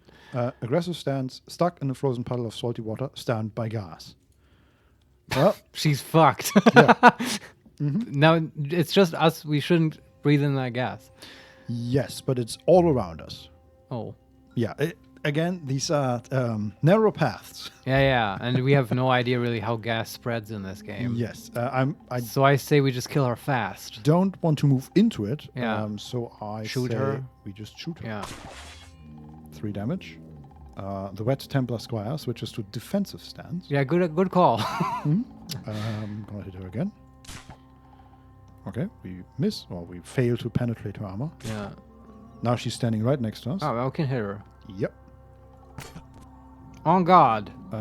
Hits once for 3 damage. Okay. And then there's a 12 in square parentheses, or however you call them. And then she misses us. She also needs to hit an 8. Mm-hmm. Very good. You don't penetrate the Wet Templar Squire's armor with your steel longsword. 15.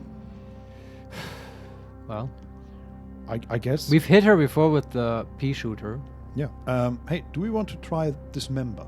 We haven't done so in a long time. I don't Can know you if do that with a sword? I don't know. I think that's for an axe, but you can certainly Maybe. try. You must have an axe equipped. Yeah. Damn it! Yeah. The sword Okay, gets the in that stances. case, I just You could try aggressive stance for more penetration. sure, but what is defensive stance? Is the defensive stance just I think it gives dodge you value? DV, yeah. And was that a D20 or D10? That was a D20, right? D20, yeah. Yeah, okay. But does it actually give you DV or does it give you AV? I don't know. You can look at the skill, I guess. Yes. Where is the skill? There is the skill. Longblade. Aggressive stance with a long blade in your primary hand. Your long blade and short blade attacks gain +1 to your penetration roll, but Sure. -2 to hit. And defensive Okay. stance while wielding a long blade in your primary hand. You gain +2 DV. DV, okay. Yeah. I like defensive stance. Yeah, but right now, if we can't get through her armor, just for this, I kill, mean, kill her faster. The seed thing has less penetration than the sword, and we hit her with Sure. that. Okay, then let's keep hitting her. Sadly, it doesn't say how much.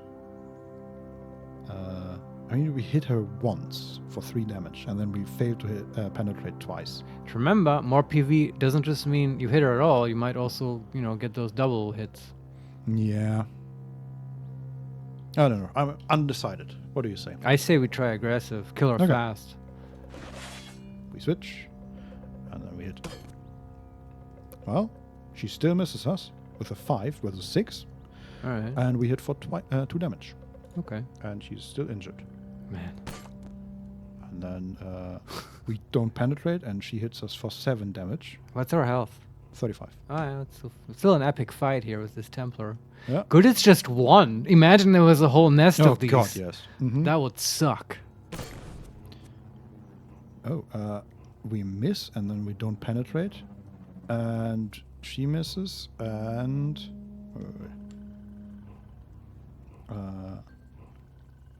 she tried to hit us with her shield, but she didn't penetrate. Right. Okay, we're 28 HP. Okay. She is wounded. Is there still gas? Yeah, but it's moving away from us now. Okay. Okay, she hit us for 9. We hit her for 2. She's She hit still so wounded. hard. I agree. How's our freeze rate? 9 turns away. Yeah, okay. Could just, run away from her. We could, in theory. Yeah. She has no range, right? If the gas is no longer a problem, you could put some distance, shoot her a bit, Yeah, we could try. get around some of the freeze so rate. we can't. So the gas is blocking the way to where we came from, Right. but we can try running into the darkness, basically. Mm. Which I'm. Just as long as she doesn't get free hits on you. She, If you have to run around her, that might be a bit awkward. she might get 1 because we would need to move to the square south of us, and she's right west of us. She's west and we... Yeah, I see. Mm-hmm. Yeah, such tough decisions. Yeah, I don't know.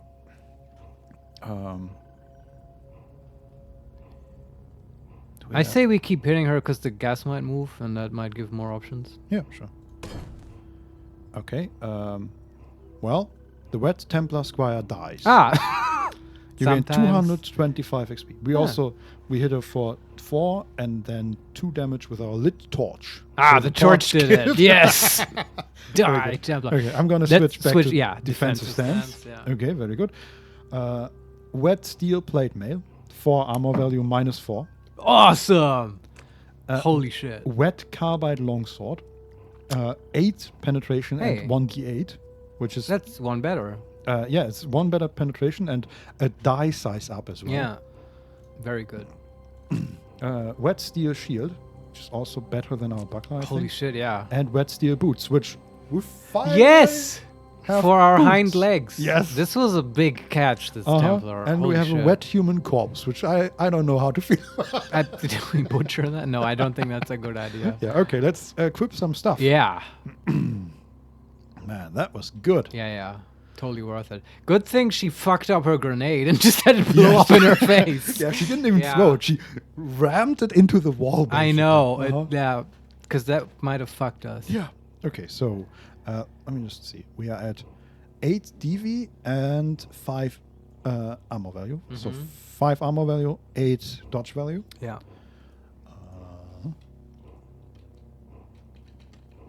So steel plate main. Equip. Wet steel boots. Equip. And carbide longsword. Equip. And was there something else? The steel, the shield, yeah. Yes. Can you, is it like a buckler where you strap it? Yeah, no, it's not. So we'll we have a light unequipped the problem. torch. Yeah, that won't work for us. It's that's a real incentive to find a better light solution, right? Yeah, but okay, we are prepared once we figure Yeah. out a way to. Yeah, and during the day on the surface, we can equip that cool shield. I agree. Yeah. Yeah. What's our armor now? Armor value 7, Hey, that's dodge like value 4. 2 better. Yeah. Very good. And a cool sword. Yeah. That's a big improvement. It's good we didn't run because this is a dead end. Ah, yeah, I agree. Uh-huh. It was the right call. Huh. There's nothing. There's a table there with nothing. I guess she was just chilling here. We could have traded. It's her who attacked. Oh boy, there's another wave, and I guess another infiltrator just spawned. What's her health? 21. Yeah. But that was on the other side of the map, so we can Okay. hopefully just rest heal here up here, yeah. real quick. Another wave. Maybe they're just teleporting around. Hopefully. Whoa. Okay. We are in big trouble. We are at 7 HP. We just healed. What happened? Okay. So there is a humanoid next to us. Betha Flongaux, warmonger amongst the true. Hostile. Hostile, impossible. Oh, I guess this is the daddy of the girl. Loved by the POTUS Templar. Ah, shit. Oh, and we're like wearing her stuff. Yeah. You just Blood of her follower still on it. Yeah, heard an explosion in the next room. And then we storm into the door. Oh, shit. Look, it's not what it looks like, says the guy with the baboon face mask. Yeah, Do you wish to trade? covered in blood. Yeah. Oh, God. We might get fucked here. Oh, yes. You want to take a break? I think we're dead, honestly. No, we're not dead. We can still teleport. We are knocked prone. I don't know if we can. Well, okay. But still, do you want to take a break? And then after the break. Yes. Also, you want me to read what he wears and what happened? Oh, yeah, sure. That I want to know. But then I'll take a break. Flongaux Yeah. is a fully equipped Templar. Yeah. He's wearing a white robe and then a pink shield and a pink sword and like just the sprite and a pink helmet. Oiled and brushed mail hang across his crooked spine and salient jaw. The color, too, was sucked out of his irises by his tangled lineage, and his wet, rosy lips catch the light and toss it back across a sharp sneer. He's puffed up in emulation of his peerage and the symbol of his sword. Loved by the POTUS Templar, disliked by Roots for tricking them into sharing their fresh water, disliked by arachnids Yeah, spiders. for eavesdropping on their secret ceremonies. That's so elaborate. I love that there are reasons why they hate him. And equipped, Fullerite plate mail, Fullerite armored, Fullerite longsword, sturdy Fullerite aegis, weird artifact, aggressive stance. And let me what happened here. Betha Flongaux switches to aggressive stance, slams into you with his sturdy Fullerite aegis. You are knocked prone. You take 22 damage from Bethel Flongaug's shield slam. Shit. You stand up. Okay. Bethel Flongaug misses you with his Fullerite longsword. That was very good. That was a good thing that happened. Mm-hmm. Yeah. You block with your shield, plus 2 AV. Also, fortune smiles upon us today. Yeah. Bethelite Flongaug hits twice for 16 damage with his Fullerite longsword. Okay, we're also tough. Yeah, we're at 7 HP, Marius. Yes. This is fine. This is totally fine. There's also next to him is a 2-headed boar. Oh, just just for fun. Maybe that's his pet boar. I don't know. I mean, it's hostile, but it's only average. Yeah. Okay. Oh boy. Well, when this happens in these roguelike games, I feel like you always have to take a deep breath. Don't be hasty. Yeah. Also, I just have to pee, dude, so I need a break. Let's take a break. Let's take a break. We'll be right back, and then we'll Don solve Solario, this. GG. No, it's not GG. We have this under control. Yeah. You see, we got all this cool loot. We can't die now. God damn it. We'll be right back. Be right back.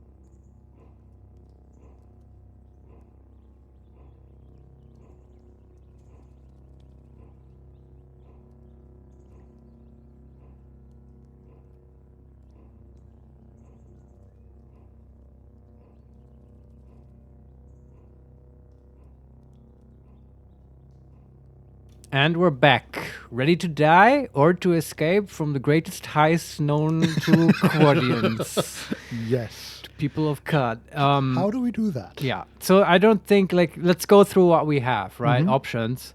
Fight this guy. Yeah, no. That fighting's not gonna work. Nope. Running's not gonna work. Well, if he just gets Maybe. one hit in, we're Yeah. toast. We don't have the luxury to find out whether this guy is faster or slower than us. We have a love injector, but that's a big gamble because I don't even know how to use that thing, and it might take a turn to equip it. Yeah. Don't have that luxury either. We've got a mystery grenade. Don't know what that does. Not really an option. Yeah. Yeah. Am I missing anything? Can look at the inventory. It's always good to take your time with these things. You might overlook something incredible. Because of course, Vincent and I talked in the kitchen. We also want to kill this guy, Yes. but we can't. But Okay, I'm just going to Yeah. say, because I forgot about that, we have wings. We can fly, in theory. it's true. But aren't we underground and stuff? Yeah, I don't know how that works Yeah. here, but it said something about not being attackable by ground units. Yeah, absolutely. That's a good option. I it say? don't know if there's a ceiling, right? That's the big problem. And then there's also the question: we don't know if this guy has ranged attacks. Oh yeah, okay. While outside, you may fly. You cannot be hit in melee by grounded Right. creatures while flying. And yeah. we're inside. Yeah, Okay. I assume so. So yeah. So that won't work. Other than that, any items or something we have?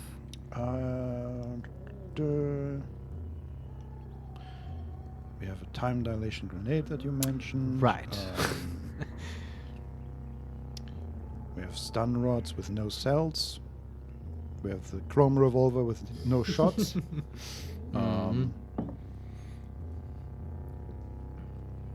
We have a love injector and a rubber gum injector, and that's about it. Yeah. So no big fuck you items. Rod of deletion or whatever. Nope. I think Nope. the only option that's realistic, and I'm glad we have it, is just teleporting. And hoping that works even. And I would say we just teleport to the downstairs, right? If we can. Yeah, if we can, get as close as possible. And then also just go downstairs. Just to get out of this level in case this guy decides to chase us down. Mm-hmm. And then we So can at least heal up. Where are the stairs? Are they not shown here? Ugh. Okay, I mean the teleportation area is pretty big either way, so I'm just gonna click about where I think the stairs are.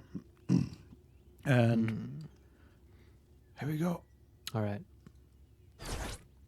Okay, so far so good. We didn't kill us. Yes, Much better than I expected. and we basically hit our location. All right. Still the stairs there? Almost. What was that? Oh god, I'm The so... Templar Squire hits the Lion's Stone with a weird artifact. Guys, There's another Templar around here. we somewhere, yes. We gotta somewhere get to out of our here. north. There's sleep gas right above us. We are 1 square away from the stairs. This is so exciting. The fuck out! By the way, you can Holy use... I mean, this might not be necessary, but you can use sprint, right? To get faster for a little while. Okay, we are out. We Okay. are on a different level. Oh my god, that was so tense. Man, we got away with, murder there. Literally. Murder, yes. Holy shit. And we got good loot. Uh-huh. Okay, I'm assuming that enemies don't follow you downstairs unless they're right next to you. That's usually how it works. Maybe? Yeah, I mean, you can get some distance from the stairs. But remember, there might be enemies here as well. I mean, primary objective now is to heal up, I would say. Yeah, okay. So I moved as far away as we can without losing sight of the Yeah. stairs. Wait until healed. We're healed? Okay, yeah, we're here. Okay. Oh my god, that's good. Okay. Okay, everybody take a deep breath. Yeah. So, Vincent, I was starting to think that that's not the way out, going up there. Why? I don't know. It just Just feels... a bunch of Templars just killing everything? It started with the centipedes, and that seemed doable, Uh-huh. if tedious a little bit. But There were a lot of those, yes. yeah, and now it seems just out of our league. I don't know. I want to go home. Yes. Yeah, seriously, we've got a bunch of stuff to cash Uh-huh. in. I mean, we can. Okay, you said follow the river, so we can follow the river. You could do that, or we could just go the boring way back, right?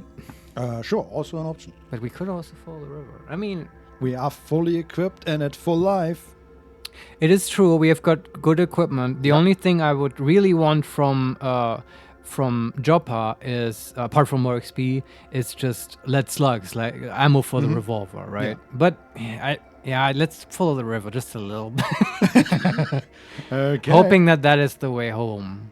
Yes. We're also hungry, so we might want to eat. You can do that now, right? Yes. It's safe here. There's already... Do you want to get to it? No. Can we just... Can we not make camp? Oh, okay. So apparently there's a campfire nearby, so we have to use that one. Oh, okay. I'm just going to click go to the campfire. Yeah. Does it work? I can't believe we got out of that, man. Easy. Yeah, holy shit. Teleportation is really good for noobs like us. Yes. Totally. It's just to get out of jail card. Yeah. Choose ingredients. Do we want to use more beef, beer jerky, and wine waver sheaf? I mean, I guess that gives you the same bonus each time, right? I don't know. Wasn't there something about it being Dynamic? Yeah. selected? I don't know fully what that means. Let's do it again, see if we get the same thing. Some shavings from a tortoise shell into a pot to Nice. eat the meal. Whenever you drink fresh water, there's 25% chance to get plus 32% max HP for 1 hour. Oh, that's more now. Wait, that's different. That's different. That's more max HP. yes. That's really good. That's a buff. yeah. Uh-huh. I hope that will trigger because we don't drink. Yes. We have 45 HP now. We'll Yeah. keep that in mind. Yeah, let's and watch out I'm for going to it. move south, following the river. Yeah, the river moves south. Mm-hmm. I mean, that's good, right? It should get us back to Joppa. True. Yeah. Building zone. Okay. Oh, there's a deep pool of salty water that way. Move south again to... Yes. I guess we are... Swimming in our steel armor. Yes. Okay, I already see there's a null worm about 12 spaces below us. Oh, we can deal with that. And there's giant pool of slime. Let's get... okay, somebody was shooting arrows there. The null worm begins sprinting. Oh. I already see a giant centipede as well. And there are some arc scones. Okay. Oh. And some friendly, trivial bats. And a lot of salt water. Okay, I also see... Are we back on dry ground, by the way? yeah, we are like on this very tiny corner of dry Right. ground on the right side of the river. Okay. There's a wet snapjaw scavenger. I don't know, are they coming to us? They Bats? should have heard of us by now, and that we're a menace to their kind. Something killed a bat with an arrow? Okay, I'm gonna do this. I'm gonna move up the map again, because we cleared this one. And then I'm gonna move to the other side of the river here. Yeah, because sure. I do not want to swim. Yeah. If we Good can call. all. Well, perfect. We ran into a group of 5. Well, okay, 6 actually. 6 creatures, but 2 of them are friendly bats. But Okay. we are. What the hell? We are in a choke point, which is very nice. There are a ton of slimy enemies. Dilute slimy snapjaw scavenger, wearing a slimy wet bronze longsword and a slimy wet shortbow. Sure. And an injured slimy wet giant centipede and a wet snapjaw. I'm Let's just gonna mow them down. Yeah. That one's dead. That one's dead. It's like whack-a-mole. Yeah. That one is not dead, even though we crit it. Well, it's dead now. Yeah. They're also fighting bats. Slimy wet cannibal. Oh, cannibals. Of Hostile. course. Average. Yeah. Sunshape has left her skin pulpy and spider white, and her capillaries are shot with blood, 2 shades too dark. And she's equipped a slimy wet club. Yeah. Feels good to kill cannibals. Yes. Can we freeze something here? Yes. We can hit the cannibal and an amoeba with a Sure. freezing ray.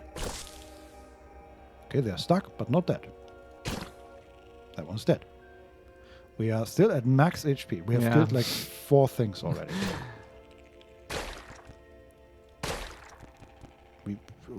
We have lost 5 HP so far. Sure.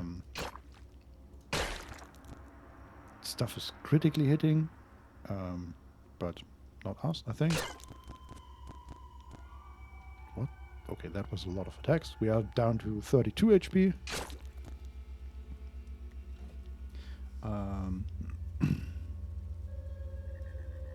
One of our wounds stopped bleeding. Okay, that's also dead. Oh, bloody, slimy, wet, eyeless crab. That is swimming. Ugh. And hostile average. Yeah. Okay. Just keep on killing. Yeah. Another one dead. Now we are fighting the crab. The bat is helping us. We have hit this crab like 6 times, I feel like. Well, it's got a shell, right? It's dead. Okay. Does it give XP? Yeah, 175. Okay. We killed so much stuff here. Yeah, but it's easy stuff now for us. So. Mm-hmm. Can heal up maybe.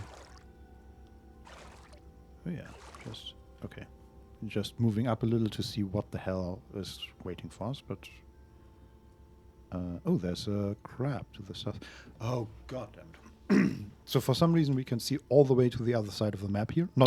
We cannot see Must be every light. single square, Yeah. but there's like a group of squares we can see. Yeah. And there's at the moment there's a crab on that square, and because of that we can't wait. Can't you move behind a wall or something? Yeah. Can we wait while we are swimming? Yes. Okay. There's a crab. We are at 33 out of 45 HP. Yeah. Let's kill this crab. That is fine.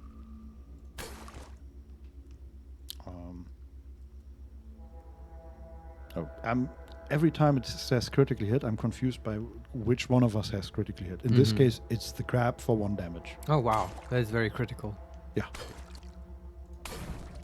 And now we have hit critically for 1 damage with a torch. And it has hit us twice. It is injured. We are at 25 out of 45. Yeah, just HP. kill it. We can freeze it. Just Oh yeah, sure. wonderful. Okay. Oh, there's also some loot. I'm gonna grab the loot for short bow and a human corpse, which I'm gonna leave. Can leave that, I think. Yeah. Can we rest now? Let's try. At 25. 45 HP. Woo! Yeah, and apparently I think our max HP isn't going up, right? Not yet, but we also... I don't think we have No? Used water? used water Okay, yet. yeah. There are some more bedrolls here and a staircase down. Down, okay. Let's just pop down and see where it is. Wait, there are still enemies here. There's a snow worm.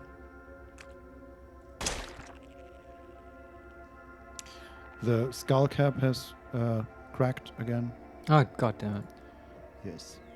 Move like that and hopefully freeze them.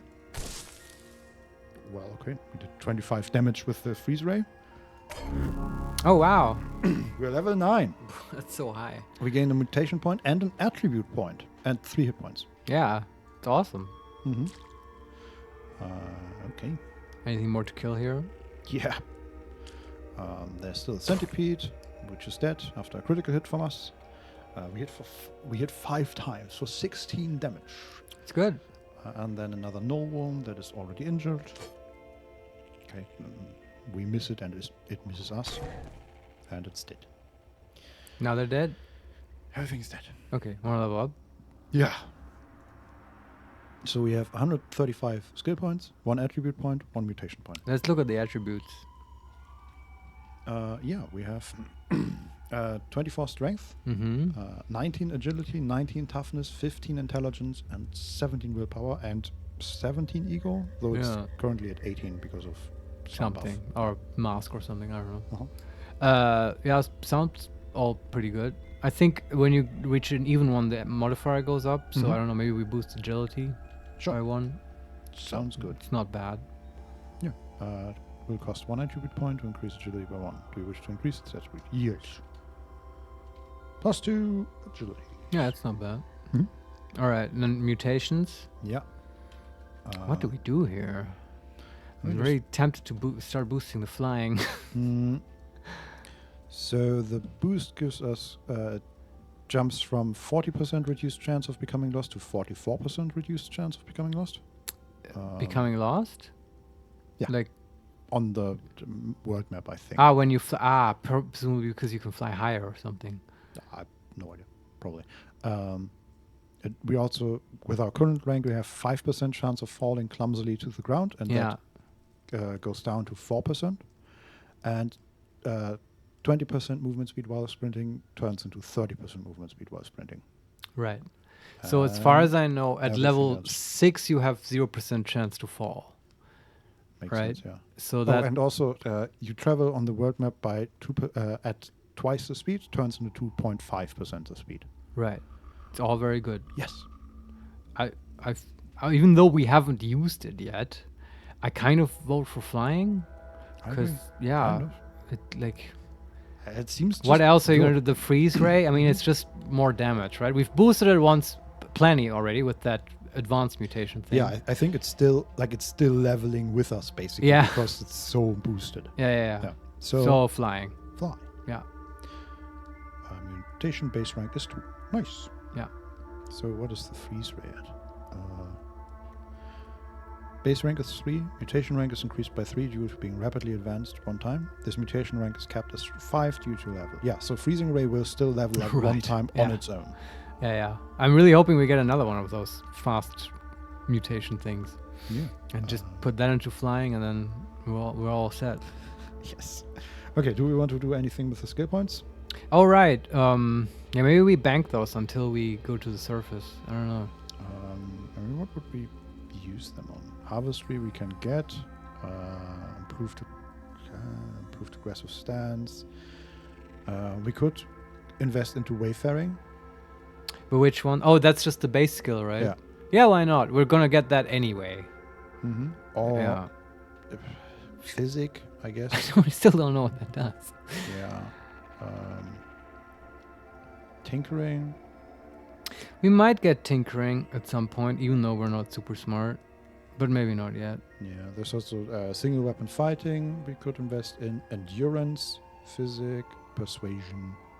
Yeah, what does endurance unlock? I don't know.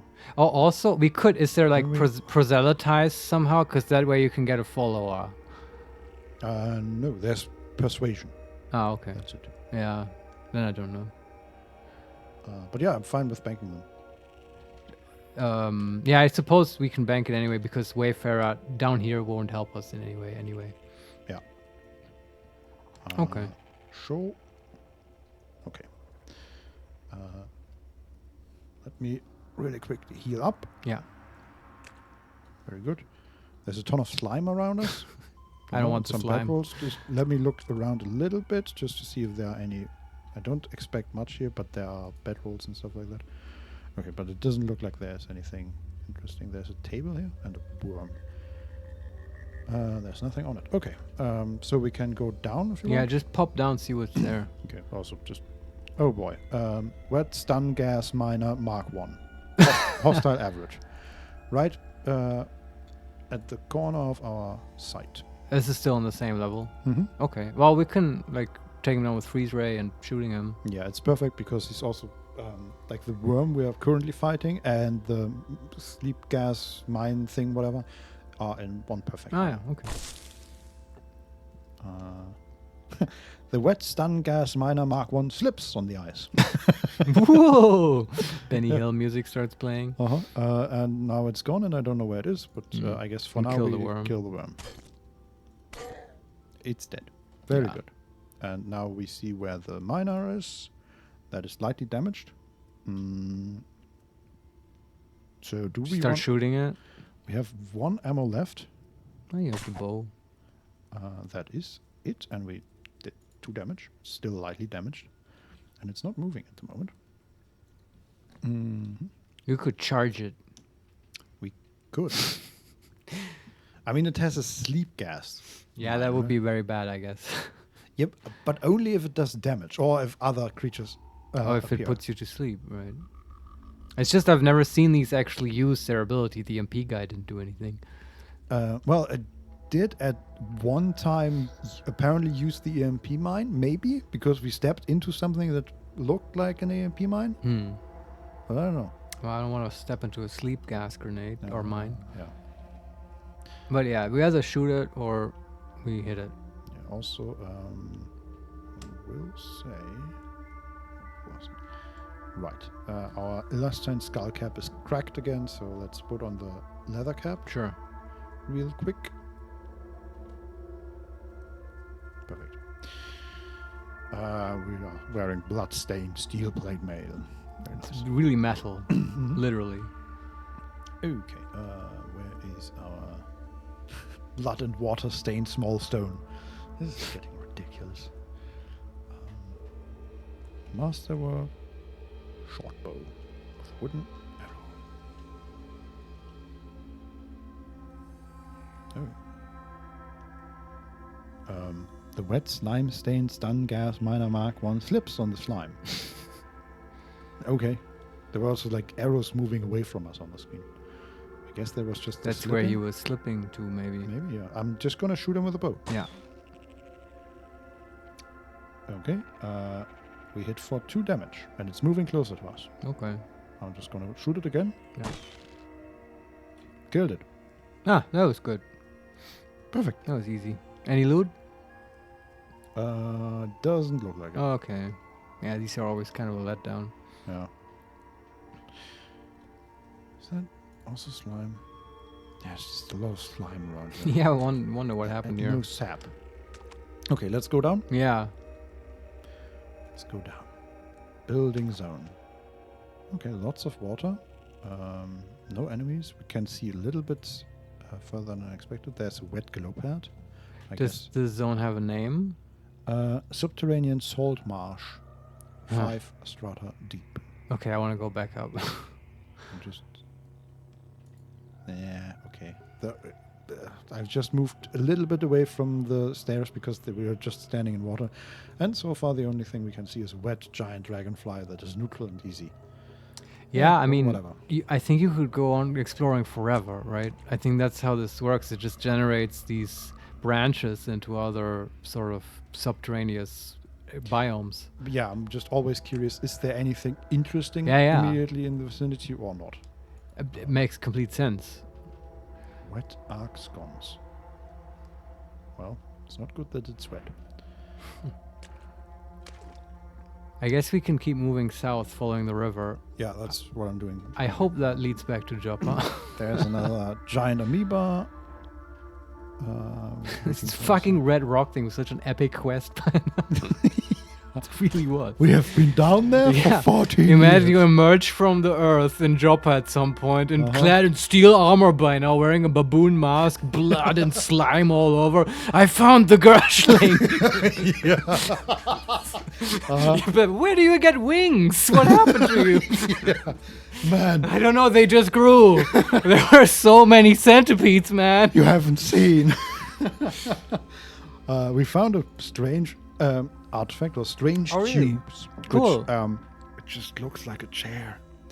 A puzzling artifact consisting of some strangely arranged tubing. Let's look at it.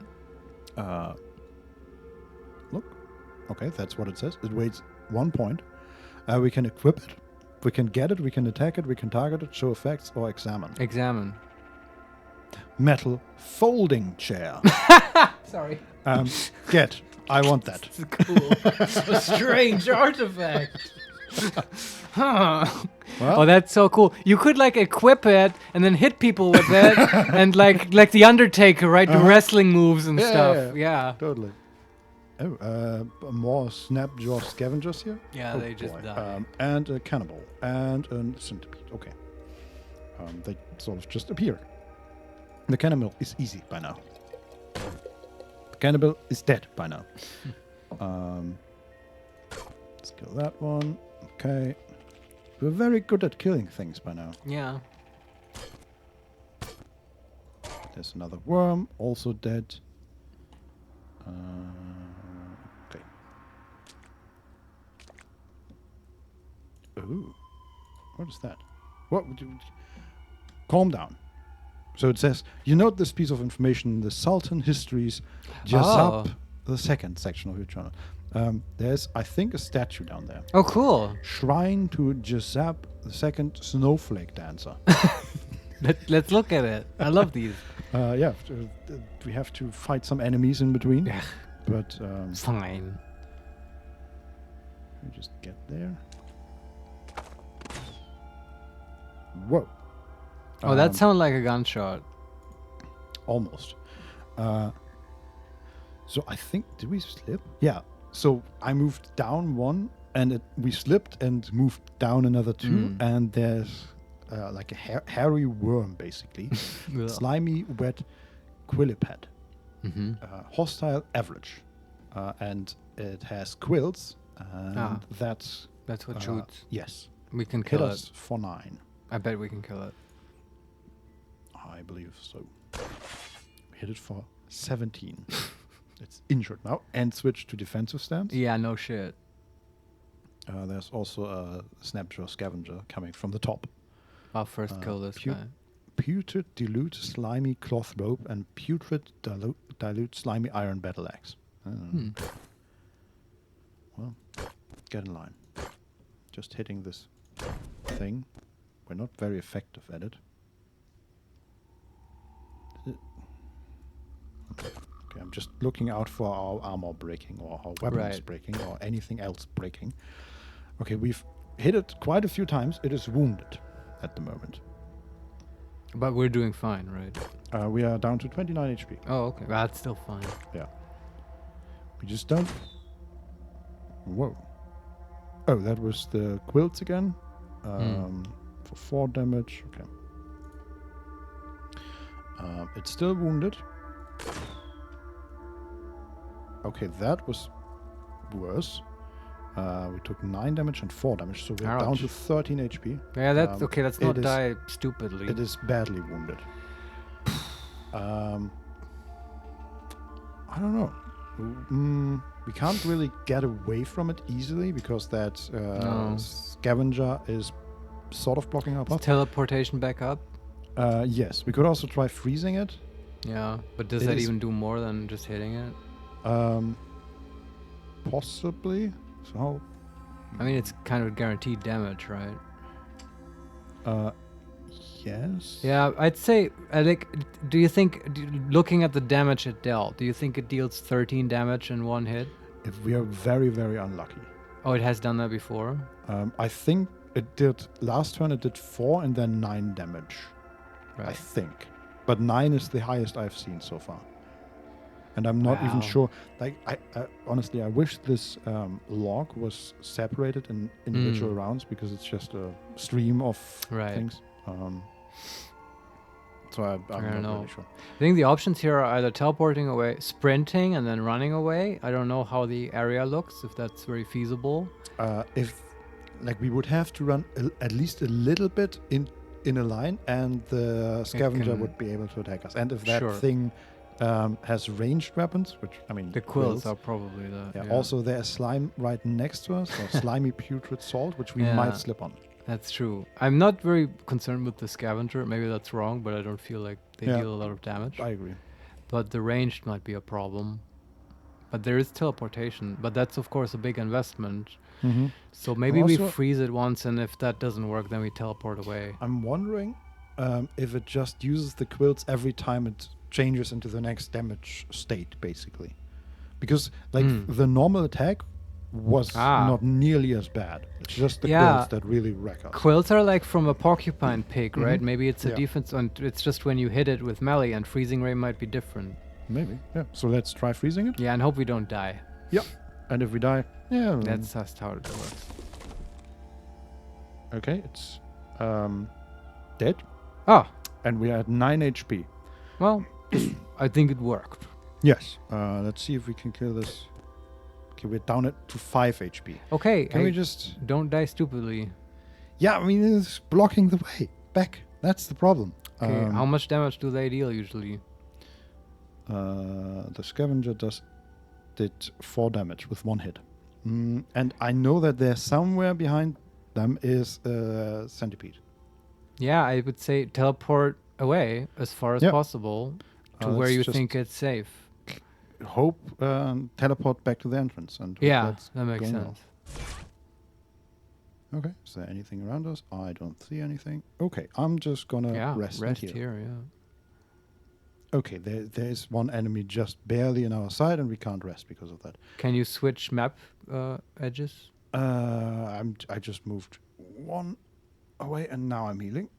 Okay. Hopefully that works. Yeah, okay, we're fully healed. Ah, Oh. that was good. But I think that was the right call, right? To not don't take stupid risks, even if it's inconvenient. Yeah, no, I was just like we had 9 HP. I was wondering if we hit it, we probably one-shot it.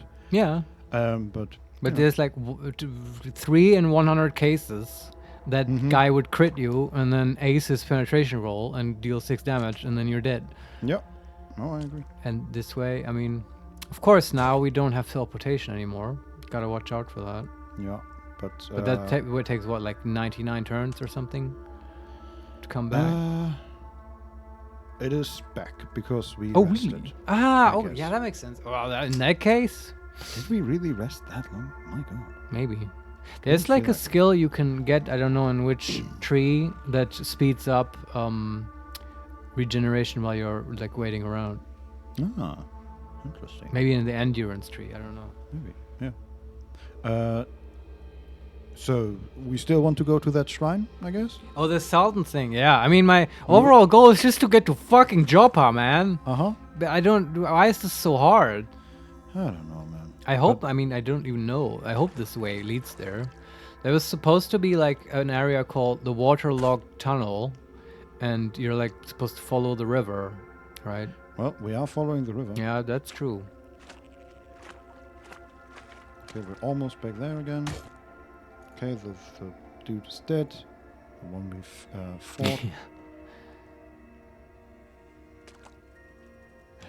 Slime, stop slipping. Can we? I don't know how to get there. This way? Guess we have to swim. Stupid. Okay, we are right next to the shrine. Yeah, let's look at it. Can look at it. The shrine depicts a significant event from the life of an ancient sultan, Jasap II. After striking a deal with trees, Jasap II convinced them to help him found a workshop in Burjava for the purpose of glass-blowing snowflakes. They named it the Workshop of the Frigid. Of course. Yeah. And I guess we do not want to desecrate or pray. We could try praying. Sure. I don't know what that does. Let's try. Yeah. You voice a short prayer beneath the shrine to Jasap II, snowflake dancer. I mean, we have frost stuff. It fits as our patron, Sultan. Yeah, I love that there's the Workshop of the Frigid. I bet that's an actual location that you can find. Possibly, yeah. Yeah. Nothing happened. Well, I do see another slimy, wet, giant centipede, but let's run. Fuck that. Yeah, we don't have to fight everything. We can just keep moving south. Yeah. Follow the river. Well, great. I followed the river, and we were immediately assaulted by snapjaw scavengers and brutes while in water.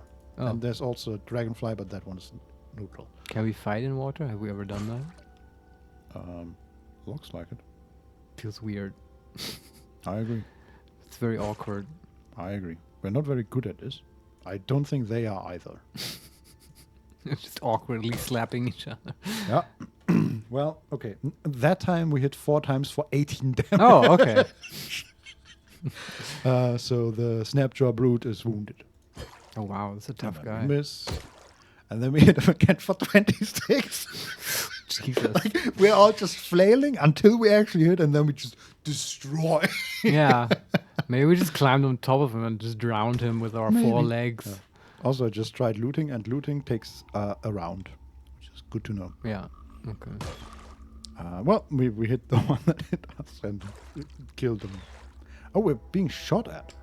By what? I can't see. Something Okay. to the south. Okay, that was a bat that was being shot. That one probably. That one is dead. Okay. With Desert Crease. Oh, there's also a camp south of us. More centipedes, more scavenger. Oh boy. Okay, that one's dead. That one's dead. There's a Nullworm, hostile average, and another Scavenger, another Bronze Battle Axe, and another Centipede. Cleaves through your armor. Your leather cap was cracked. God damn it. Let me just look if the other one is up again. Sealed, I know. Yeah, it's back up again. That's a really good, this Elastine. I really think that's its ability. Maybe. It's like refurbishes itself. I have no idea. I don't know if you want to re-equip that in battle, though. Probably not, yeah.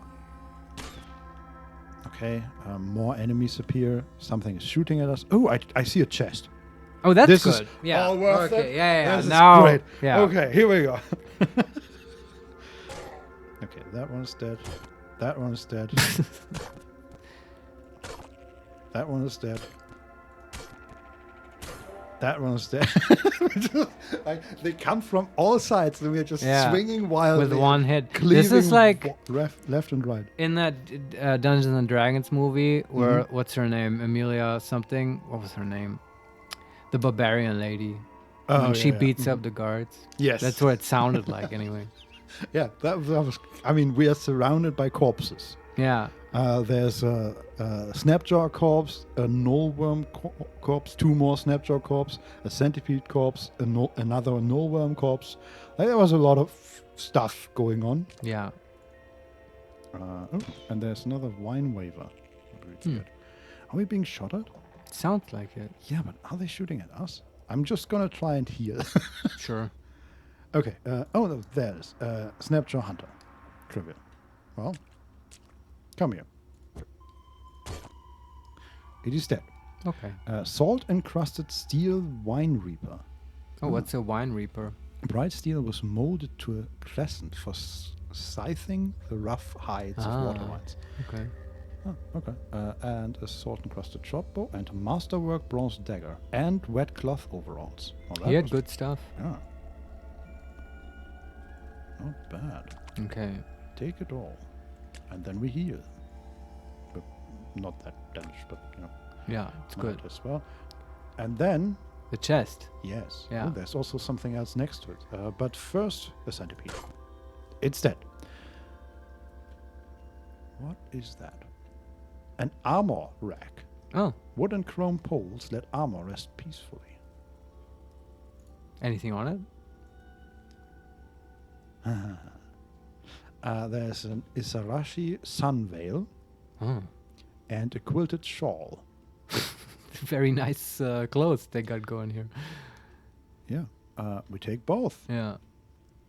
And the chest. Okay, there's fur armor, wine waver, normal staff, and copper nugget. Yeah. Okay. Not that great. Taking all these objects will put you over your weight limit. Ah. Yeah, okay, we'll figure that out in a second. Man, we have so much. I know, man. I want to go to town. Mm-hmm. So what is actually weighing us down? So, okay, we just have a lot of stuff. Yeah. You could probably drop the armor that has the least, I mean the fur armor or whatever, that has the least weight to value ratio. Well, we still have small stone, which I'm just going to drop because Yeah. we do not We need used to that. throw those, but that's not necessary anymore. And that was already 10 pounds. All right. We have so many weapons. So many weapons, Marius. Yeah, you can sell them for water. Yeah.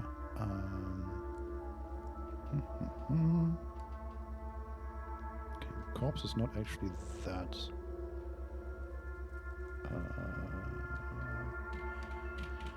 Heavy. Okay, we have 2 cloth robes, which weigh 10 pounds each.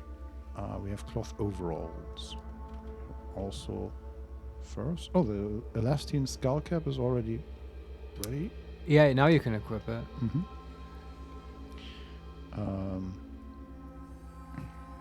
Okay. Want to sell this furs or the cloth robes? Just drop the furs. We started with furs. I mean, That's true. Can we do anything else? No, it doesn't look like it. Okay, we have 5 pounds remaining. to get rid of? No, to To carry, yeah. what is Man. that? What do you mean? You nearly mistake it for a boulder, and then you spot a crease in her hide as she draws a slow, hibernative breath. Suddenly you understand the saying among pig farmers. Always fear large rocks. Slumbering, hostile, very tough. Oops. Base demeanor, aggressive. Physical features, claw, claw. Asleep. Perfect. Huh. Do we turn the other way, or do we kill this thing? I don't know. It's very tough. It's too tough, I Yeah, think. probably. Yeah. And I was going to say anyway, like now we're full. Like even if we find more Mhm. cool loot, we can't really carry it. I'm like, cause like I don't know where we're going or how far it is. I would vote to just go back the way we came. Oops. Right? There's such a high payoff to get to town and actually cash in on all the stuff we found. Can we... Still don't know how to access the map, actually. I wonder if we could look at the map and see where we are. Yeah, I don't know. But I vote, just because we are already basically at the south end of this map, Right. Okay. to just go one layer further south Okay. and Sure. then see where that leads us. But we don't fight the slumberland. No, waterlogged tunnel. There you go. Okay. Forced rudder. Fuck. Now I. Yeah. All right. Okay. I guess we're doing this. Yeah, there's water all around us, so I guess we have to swim. There's a centipede. There's no centipede. What? Your boar skin gloves were cracked. God damn it! Hmm. But we have more gloves. I Yeah. think. Okay, we're fighting a null worm right now. Sure. That one is dead. And then there is a scavenger. A wet witchwood wreath. Come on this little island we have here. Okay. That giant centipede dies. Scavenger dies. That one dies. Oh, there's a bear. A I wet haven't bear. seen those in a while. We're just one-shotting everything right now. I love it. It's good. Bear is the first thing that actually hit us. In return, we critically hit it for 10 damage. Okay. We are down to 41 HP. How's the bear doing? Badly wounded. Yeah. Yeah, they're always tough. And it's dead. Okay. Equip the gloves. The other ones. I already see so much loot laying there. Yeah, but it's all trash. Like we're already full. Equip. Yes. Let me see what... wet iron mace. The bloody wet albino monkey braid. Okay, I want that. It's probably trade good, right? Shorn from the back of a sacred lemur. The hair is laced in a prophet braid. Yeah, and it's only one pound. Sure. Salty bloody iron battle axe, which is £5. An iron mace. You could And, consider dropping everything that's bronze. True. There's also the salty bloody witchwood wreath. Also £1. I'm taking that. Sure. And yeah, so iron battle axe and iron mace. That's a total of 11 points. I mean, the iron is probably worth more than the bronze. I agree. Let's see.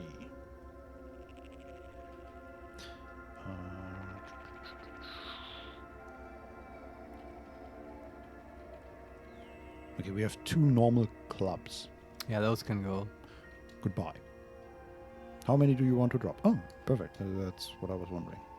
Okay, now we have 13 pound remaining, and we take the iron mace and the iron battle axe, and now we should be. Is there anything? There's more stuff coming. More enemies. I mean, we are 2 away from being full. All right. There are also a lot of bats, which are currently fighting. What was that? Your bloody wet steel plate mare was cracked. Oh. God damn it. Okay, we are in water and sort of surrounded by enemies. Not really, but there's a centipede next to us and a nullworm. All right. There's a scavenger waiting for us with a leather cap and 2-handed iron longsword. and there's another null worm on the way. Start hacking. See if we can freeze some of them. There are 2 of them in a line. That was good. Killed 2 of them. Okay, 3 of them are dead. And 4th one is being attacked by 3 different bats and dies. Not his day. No. And we're out of the water. And immediately there's another null worm and a giant centipede. Yeah. Of course. I'm gonna... no, we can't take that. Oh, there's also another eyeless crab. Your wet leather gloves were cracked. Wow. Also, somehow we're down to 26 HP. Oops, I Mm. didn't look out for that. I hope we're still okay, but I guess... How many enemies are there? 3 at the moment. Yeah, just kill them. Okay, 2. We're down to 23 HP. 20. Your health dropped below 40%. Yeah, we're down to 19. The null worm is badly wounded, and the eyeless crab is perfect. The worm is dead. We're still at 19 HP. Yeah. Also, a lot of bats around here still. But they're neutral, right? Yeah, well, neutral in the way that they are fighting for us, kind Yeah, of. mm. We're down to 15 HP, Oh, and the man. crab is injured.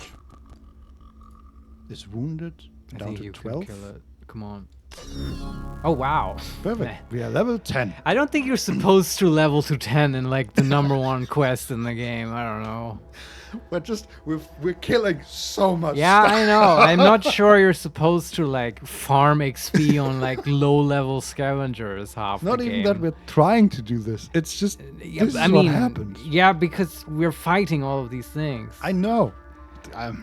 Like, you know, I don't know how the map looks. I'm just, you know, you might consider running past some of them at some point. Sure. But let's level up first. That's always exciting. Yes, I agree. So we have 205 skill points and 1 mutation point. Yeah, we put that in flying, right? Seems Just good. get it up to Yeah. 6. Freezing ray is now 6, by the way. Okay, yeah. So from now Maybe on, next level will be Yeah. we'll get a gain out of actually leveling it. But I don't even know if I would want to, right? It's just okay, more damage, I guess. seems like 3% chance of falling clumsily to the ground for the next level, and 3 times the speed on the world map. 48% chance, reduced chance of becoming lost, and 40% plus 40 movement speed while Yeah. speeding. That's gonna be awesome. Oh, and also you can jump 1 square farther, turns into you can jump 2 squares farther, and you can charge 2 squares farther, turns into you can charge 3 squares farther. That's pretty cool. Yeah, I agree. Yeah. Okay, let's have it. Hey, we have wings. We're good. Okay, we have Can you heal up? We have 205 skill points to spend. Yeah, it's true. But yeah, I don't know. Maybe the endurance thing to heal faster. Sure. It's also still the wayfaring. Did we ever do anything with just single weapon fighting? I mean, do we even want to use just single weapons?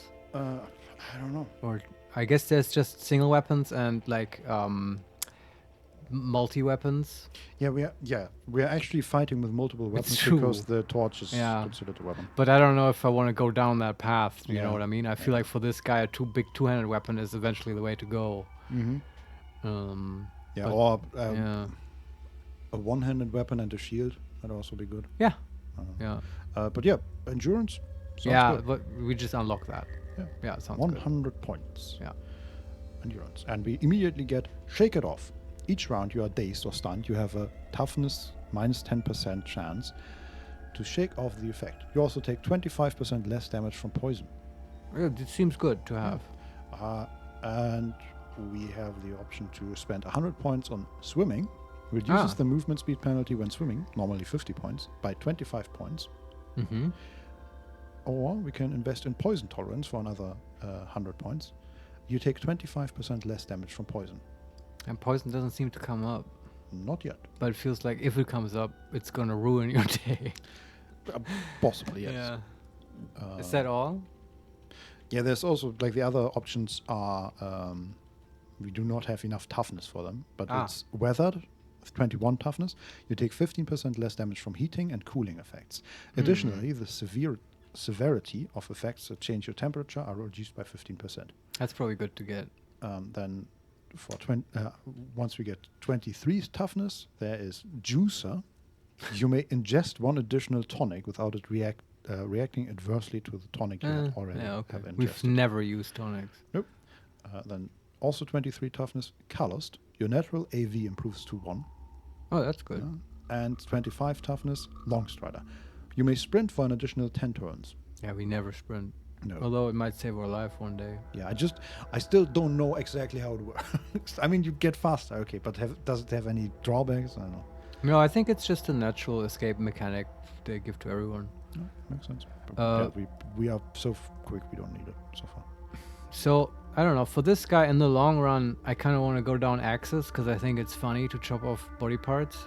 True. And it works with our high strength. Mm-hmm. But we've never find a good axe.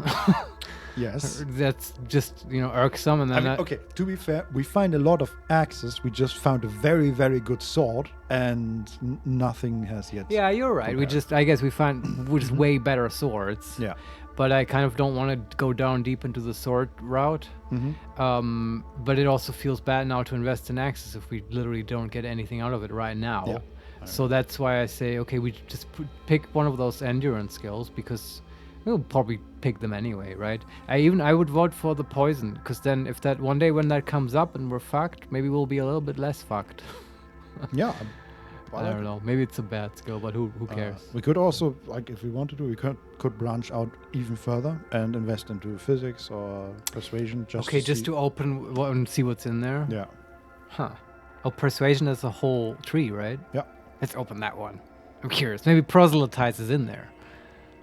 Persuasion, 100 points. We have then 5 remaining. You've gained the activated ability Menacing Stare. Feels fitting for our guy. You stare down a nearby opponent and send them fleeing in terror. Okay, and this is the ego skill tree. Yeah. The first option is Intimidate, 17 ego, which we have, but it costs 200 points. Yeah. Cooldown 50. You try to terrify adjacent hostile creatures. 1d8 plus ego modifier. 1d8 plus ego modifier. Penetration roll versus MA. On success, a frightened creature flees from you for 44 rounds. I mean, it's AoE fear. It's pretty good if you build your character for this. Yeah. Or at least you have a high ego character. Mm-hmm. And the other options are Berate for 19 ego and 150 points. Cooldown 50, you shame a nearby creature for 66 rounds, giving it a -4 penalty to DV, to hit, 8 ego, willpower, and a -10% penalty to quickness. And if I see that correctly, there's no save or anything. You just do that. Mm-hmm. Yeah, also interesting. Then also 19 ego, 150 points. Snake Oiler. For purposes of bartering, your ego is treated as though it were 4 points higher. Oh, okay. Okay. And then there is Proselytize. Yeah. 23 ego, 300 points. Most expensive skill we have seen, I think. You persuade an intelligent creature to join you. Yeah, see, that's kind of cool. Uh-huh. But that's high ego requirement. And We don't have that. Yeah. And finally, Inspiring Presence, 25 ego. Your words embolden your companions. That's cool. Yeah. I think you also, could. I like that there's no further description. Yeah, it's true. Yeah. Yeah. But that probably is good if you have lots of flaws. And it's interesting. There's probably a build there where you build like some kind of mental mutant with lots of ego. Yeah. And then that guy just runs around and has follow us and lets them fight for him. Yeah. That's the build. But okay. Sounds good. But it would also, man, the early stages of that build would be difficult. Yeah, it's true. Yeah, I have no idea how mental mutations, how good they are and stuff. But okay, that's well. 5 points. And 0 mutation points, 0 attribute points. Okay, let's heal if we can. Yeah.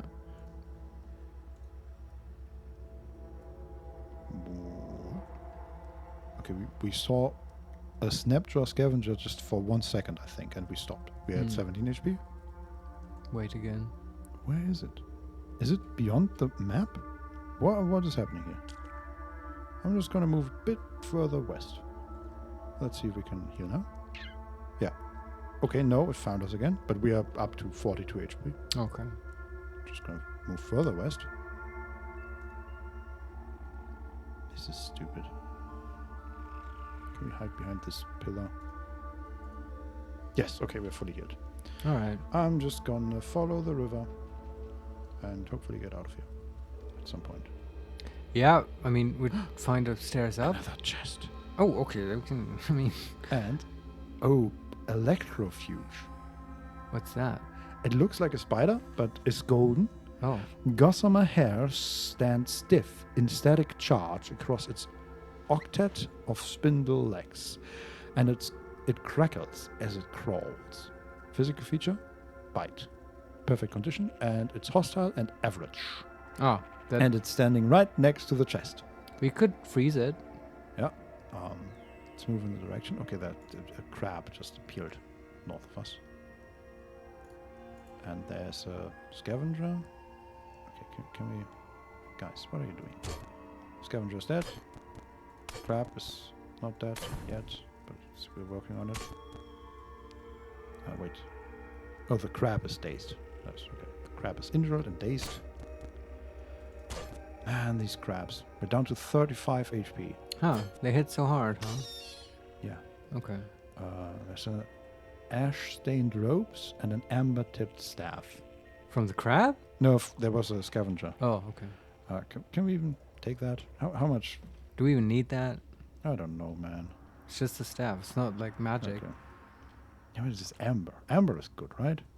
I'm also gonna move away from Maybe. this. Wait, is that? Oh, there's a chest right below us Hmm. as well. Heal real quick. Yeah, we can't heal here. We heal here. Yes, okay, we're fully healed. I'm gonna go into the water and to the chest. Okay. Whatever happened to that electric thing? I just moved away from it for now to. Okay. Also, there are two chests.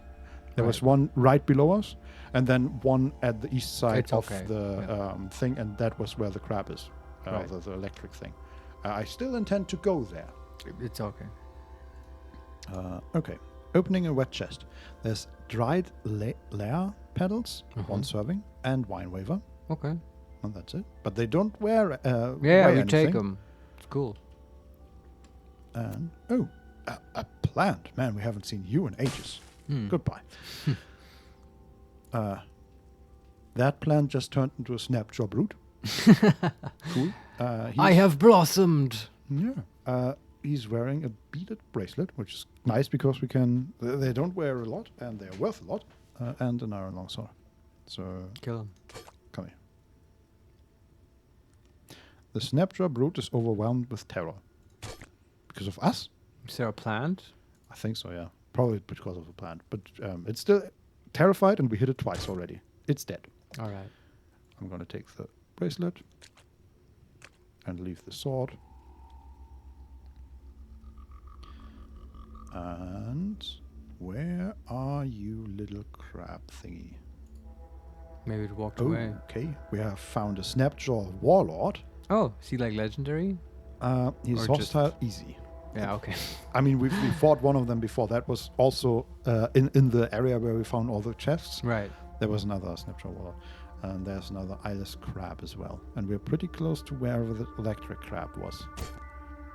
See if we can fight the warlord that's wounded already. That one's dead. We dropped the staff and that's it. We're fighting the crab now. A normal crab. Just a random crab. Already injured. We critted for 6. We hit it for 8. It's dead. Wonderful. Where is that electric crab? Why don't you just loot the chest? I mean, maybe the crab walked away. I guess so, yeah. Well, okay. Leather armor, star apple. That's a food. Oh, that's cool. And copper nugget. I don't know if the armor is worth it. It's probably Can too we- heavy.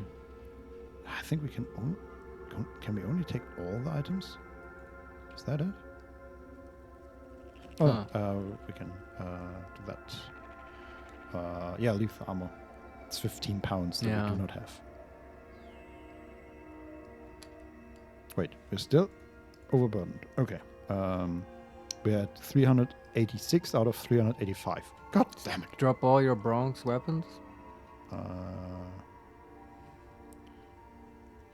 Sure.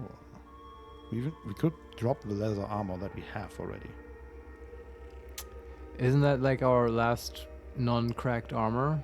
No, we have a studded leather armor that is not cracked. Oh, really? Yeah. Oh, okay. I don't know. It's our normal, The plate got cracked at some point. but it's fine again. Yeah, that's weird how that works. I agree. Yeah.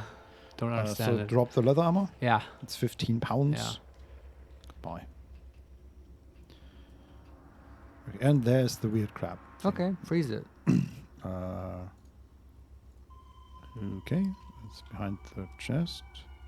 Are you coming closer? Yes, you are. 13 damage, and it's frozen. Wounded. Hey, now we can, for the first time, we can charge. Oh yeah, let's do it. Supercharge. It's dead. That was easy. 62 HP. XP. Okay. It's not bad. Okay, and then with these things done, we follow the river. I guess. Right, so end here. What's the, oh, the bat. Okay. There's another snapjaw scavenger. Come here. Wonderful. Getting the burnous and leaving the axe. And okay. So do we just continue to follow the river? Where do you... This is the map edge? Yeah. Can you pop south and see what the area is called? Mm-hmm. Waterlogged tunnel. Yeah, then... Forced water deep. Yeah, that's probably correct then. To go here and find an upstairs here. I don't know. Okay. I have no idea. But yeah. Well, we found a frowning moon mask. Oh, okay. That's pretty cool. What does that do? Oh, there's also a wet cannibal that is swimming.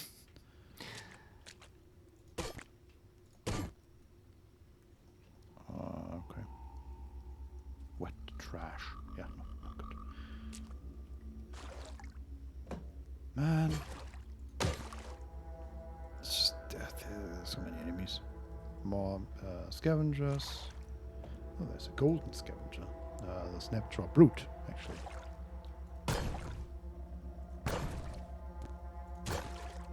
That one is dead. He dropped a bronze longsword and a pocketed vest. There's also this one. How much weight do we usually have left? Oh, 9. Okay. Can we get that? Okay, we got the vest. Okay, I think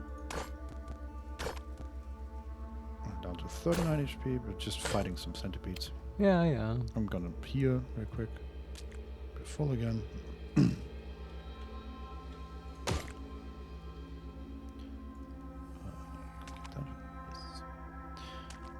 Following the river.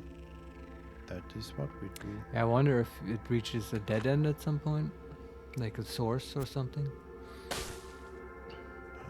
don't know.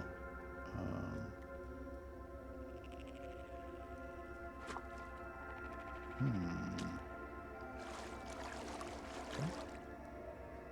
I'm just swimming through this very deep water. We are being shot at.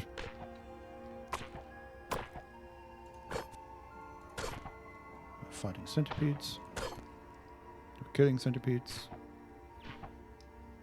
The shots at us are not very successful. Fighting centipedes. Oh, what is that?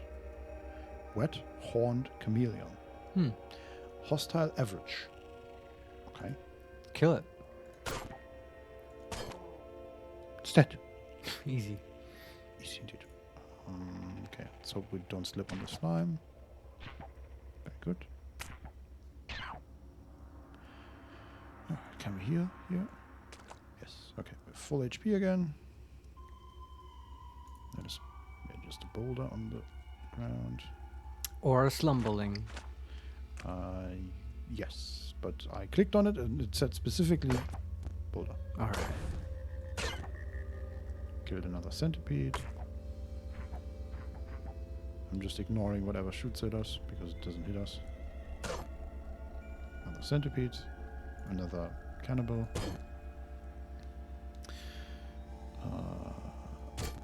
Another golden snapjaw brute.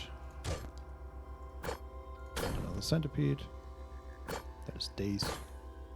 Okay. Oh, bloody compass bracelet. Oh, I'm gonna take that. you already have one of those, right? Yeah. But you know. I guess you can wear 2 compasses and then compare, so you're really sure where north is. What if they don't match? Ah, fuck. Then you don't know which one is the right one. Okay, imagine they point in opposite directions. What do you do then? That would be bad, yes. Yeah. What's that? Is that a crab?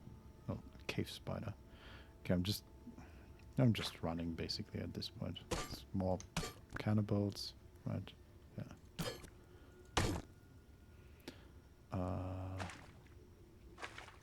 What is that? Wet trash in the middle of the water. Who does that? Is that? Where'd go? Waterlogged tunnel. Okay, we reached the next map. That is called Waterlogged Tunnel. Yeah. I'm just gonna continue here. I think it's correct to keep going south. Yeah. Because normally, right, there's like, spoilers, there's a secret entrance to this waterlogged tunnel thing right in Joppa. And you could go through that route to get to the Gershling corpse, right? Ooh. It's either go north and go down at Red Rock or take the waterlogged tunnel to the corpse. And we're doing both. Correct. Yes. I also found some a shawl. Still being shot at and killing snapjaws. We found we found stairs, but they go the wrong way. God damn it! That always happens. Oh, we found a weird artifact. Getting that. That's cool. Oh no, we're overburdened. Damn it. Well, you can just drop armor. Yeah, I'm dropping the cloth robes. Sure. Drop. Can we just drop one? Yes.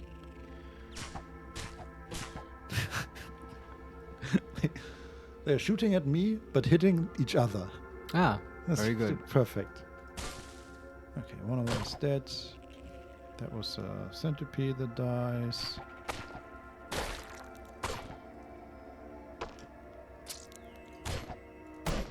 Like, there are a lot of enemies that just doesn't matter, really. Yeah.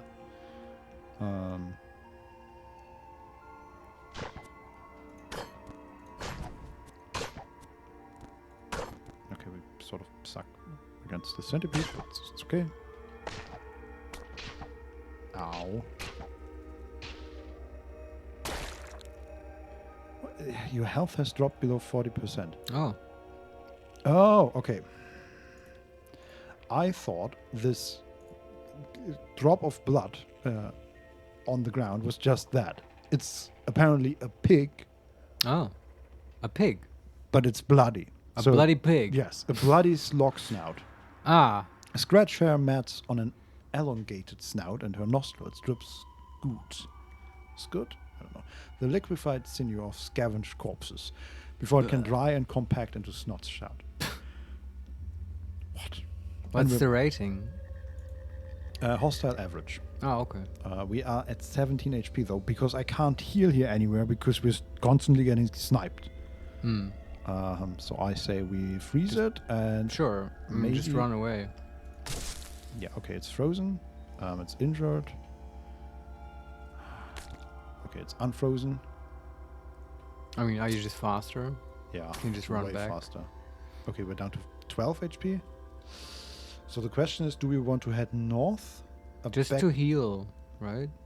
Yeah, so we are standing right next to the stairs, and I'm wondering, is it a good idea to go down? No, it's not. Probably not, No. right? Okay, You wanna heal up We are first. at 5 HP now because these, Why do they deal so much damage? Is this just the seed shooters? I don't know, a slug hits you from Oh. the southeast for 7 damage. That's like someone's shooting bullets at you. Yeah, the bloody snog snout critically hits you with a slug for 2 damage, and then for 7 damage. I guess it can like sneeze out stuff at you, maybe. Apparently, yes. I don't know. I think it's time to teleport. I agree. Let's Like north, away from the slug snout. let's teleport to the edge of the map here and Sure. hope that it works. Yeah. Okay, that kind of worked. And now just heal up. You died. You were killed by slug snout. Wow. It's Seriously? It's half the map away. Holy shit. How did that Well- happen? Did the projectile like follow us? I don't know. Wow. I can't even see it. Holy shit. Well, Or does it like deal damage over time? no. Slug It hits hit you just now. Yeah. Wow. Don Solarione, Sniper Slug. Yeah, it really Apparently, is. Yes. But yeah, that's how it goes in these games, man. Yeah. Yeah, just took one risk too many. Yeah. And we don't think- know the lethality of the enemies, right? Yeah, I think I just didn't realize that one of these projectiles did a lot of damage and the other 2 were just dealing 1, if any, damage. Yeah. Um, But that's okay. yeah.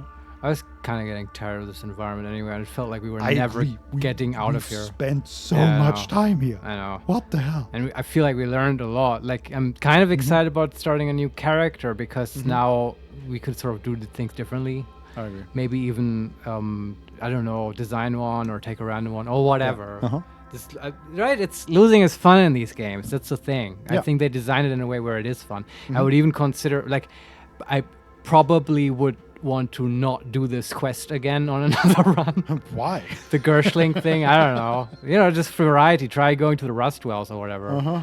I do feel like it was a good run. Like, we had cool mutations with the flying, which we Yeah. never used.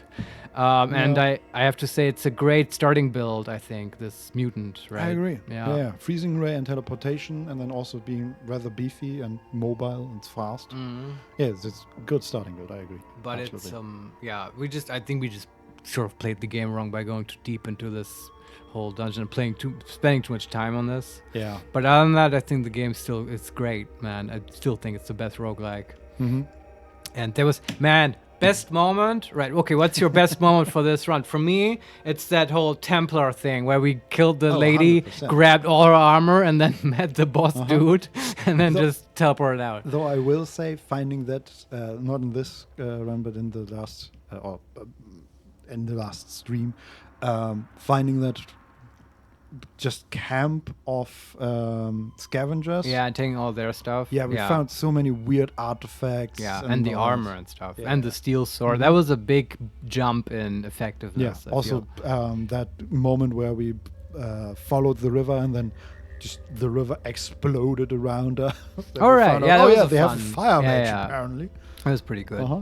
And I also think like we just did a good job on the baboons at the very start, which is boring Yeah. and tedious, but we just got I a agree. couple levels there, Yeah. and then everything else was a bit easier, not as lethal. Yeah. But I did yeah, notice that the HP start coming in slower, right? Because we start by gaining Possible, like yeah. 8 HP or something, and the last 2 levels we only gain 2. yeah, maybe So it slows that down. slows down quite a bit. Yeah. But yeah, But that it's, was it's roguelike, I guess. yeah, that was the story of Norok or whatever. It's you died. You were killed by a slug snout. Yeah. Let's press space. Yeah, see what we. Game summary for Yes. Narok Kashamet. And there's a omega symbol behind Kashamet. Mm-hmm. This game ended on Thursday, 28th March 2024. Yes. Yes. You were killed by a slug snout. You were level 10. You scored 13,219 points. Yes. You survived for 9,138 turns. Yeah. The most advanced artifact in your possession was a rubber gum injector. Oh, really? Okay. This game was played in classic mode. I assume that all the injectors have the same advancement level, but I don't know. I don't know. Chronology for Narok Kashamet. On the 10th of Tebek Ux, you arrived at Joppa. You journeyed to Red Rock. You slew Bushohov Ob, the fearsome snapjaw fire snarler, Oh yeah. the named enemy. Very I'm cool. a fire snarler. Yes. Twisted fire snarler. Sorry, I had to say that. You fetched a trinket for an old man. You fetched another trinket for an old man. your genome destabilized and you gained the wings mutation. On the 19th of Tebet Ux, you were killed by a slug snout. Very undignified. Yes, Yeah. I agree. Yeah, but okay. What an epic story. S or F1 to save tombstone file. Sure. Save it. Sure. I'm not sure what that does, but Me neither. why not? Your tombs. Okay. It was saved somewhere. And then we hit escape. Yeah. And we're back to the main menu. Yeah. Ready for next time. Yes. Yeah, Good. it was a good run. I feel like we learned a lot. Yeah. I feel very equipped to do this again.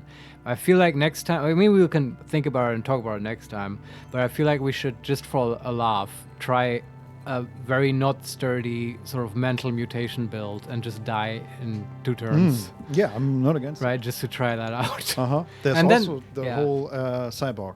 Absolutely, right? yeah. And those, I think, are also actually pretty survivable. And maybe we try that after a true mental mutation thing that will go horribly wrong. Yeah. I don't know. There's lots of possibilities here. Yeah. I'm also Um, super curious about just randomized builds. Oh, yeah, that too. Absolutely. But there's like this.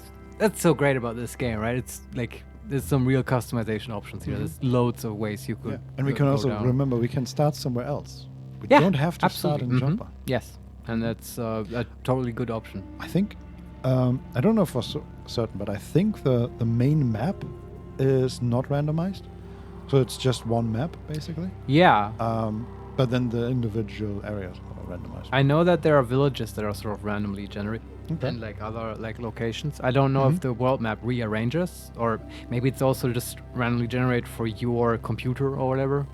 Well, I say that because I was looking for screenshots of Caves of Qud, Right. and on the main website of the game, It's always the same map. the one image that I found was the same map. Yeah, and it's probably always the same with like random locations put in it, I would assume. Possibly, yeah. Yeah, but it's cool. Yeah, next time I definitely, I think, want to do more overworld travel and just explore Yes. what is there. Yeah, I agree. Yeah, anyway, Yeah, so, I mean, so much to do. exploring caves is fun, but For a while. if it means slaying about 400 centipedes, Yeah. I don't know. No, it's just too long. It's fine to explore caves. I just want to occasionally head back to town and cash in and sell all my stuff. Yeah. And then, right, like that was an unused resource for this run, right? Because we basically had a lot of cash on us. Yeah. And could have either bought stuff at Joppa to improve our build, or just traveled to, like, I know that in the 9-day stilt or whatever it's called, there's just a bunch of randomly generated traders there, right? And you're supposed to go there and like to buy a bunch of cool stuff. Yeah. And that was sort of unused resources, but oh well. Yeah. I mean, we didn't even know how long that fucking tunnel was and stuff. No. And yeah. But And we only followed it because you looked into the wiki and you said it was a good idea. you got some problem, Vincent, huh? You want to go outside and settle this? Huh? You got some problem? I looked at the wiki, huh?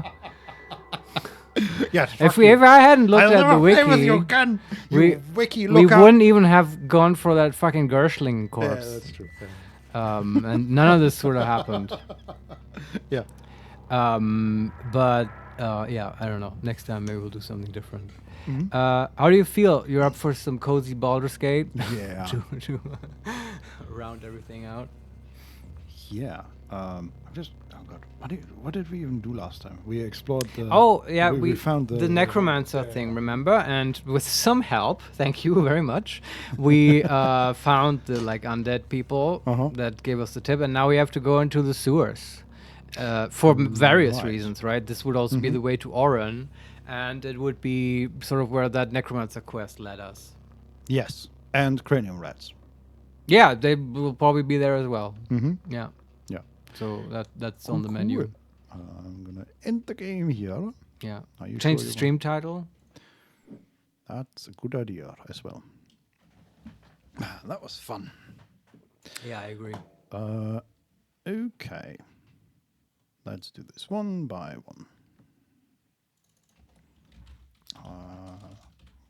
Cozy Act 3.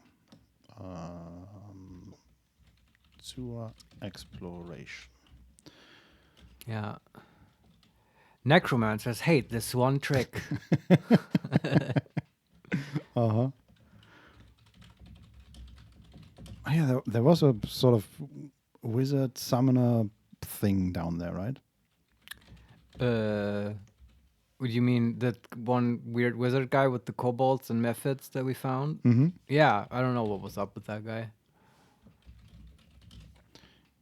Okay. There we go. And then we can open Steam and start Baldur's Gate. And I will also change the scene to this. Perfect. Now my camera is in a different place. Yeah, it's actually quite similar. It's just okay. a little bit more into the corner. What? Running install script. Was there a patch or something? Yeah, just a tiny bit. Very small.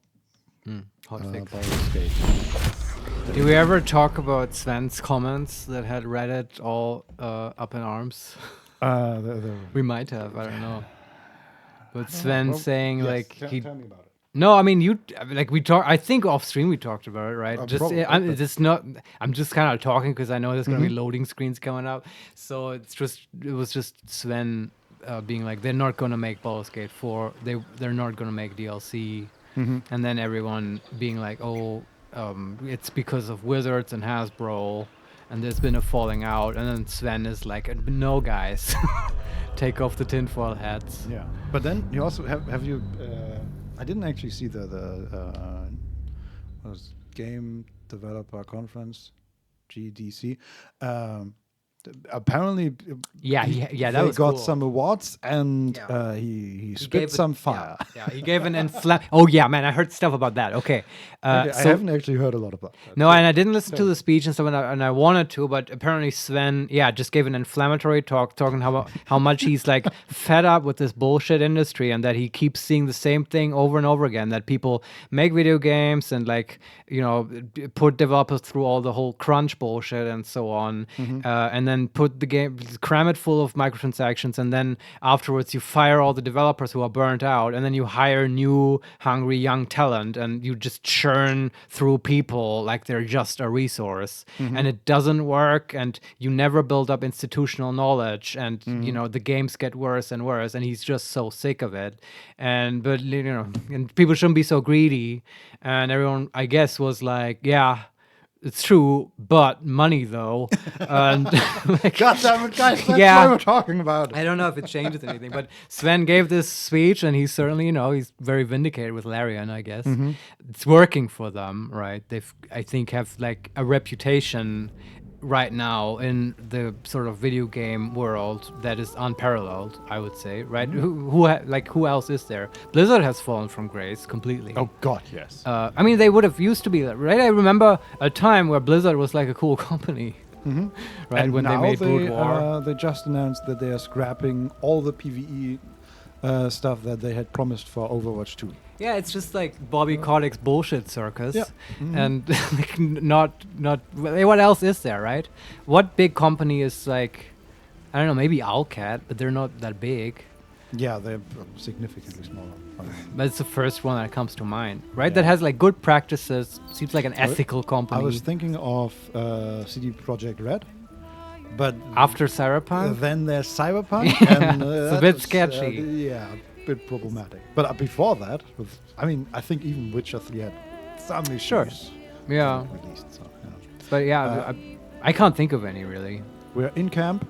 Right. I think we were about to rest. Hold on, I have one more thing to add to that. You're gonna like it because I didn't hear this from very many sources, but I'm just saying we could rest and then I could buff and you can keep talking. Oh, okay. Well, I'm sure I'll find stuff, but it's just a quick thing. Okay, yeah. Someone said that on GDC, Tarn Adams also gave a talk, right? Creator of Dwarf Fortress, and he said the same thing as Sven, but was like much more belligerent and just like flamed people and was like, he's tired of this crap. I don't know. I haven't listened to that one as well, but I can really imagine him going full berserker dwarf mode.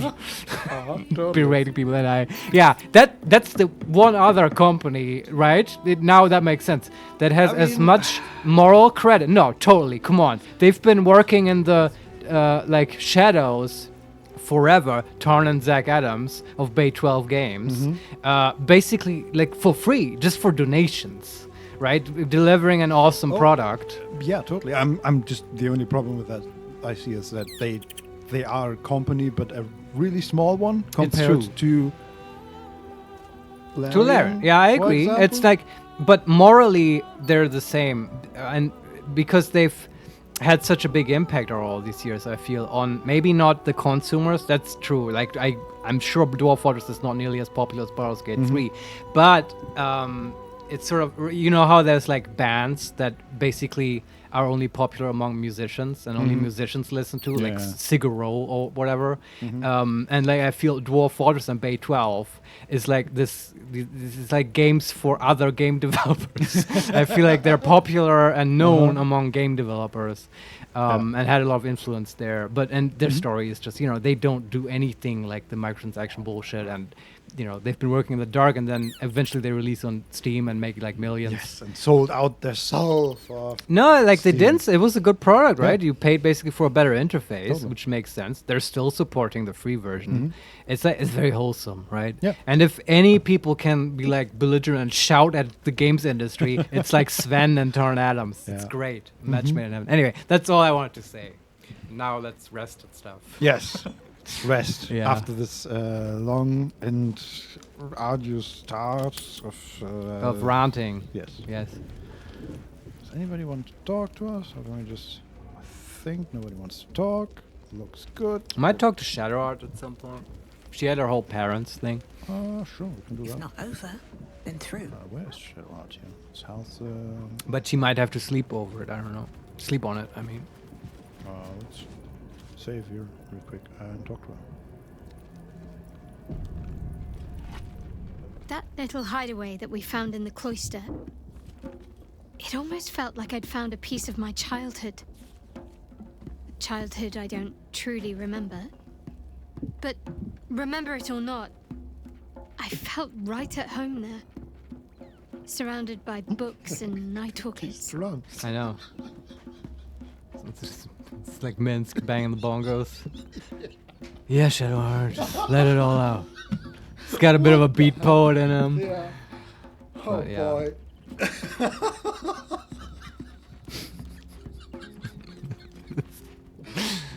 That Yeah. really tickled me. But yeah, I guess she's talking about that hidey hole Yeah. where she was with her friend. We can ask, why did you even need a hideaway?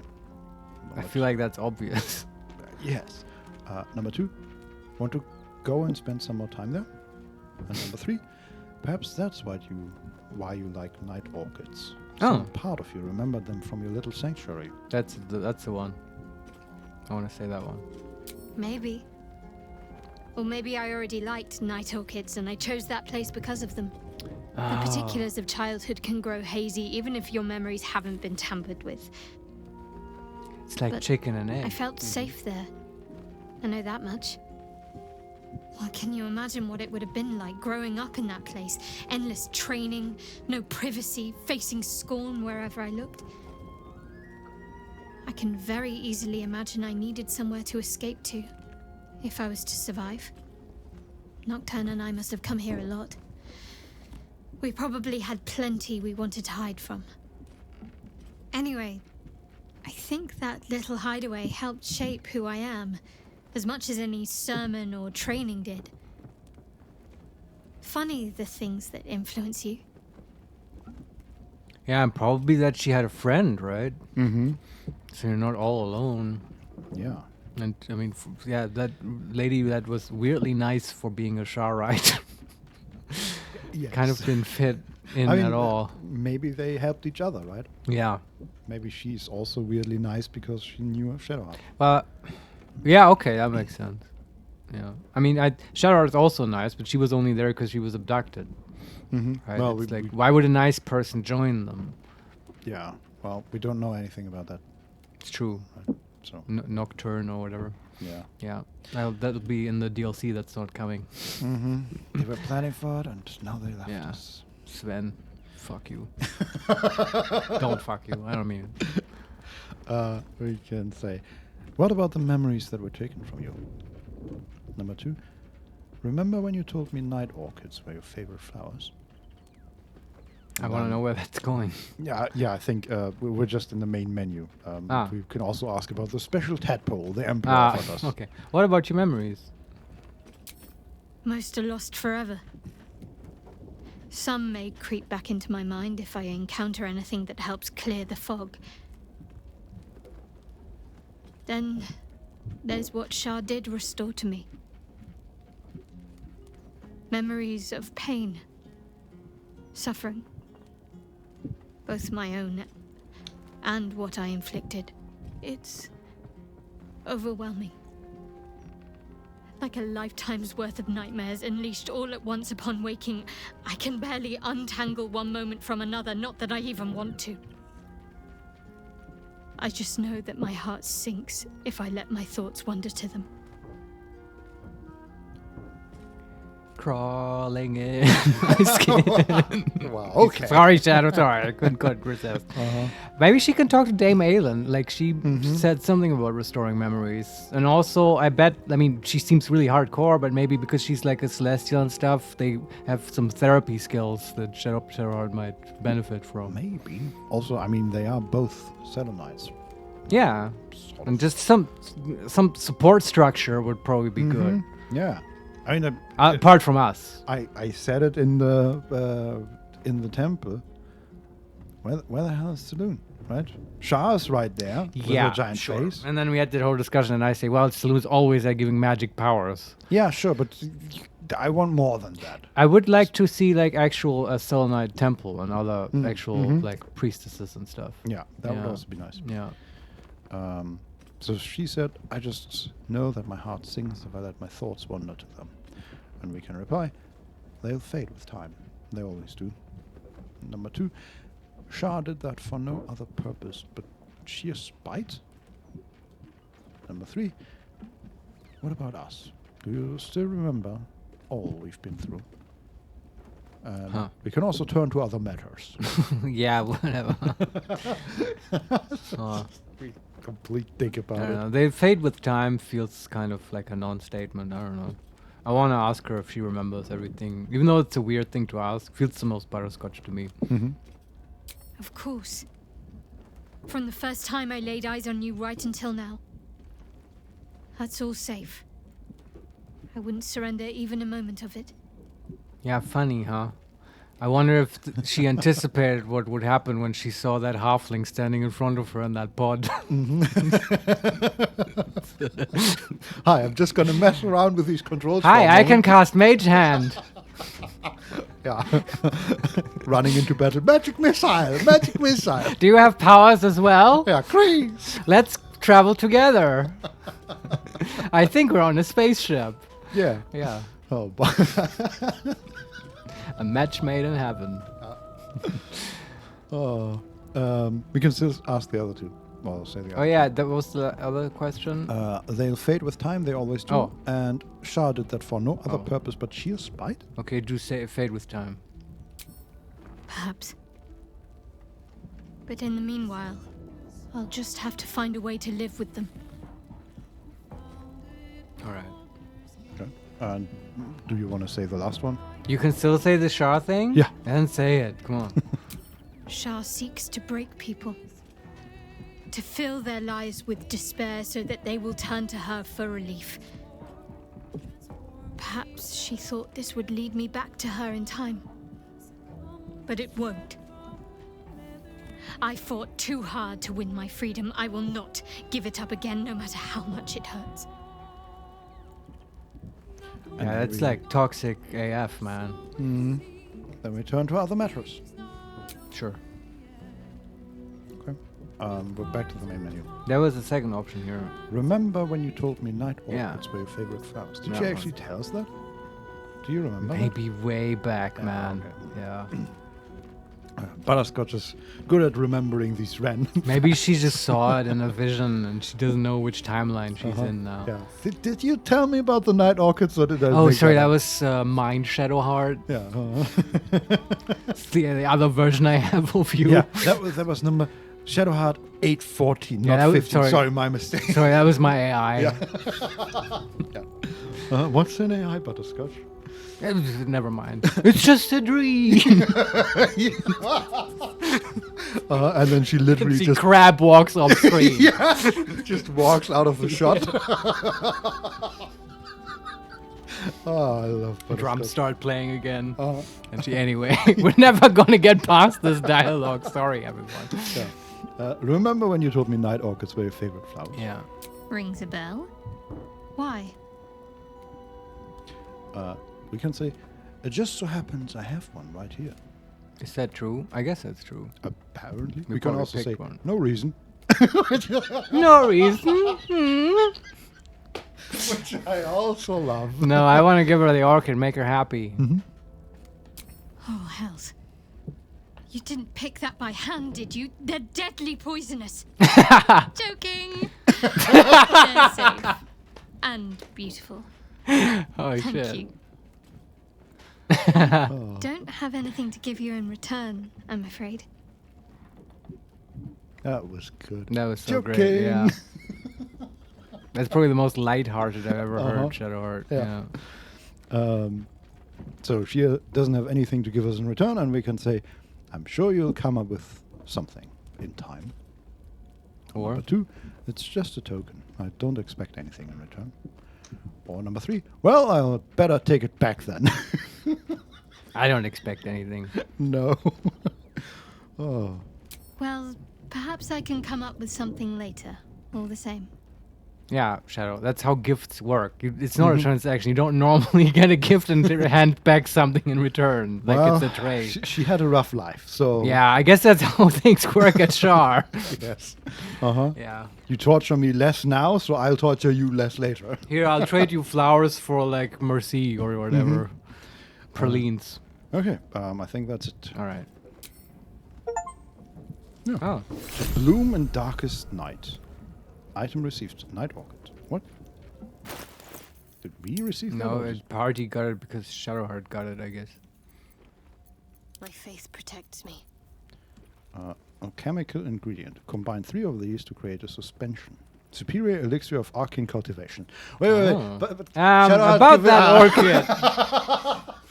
I know I We said it's just a token, but yeah, I need going. this. And see, like, then With haste. Gale's gotten back into his addiction, and he says it really helps him. oh boy. Okay, let's sleep. Yeah. Select. Perfect 80. I love it. For rest. There's a statue of a woman. Doesn't look like anyone's been here in a while. Perhaps people lost faith. Or forgot about it. We're outside. I wanted to come here. To see if I felt anything that I hadn't done before. Now that I know what I know. Now that I know who I am.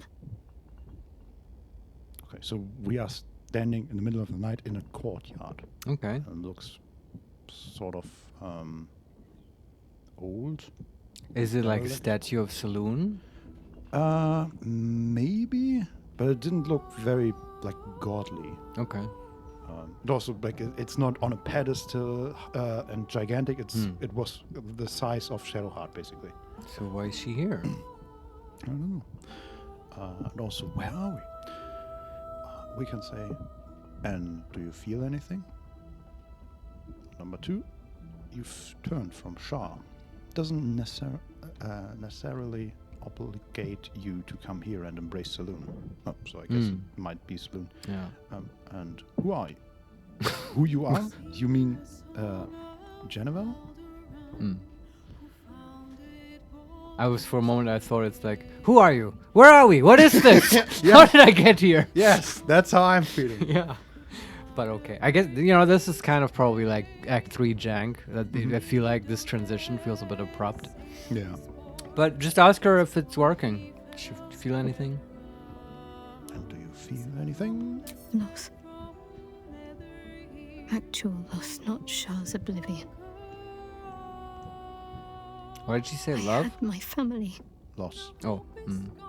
for too short a moment. Now they're gone. By my hand. Yeah, well, good talk. I'm gonna go back to bed. Yeah. Oh boy. We can say they are not truly gone. Remember the moon modes. Number 2, you did what was necessary. You freed them and yourself. Number 3, you made your choice. Now you have to live with it. Or we can say nothing. Say number 1. It's true.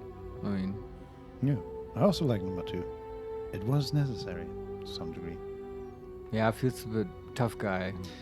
Yeah. It's just not bothered. But I like this. You freed them and yourself. It's true, yeah. Thank you for that. So, number 1, Yeah. remember the moon modes. I remember. But they can't comfort me. They can't give me advice. They can't tell me what I was like as a little girl.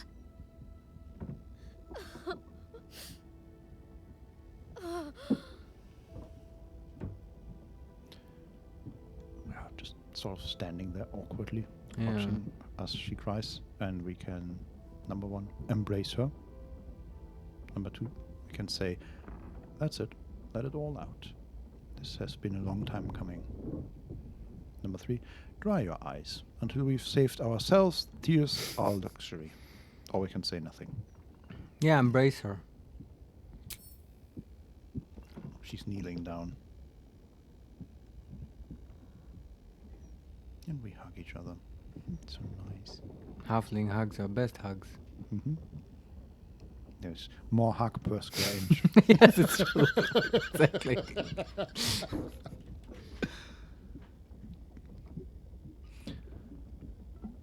And we can say, so we broken the embrace again. We can say, what's next? Number 2. So, what is it now? Shadowheart or Genevieve? And number 3, you've punished yourself enough. Let's head back. Also, Butterscotch looks super sad. Oh. Oh. Yeah, it is sad. Yeah, When that sad things happen, it's okay to be sad. that is correct. What's next? We carry on. It's all we can do. I'll follow in a while. I think I want to stay here a little longer, firstly.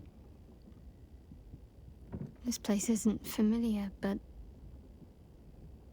it's peaceful.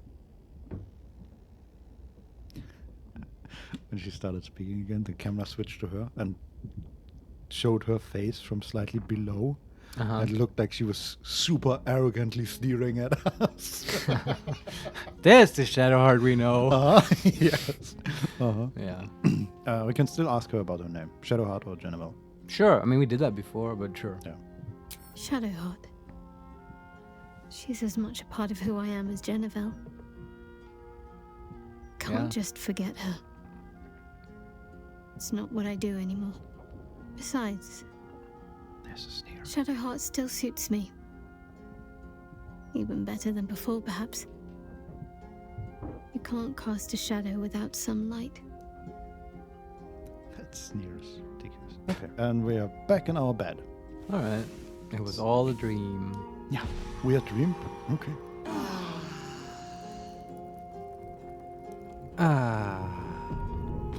Next screen. There we go. Okay. Wow. Okay. Now you can do buff. Yes. Shit already. Uh-huh. Yeah. Here we go. Let's start with wizard staff, ability, dark vision, water element. If I can find it. You did the see invisibility? Mm-hmm. Yeah. Water element.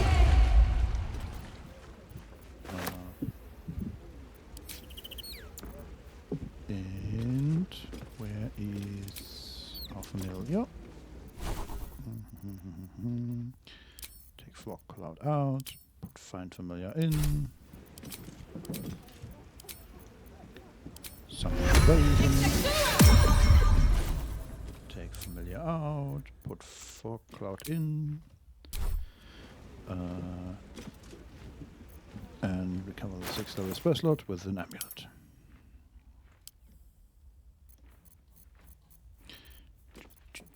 Where is it? There it is. What do you think Larian is working on next? Well, Because they said it's a new thing, something you don't know yet. yes. I'm wondering, do you think it's even fantasy? Or I kind of hope not. why? I don't know, just something different, right? What like we've got the Baldur's Gate 3 fantasy sort of Larian take on a really high production value game. Mm-hmm. Now I Yeah. just want that for like so sci-fi, I glad guess. Shadow What if Heart's they ordeal and is not even over. I know we've talked about It'll like be a Larian. long time before Oh. she'll come to terms with all this, but at least now she can start. Free of Shah. Kind of forgot that the others also had things to Opinions and stuff. Yeah. say. You need to stay behind it. Thanks, Karlak. Really? You heard me. Yeah. You know how this works. Come on. Okay. Now the same thing for Gale. Once we're out of this. Maybe he'll say something about Shadowheart as well. What Shadowheart did for her parents was a profound act of love. Her courage is... well, it's quite something to behold. Thanks, Gale. Yeah. Anyway, join me. With pleasure. With pleasure. Yeah, anyway. I know I've talked about like them doing Shadowrun stuff, and that's interesting. But what if they just did like a space star exploration thing? What if they just for a laugh did Starfield but good? I feel like I've probably voiced that before as well. Yeah, no, I'd be into it. Yeah. Any sci-fi sounds good. Why not just do a good Don version of Solarion, Cyberpunk? Mass Effect Andromeda, but good. Yeah, like a Mass Effect. Have you heard that they're working on Mass Effect 5? Who is? BioWare? BioWare, is it BioWare? I don't know. The only thing I read about it is that apparently they are bringing people back from Mass Effect 1, 2, and 3. Ah, bring the band back together. Yes, but I don't know any details on the inside. Then they should do that, I guess, and not Larian. But I feel like I have space for both. I don't expect much from the Mass Effect thing, I don't know. Yeah. Andromeda was kind of a letdown. BioWare is a shadow of its former self. Even 3 is kind of a letdown, honestly. Yeah, okay. I've played it not too long ago, like 2 years ago or so. I remember talking to you about it. And I played 1 and that was fantastic. I played 2 and that was fantastic. Yeah. And 3 is just kind of Don Solarion, depressing. I'm afraid that they will do somehow Reapers Returned. oh god, yeah, okay. After you've deleted them from the universe. At that point, just Yeah, how would you? That series really doesn't need a continuation. no. It makes no sense. I don't even. I think you could tell stories in that universe. It's a cool universe. Sure, yeah. I mean, it's our universe. So yeah. But yeah, but you know what I mean, right? With the Citadel Yes. and everything. But do you really need to? I don't know. I feel like that series is done. I mean, I like that with Mass Effect 3. Yeah, I mean, I agree. I remember playing that. I feel like 2 is probably the best part in the trilogy. Yeah. But I like that it's a finished trilogy, right? They had a thing and they actually finished it. Because right, 3 has like an epic ending and stuff. I always liked that idea of that whole ending mission and stuff. But yeah, I don't know. I'm hearing about 5 doesn't make me super excited. Even back then, hearing about Andromeda didn't make me excited, and then Yeah. Do you even have you Don played that, Solarion, or- I guess Leviathan could be the next villain, but it is still May. Leviathan is the yeah, you meet that guy right in Mass Effect. He's Yeah. like that Xel'Naga race, the Prothean guy, right? Yeah, the one that built the Reapers, right? Yeah, I think so. But yeah, Even that is just sort of. it's just weird because Mass Effect, the whole series had such a strong theme, right? And you know, I'm sure we've talked about that. And it's like, what are you gonna do? Go back to that about like, I don't know, genocide and extinction and resource consumption and stuff. Like, do you do that, or like, aren't you done with that? And then, are you gonna explore something completely new? Well, now you're doing that in a universe with like races that have been created for that original theme, right? With the whole Krogan stuff and so on. That was all about. It was all circling around the same theme. Yeah, I don't know. It's just because of the brand recognition, right? They know they can print money with that name, so they the do. wisdom of that decision, but so be it. I'll be here in. Again, that's why it's so brave of Laren to be like, nope, creatively it's the best choice to do something completely new and different. Yeah. Fuck everyone. We actually don't like money at Larian. I mean, we do. We know how to get it without selling our souls. Yeah, I hope so. I hope they do. I really do. Aces. Yeah. But yeah, I don't know. I guess here's what I want from Laren. That would be cool. Battlestar Galactica. Like just a game, you know? And I mean the second series, not the 70s one. Yeah. But a game, you know, a game like that with cool characters and stuff with their production quality, that would be awesome. I think we're done. Nice. I'm thinking, is there anything else? I don't think so. We have Longstrider, we have the armor, the mage armor, we have the stone, we have dark vision, zero invisibility. I think you've thought of everything. We have all the summons. The only thing that remains is 8, but we cast that outside. I think we're done. Yeah, nice. So, Let's head into the sewers. Leaf camp. And then Don Solarione lets them create a game in the Dune universe. Oh boy. yes, just yes. Like, I don't know how I feel about that. I mean, I'm sure that, yeah. That would be Okay, let me interesting. put it like this. If Larian made a game that feels like Dune, that would be awesome. Yeah. Yeah. Yeah, I would be down for that. Absolutely. I just don't know. Yeah, I mean, you said like in the universe, right? I just don't know if I want that story to be retold by Larian. I don't know.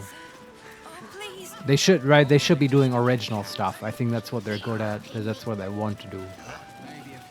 Yeah. But something that feels like Dune, absolutely. Yeah, I'm still on board with that. Yeah. But I only read the first book, and so I don't actually know that like super much of that world. Like, Yeah. how would you even? Also, I'm looking. Where's the sewer entrance? I know that there's one around here somewhere. Somewhere. Okay, we'll find it. I think that universe has a lot to offer for like role-playing games. For some reason, there's not really a lot of TTRPG stuff that explores that, which is weird, right? Yeah, But so this- there's a vendor here that is called Honest Vendor. Have we ever talked to that guy? I don't think so. You wanna talk to him? He's talking to civilian. Yeah. I need a quick word. Talk to him. What's his name? Have you fallen foul of a cultist's curse? Been addled by an absolutist incantation? Not sure? Best stock up on charms, just in case. Oh, nice. I see an Arcana check coming up. We can ask, what exactly are you selling? Or let me see what you have. What are you selling? Protection, of course. Who knows the horrors these cultists have up their sleeves? Can't be too prepared. You know, that's actually incredibly convenient because, believe this, where we're going is actually a cultist lair. So those charms might come totally in handy. Well, let me see what you have. Yes. Okay, he has 415 gold, and he has a ring, another ring, and a whole bunch of necklaces. Are they magical? No. They're not even, like, they don't even have special names. It's a silver Yeah. necklace and 4 bronze necklaces. Thank you. At least you're, This is the worst named NPC in the game. to be fair, in this part of the game, right, in the trading menu, here's an honest vendor. He tells you, yeah, I have charms. And then he just, this is a bronze necklace. It's a bronze necklace. Yeah, okay, the trading menu is honest. Yeah. Yeah, I agree. Okay. Well, I guess we're done here. Satisfaction guaranteed. Yeah. Thank you, dear sir. Just hoping for more. Oh well. You're just mad I sell more. Still looking for a way into the sewers. They've got arms. It's not that. They're a kip. No. Politician. I know of only one way to get into the sewers, and that's Want a drink? we're getting there, but it's a bit. Yeah. Anyway, the Dune RPG. I know that There is one. I know that they just released like some sort of strategy game, but I Oh, didn't really? really look into that. That's actually wasn't there like way back in the day. I think there was a real-time strategy game based on Dune, which kind of makes sense, right? Atreides was Harkonnen. Yeah, totally. You could do that, and that would be dope. This one is I don't know if it's a remake, but sort of like that, right? You Yeah. just fight battles and ruckus. I mean, yeah, that makes sense. Other than that, I don't know. Even about games, not sure. But there's like Yeah, I'm weirdly not super interested in actually like playing an RPG on Dune, but just playing like a party that works for another house or something like that. That might be interesting. It would always be like a game about lots of political intrigue, right? totally. That's sort of what Dune is about. It's the problem is that so much about at least the first couple books is about like that whole Messiah story, and well, at least for TTRPGs, it's hard to play with that because that always presumes that you're electing one player to be sort of very special. If the Messiah is part of the party, and that can feel sort of bad. Yeah. And I don't know how you fix that. I don't know. And then everything that's left is the political intrigue, and yeah, I don't know.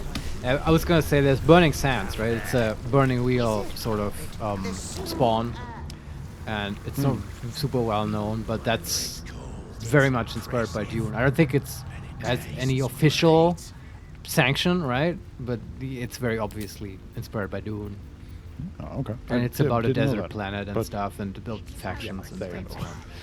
And you have the traditional 400 skills of burning wheel, but you know, based on like I don't know, water ritual or whatever, like all the Dune stuff. Yeah. So we are in the sewers, All right, and there are the talking methods right. again. I wish I could see what his actual name was. There's the wizard with. You want to talk to him again? I completely forget what Yeah, I don't his know if deal you can is. actually. Okay, wait.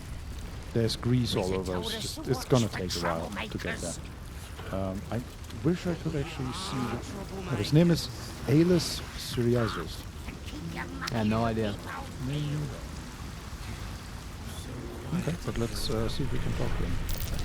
If we can ever get there. What's the name of that river?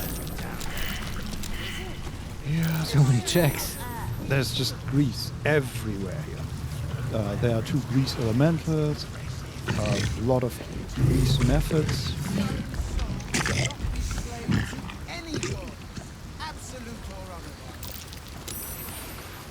We'll get there eventually, yes. Okay, yeah, that kind of want to reload because he immediately turns hostile. Oh, I the think- guy? Yeah, I think at the Oh. at the end of our last encounter, he told us basically. Oh, well, You can get through once, but not again. well, then he dies now. I'm fine with killing this guy. Okay. We'll turn into a monster again. Okay. Hey, he started it. He's attacking us. Never a dull moment. Okay. We have Butterscotch is sort of standing next to a grease elemental, and Okay. about 15 feet from the wizard, who has freedom of movement, fire shield, warm, and elemental affinity, fire resistance. Right. There is again grease everywhere, so as soon as anybody releases a fire spell, then shit's gonna go bad.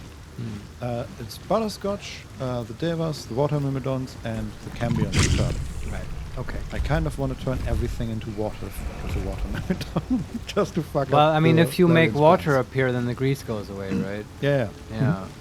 I have a question about Butterscotch. Does she have Banish? Not learned. No. She has fear. Yeah, Banish wasn't so good in this game, right? That's probably why we never used it. Fire Shield, Great Time Visibility, Phantasmal Killer, Ball of Fire, Confusion, Blight, Dimension Door, Polymorph, Conjure Mind Elemental, Banishment, but not prepared. Right. That's okay. I don't think it was that good. Because of the elementals, right? Theoretically, you could just blink them out of existence. Oh, yeah. But I feel like somehow Banish didn't work like that in this game. I don't know. But there is planar binding. You could take over one of the elementals, right? True. Yeah. I think Shadowheart has that though. I think so, yeah. And not Butterscotch. Oh god, these grease elementals and the grease methods have vulnerability to fire. Wow, they really want a fireball, I guess. Uh-huh. Oh yeah. But the guy, the wizard, is sort of immune, or like not. He's resistant, right? He is resistant. Yeah. Yes. Yeah. Okay. I don't know. I guess you can just hypnotic pattern everyone. There's also, I will say, there's like a sort of fire shield around him, and his abilities include Flaming Shroud. A creature that damages the wearer within 7 feet receives burning. And I guess once a creature is burning, then the surroundings are also burning. Yeah. There's so, going to be some kind of chain reaction here. Also, Grim Harvest. Once per turn, if you kill a creature with a spell, you regain hit points equal to twice the spell slot level used. Thrice if it's a necromancy spell. Undead and constructs are unaffected. Okay. Inert to undead. Or undeath. You have steeped yourself to completely in death that you are resistant to necrotic damage, and moreover your hit point maximum cannot be reduced. And he's sensitive to sunlight. There you go. Alright. Just hypnotic pattern or fear, what do you think would hit better? Actually, this might be a good fear. Okay. Yeah, we could hit 5. So both the big elementals and the wizard and 2 of the methods. Sounds good. Yeah. It says double movement cost difficult terrain. I hope that's unsafe. I don't want her to move. I hope that's just. Well, we have a lot of feared enemies. Cool. They all failed their save, I think. Okay. The wizard lost his staff, quarter staff +2. And okay, we probably want Butterscotch out of this grease. But still have them see her if possible. Yes. She can't even really get out of the grease without provoking attack opportunity. No, that works. Yeah. Yes. So she's out of the grease. I mean, they're feared. I don't think they get attacks opportunity. Yes, they do. They do? Yeah. I mean, she's standing next to a grease elemental, and that one wants to attack her. All right. Okay. Then we have the Deva, who can just attack something, I guess. Grease balls here. Level 3 ooze. With extra attack and blindside. So, do we just hit... We do not want to hit the mage, right? Because of the fire stuff. Oh. Well, we have to kill him eventually. Yeah. So, I guess the question is, do we care about turning everything into fire? I mean, we could just get it over with, right? And then we're done with it. Or you'd replace it with water, right? Mm-hmm. That could work as well. Yeah. Does the water elemental go right now as well? Yeah, it's now the 3 big summons. The Cambion, who can fire stuff, the water elemental, and Deva. I mean, you could do the healing spray thing right now before anyone's damaged, so you're not actually healing anything. To make some water appear, right? Yeah. Get rid of some grease. That is definitely possible. And then we just beat these assholes. Okay. Can we...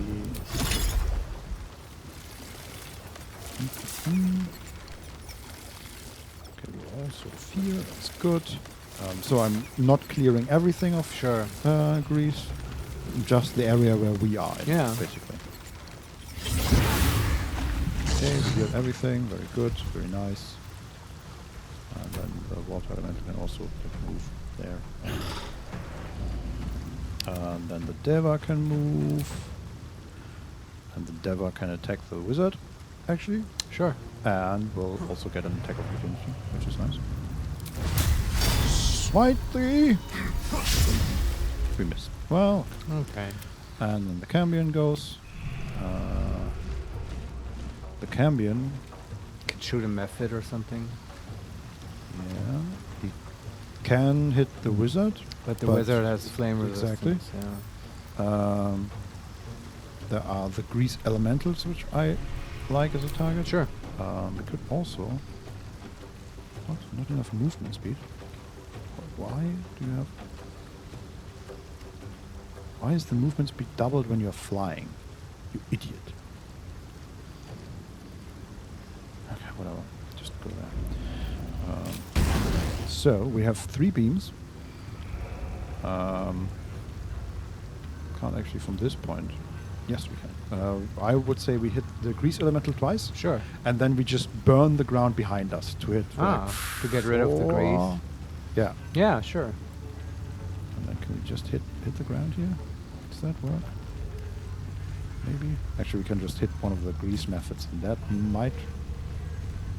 But it wouldn't burn. Okay, so we just hit the floor.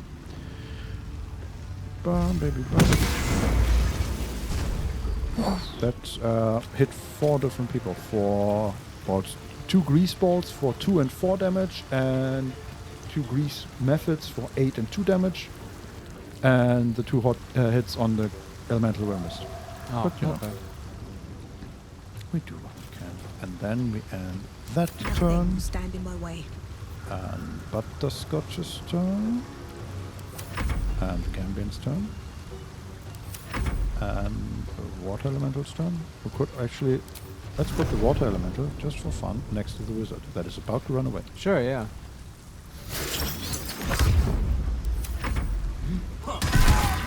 That was 1 hit.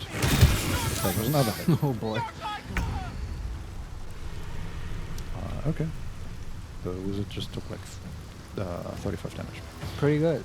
Very nice. Okay, we have a Raven that goes. We have Karlach. Bye forever. We have Conjured Closet, and we have Will.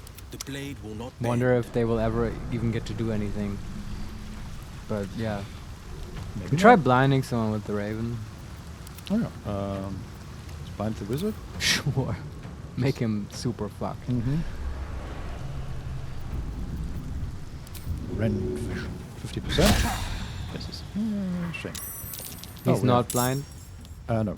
Okay. We just added 2 more grease balls, level 3 oozes that are Mm. way down there. Don Solarione, it is strange that the elemental damage does not scale with level. After first act the burning floor has effectively no effect on the fight. It was scaling in Divinity 2. Yeah. You're right, but it Now does this have is an my effect happy insofar as that it constantly triggers concentration checks. Mm-hmm. So for casters and others, it's like still annoying to have that. Yeah. And I think, at least I've heard that in the beginning of Baldur's Gate 3, Larian did way more with the elemental stuff, and people sort of didn't like it. I think also just because they knew it from Divinity, and I guess people just felt like D&D has a slightly different identity, right? It's just not, it's not such a huge deal in Yeah, D&D. makes sense. And I'm okay with it. But yeah, it's true that eventually at level 13 it gets a bit weird. Mm-hmm. Yeah, I mean, it To could stand just- in fire and it does nothing. Yeah, it could deal like 10% of your max HP or something like that. But Yeah. I like the fact that, yes, we stand in fire, but we are also legendary heroes at this point. Like, Yeah. we're almost legendary heroes. So, you know. It's also, again, it's just a function of this whole really exploding HP pools, right? Mhm. That keep escalating. Yeah. Also, do we want to rage with Karlach?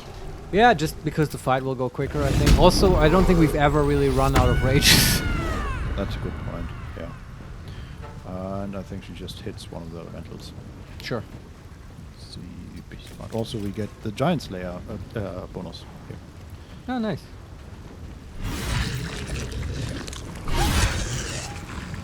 Casual 60 damage. Very good. Then the closet can go and attack this grease ball in front of it. For a crit and a total of 7 damage. And then Will goes and He just shoots, I think. wanna hex anything? I mean, sure, it's more damage, right? Yeah. I feel like we don't even need to waste any more spells on these guys. Probably not. But we'll see. Depending on what they Maybe do. maybe Spirit Guardians just to make it go quicker. Mhm. Yeah, I mean, I will say there are a lot of enemies here. There are Yeah, like 10 methods alone, and then Yeah. a handful of grease balls as well. Spirit Guardians perfect for that. Okay, and Eldritch Blast is 90% chance, so we can actually use the Spellmite Gloves. Oh, nice. once. Yeah. Okay, now it's 65%. Still. Is a big difference. Yeah, there's nothing where we get advantage, right? That's kind of when you want to use the gloves. Yeah. Can we hit the wizard? Okay, we could hit the wizard. Yeah, sure. But in that case, I'm gonna turn off the Spellmite. 80%. And okay, we could kick him into the chasm, but then we lose. No, I want his loot. Yeah. Although we it's have funny. the staff already, but it's That's just true. a normal +2 Yeah. staff. So okay, that shouldn't kick him back, I honestly, right? like, most of what I want is like a quest note or something that explains to Yeah. me what the fuck his deal is. I don't even think he has good loot at this point. Yeah. Not for us, because we're so legendary. Well. Also, I already hexed the grease elemental. Just Ah, I don't know. now hit the grease elemental. Okay. Okay, 3 hits for like a lot of damage. Yeah, sure. Like, I don't know, 50 damage or something like that. And we can move away. No, what's the? Okay, the grease ball attacked us, even Oh, though wow. I specifically looked out for the marker and I didn't see I it. believe you. What's this? Okay, and now they go. Method number 1. Flies. Some method. Did he summon another one? Apparently, yes. Oh, god damn it. Okay, that one runs away. Now it's Shadowheart's turn. Yeah. Come on, level 5 Spirit Guardians. Level 5. Just mow them down. Where is Spirit Guardians? Spirit Guardians? No. That looks like Spirit Guardians. Yeah. Necrotic? No. Radiant, right? Yeah, because the guy had resistance. Mm-hmm. Yeah. Radiant. Also, it's like more fitting for her whole development now. I agree. And let's stand right there. Can we even stand there? Got to press on. Okay. 3 enemies already. Can you tag the wizard? No, he ran through the grease. Alright.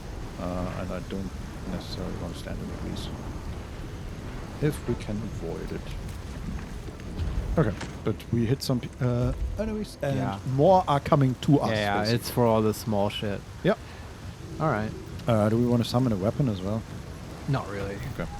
Maybe you can block the wizard, I don't know. No. Summon it behind him. No. Okay. I mean, yes, but I think he's just gonna run further into that corner. Okay.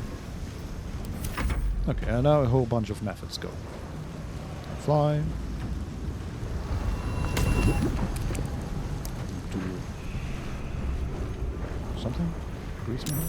Oh, summon another grease, young grease method. And the next one goes. Okay, so there are about 20 enemies coming up, and apparently all of them will summon more. Yeah. Okay. Hurl grease at will. That one is still burning, that's nice. Took another 4 damage. Hurl grease on butterscotch, misses. Flies. Explodes from Spirit Guardians. That one flies. Misses butterscotch. Grease method, blasted grease method for 8 force damage. Oh, the explosion, I guess. That one is Oh, undecided. do the methods, they blow up, right? Apparently, yes. Oh, that's gonna fuck us so much. Oh, God. We'll see. Okay, that is the elemental. Blocked by the methods. Can't really do a lot. That grease ball is dashing into the wrong direction because there are so many things blocking it. They set this up, right, to be a huge chain reaction Mm-hmm. where they all fucking blow up. Yeah. Oh, God. And now they just all get returned. Punch on the dildo. They deal fire damage, right, when they explode? No, force damage. Oh, god damn it. Can't even get a resistance or something. No. Grease ball use purple on conjured quasit. They crit. Do we want to use a Portent die for that? No. Okay. Do not react.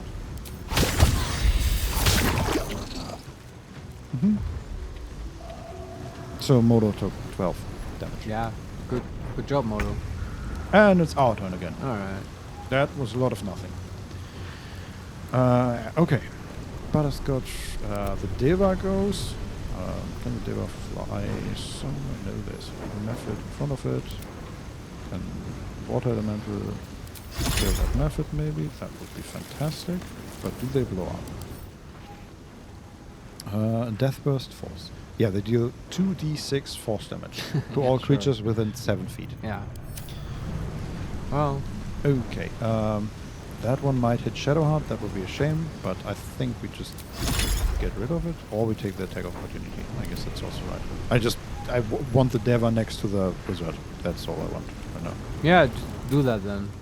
I'm just gonna take the attack of opportunity from the young method. Yes. Maybe one more time. Smite. Okay. The Deva took 19 damage, but dealt like 30. What's the HP on the wizard? 87. Okay. So about half of what he started with. And then Deva can move to the other side. Yes. Now we can put some ice under the wizard. That would be fun. Oh yeah.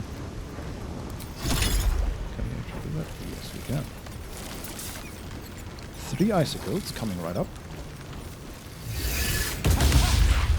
Okay, we miss 6 times. Oh boy. What are we? Unlucky. We might have had disadvantage because there's enemies next to us, but still. Oh. God damn it. Okay, and then we teleport next to the wizard. That's that one. Perfect. Then we have the Cambion. We can blow shit up, I guess.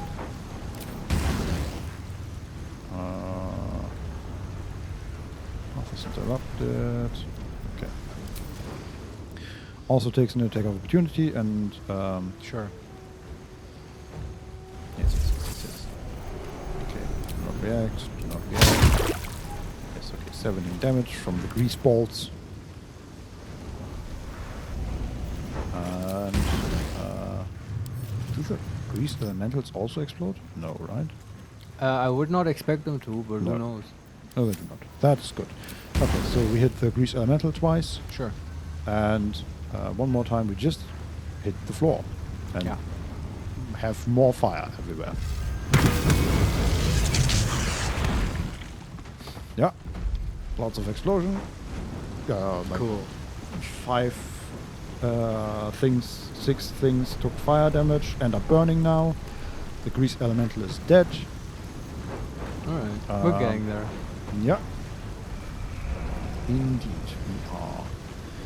Okay, that's you. Oh, and then butterscotch for the main. Can she just chain lightning or something? I don't know. Want to? Quite sure we Just can. to get it over with, right? I mean, we still have arcane recovery, everything. We've got all the slots. Yeah. Can you hit the mage? Yes. And it still bounces and stuff. I think so. It's the range on the bounce. I don't know. Within 60 feet. Yeah, should bounce. All I'm right. going to save you in case it doesn't, but it should Sure, easily yeah. bounce.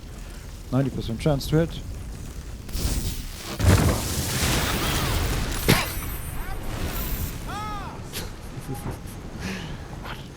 So? We killed something. We dealt like 150, 170 lightning damage. Sure. We gained 20 XP. Thanks. Grease surface turned into explosion. We took some force damage from one of the methods exploding. Yeah. The mage is down to 37 HP. Alright. And the big elemental is down to 100 HP, the one remaining. Okay. And I think that's it for him. Okay. It's your turn, and your turn. Hope the mage just dies to opportunity attacks. Oh, I guess he can't really run because he just skipped his turn. Okay. He's in the corner and stuff. Yeah. Yeah. That's Well, fine as well. Let's blind him, hopefully. Nope. Oh my word. Karlak may be able to kill him. Can she reach him? If she jumps. I mean, or she can just run through the fire. Yeah, just run through the fire. Well, will she take an attack opportunity from anything? Maybe. No, probably not. Doesn't even matter if she does. What's it gonna take? 1 fire damage. 4 fire damage. That was it. Hey, and a bonus attack. Yes, if she can reach anything, which she can't. Oh, Yeah, you know, she did her job. wizard dead. Yep. That's good. Worth it. Okay, Moto can attack this grease ball now. Wonderful. Battle favors Will. the fearless. He has that hex. Oh, is the hex gone now? Because the thing is dead. We can reapply it. Yeah, just the other golem maybe. Yeah, I agree. Sure. Strength. That's grease elemental. And then we could also throw a fireball. So there's the grease elemental is surrounded by 5 methods. Yeah, sure. Do it. Can you use a warlock slot? I hope so. That's always. Yeah, looks yeah, good. okay. Because they come back. Mm-hmm. Hit that. And there's a wall directly. God damn it.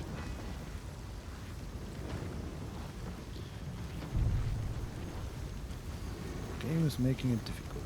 But this should work. Okay, here we go. Cool. I don't know what happened, but nothing happened. No. Oh, okay. It just took a while. Yeah. So all the methods except one, which wasn't quite in range, I think, died. Cool. And then they all blasted the grease element with force damage. Yeah. And somehow Shadowheart lost her concentration. Okay. Didn't get much out of that Spirit Guardians, but oh well. What? Okay, apparently she's standing in grease, even though there's fire and water everywhere. And no Yeah, floors grease. are weird, man, especially Yeah. in Act 3. Okay, but we lost the Spirit Guardians, which is a shame. Oh well. Okay, that's your turn. That you can go there. Just moving the. Oh no, I'm moving the Raven, not the Deva. I meant to move the Deva, but I guess it wasn't even his turn. Never mind then. Heating up. You can't really move. Except you can jump. How like that?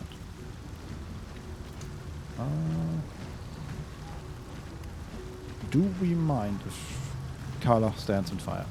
No, Okay. not really. Then she can jump over to that big elemental and probably kill it with the attack opportunity. And Modo's do things, and Shadowheart, well, Just lost her. cantrip stuff now. Yeah. Damn it. Okay. Just blast her. What? Okay, we shot a method about 20 feet in front of us, and one behind us exploded. Oh wow. They were quantum entangled. Kind of? They were twins. Oh, yeah. Because the one in front of us summoned the one behind us. Ah, So, okay, yeah, makes sense. okay. That They were literally quantum yeah. entangled. Uh-huh. Yeah. You got it. And away from there. And then we end the turn. And let's see what they do. Give up, Hopefully. maybe. Yeah. I mean, there are 2 methods left. And the big elemental that is about to die, probably. Okay. And still feared. And then a whole bunch of these grease balls, which just have a lot of HP. That method is really undecided. Gives up. Okay. That one takes 2 fire damage. Also really undecided. Your master is dead. Yeah, Return to your domain. It's not doing anything. Syntax error. Mm-hmm. AI can't decide. A grease ball somehow exploded. The pseudopod hits Butterscotch with a 20. Do we want to shield that? Probably, right? Just level 1 shield. I don't know. Is that even worth the slot? I don't think we ever use all the level 1 slots. Not So- for okay, for what else, I guess. Yeah. Sure.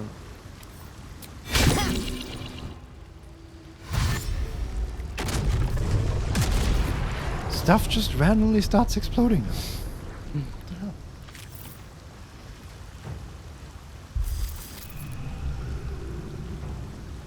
They're gonna kill Modo, but you know, Sure. whatever. Do not react. Another one attacks Modo, hits him. Yeah, Modo's dead. Well, it's his job to tank hits at this point in the game.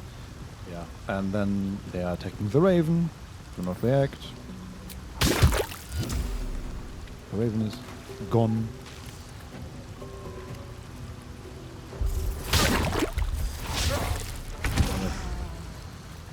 Okay, now they're trying to hit the Cambion, but that didn't work. The Grease Elemental actually didn't move. All right, Karlak, Big one. it's go time. Well, then you can just beat on it. It died. Okay.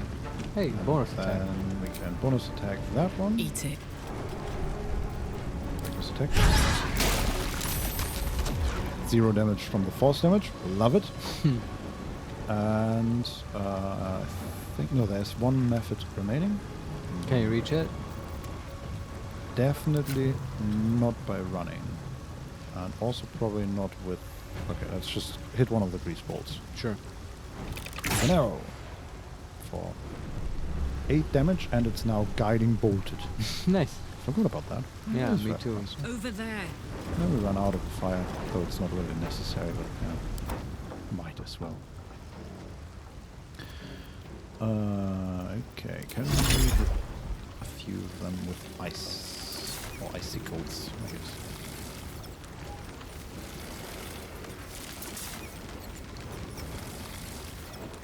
This is so often the case. This is very precise placement.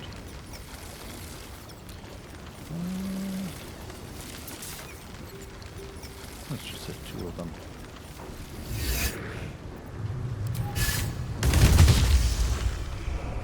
That was a lot of damage.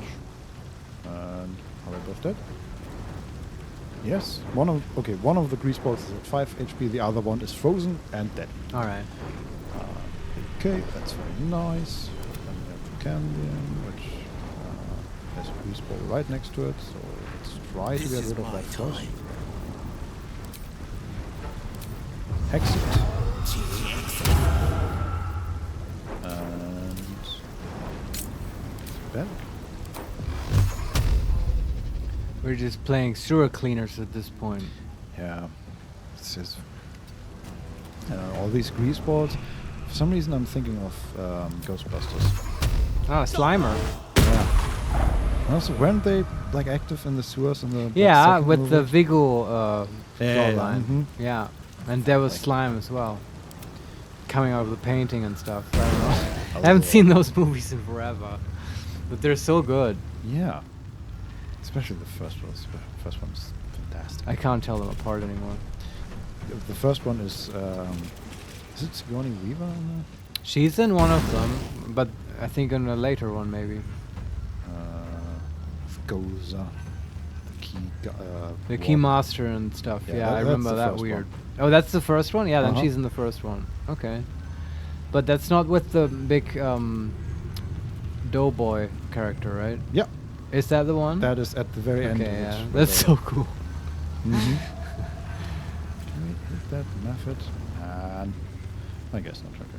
Let's just Who you gonna call? Do, do, do, do, do, do, do, do, do, do, and so on. Yeah, we're cleaning house here. Yeah. It's just one method remaining and 4 of these grease balls. Deva, can maybe reach it?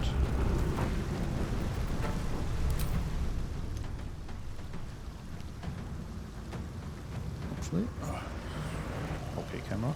That was interesting. Perfect. The Deva was hit with an explosion, but that's fine. And where even are these grease balls? Okay, there's one. Oh, there's one next to Butterscotch, that's good. And the others are miles away.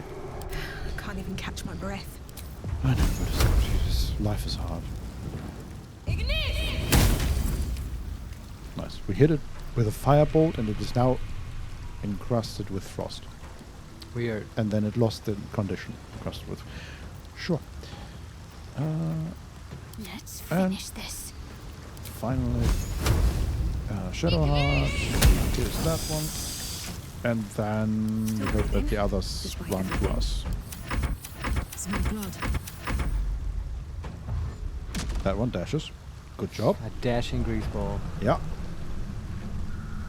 And dashes through fire as well. That one dashes into fire.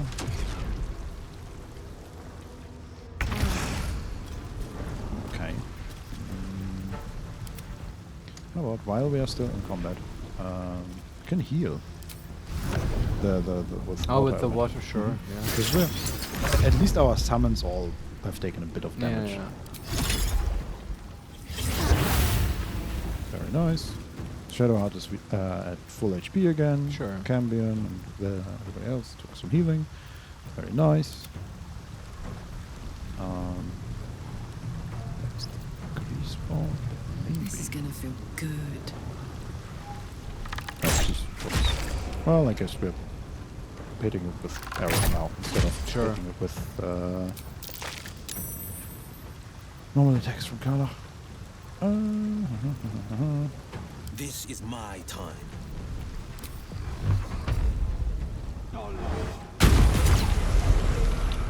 Okay, just 2 remaining. Yeah, this part is so tedious. And they are still all the way over there. And one is there. Okay, can hit that.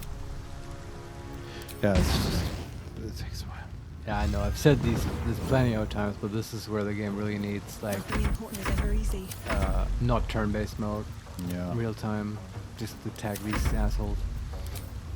I agree. Well, I guess we can heal one more time Sure. My turn. while this thing runs at us as fast as it can. It dashes, takes fire damage, takes more fire damage, runs through fire. There it is. Okay, one more healing. Coming up. Nice. Jason is fully healed. And we blasted.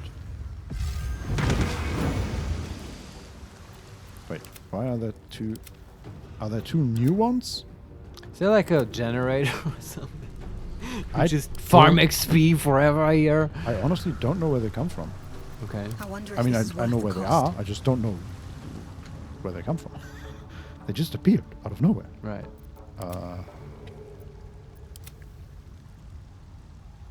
Okay. Well, they're not active in this round, I guess. So Ready for another round? let's see what they do. They are the only combatants left. Yeah, Okay.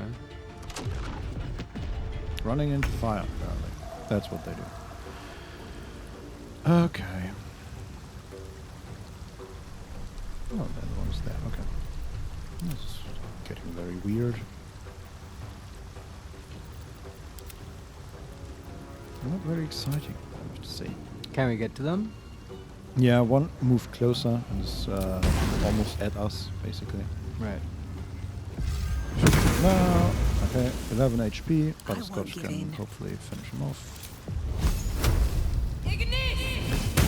Yeah, that one's dead. Okay. And then the last one. Okay, I'm just gonna heal one more time and end the turn. Sure. Sometimes the only way out is through.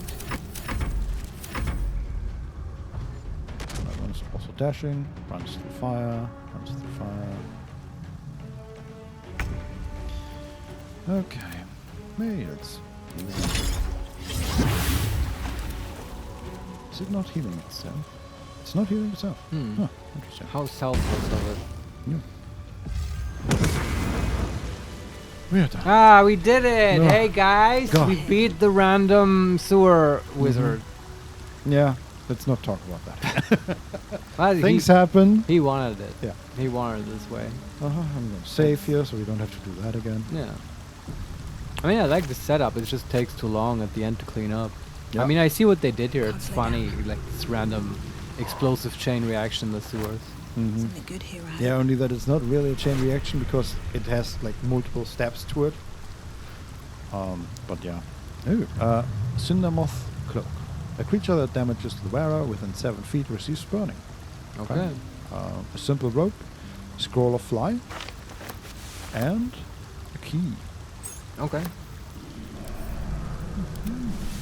Okay, I assume they all have nothing. There is an absolute cultist here. That just has some basic stuff.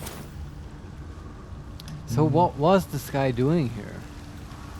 Well, I don't know exactly, but there is an opened coffin Okay. where a skeleton that is glowing bluish. Yeah. That's always a good idea to look at glowing skeletons in the sewers. Yes, it's called Saren's skeleton, and it has cast the condition light on it. Yeah, that's good. There's also a locked, grated iron doors behind the skeleton. Okay. That sounds cool. Let's investigate. Insert item. Okay, we have no item to insert into this. To the skeleton? Unless... Okay, this is stupid if that works. Wait. Okay. I wanted to insert the key, but I don't think that works. And That's probably for the doors there, right? maybe yeah. That would be more reasonable. Let's see if it works. Yay! And there's a wooden chest behind it. Okay.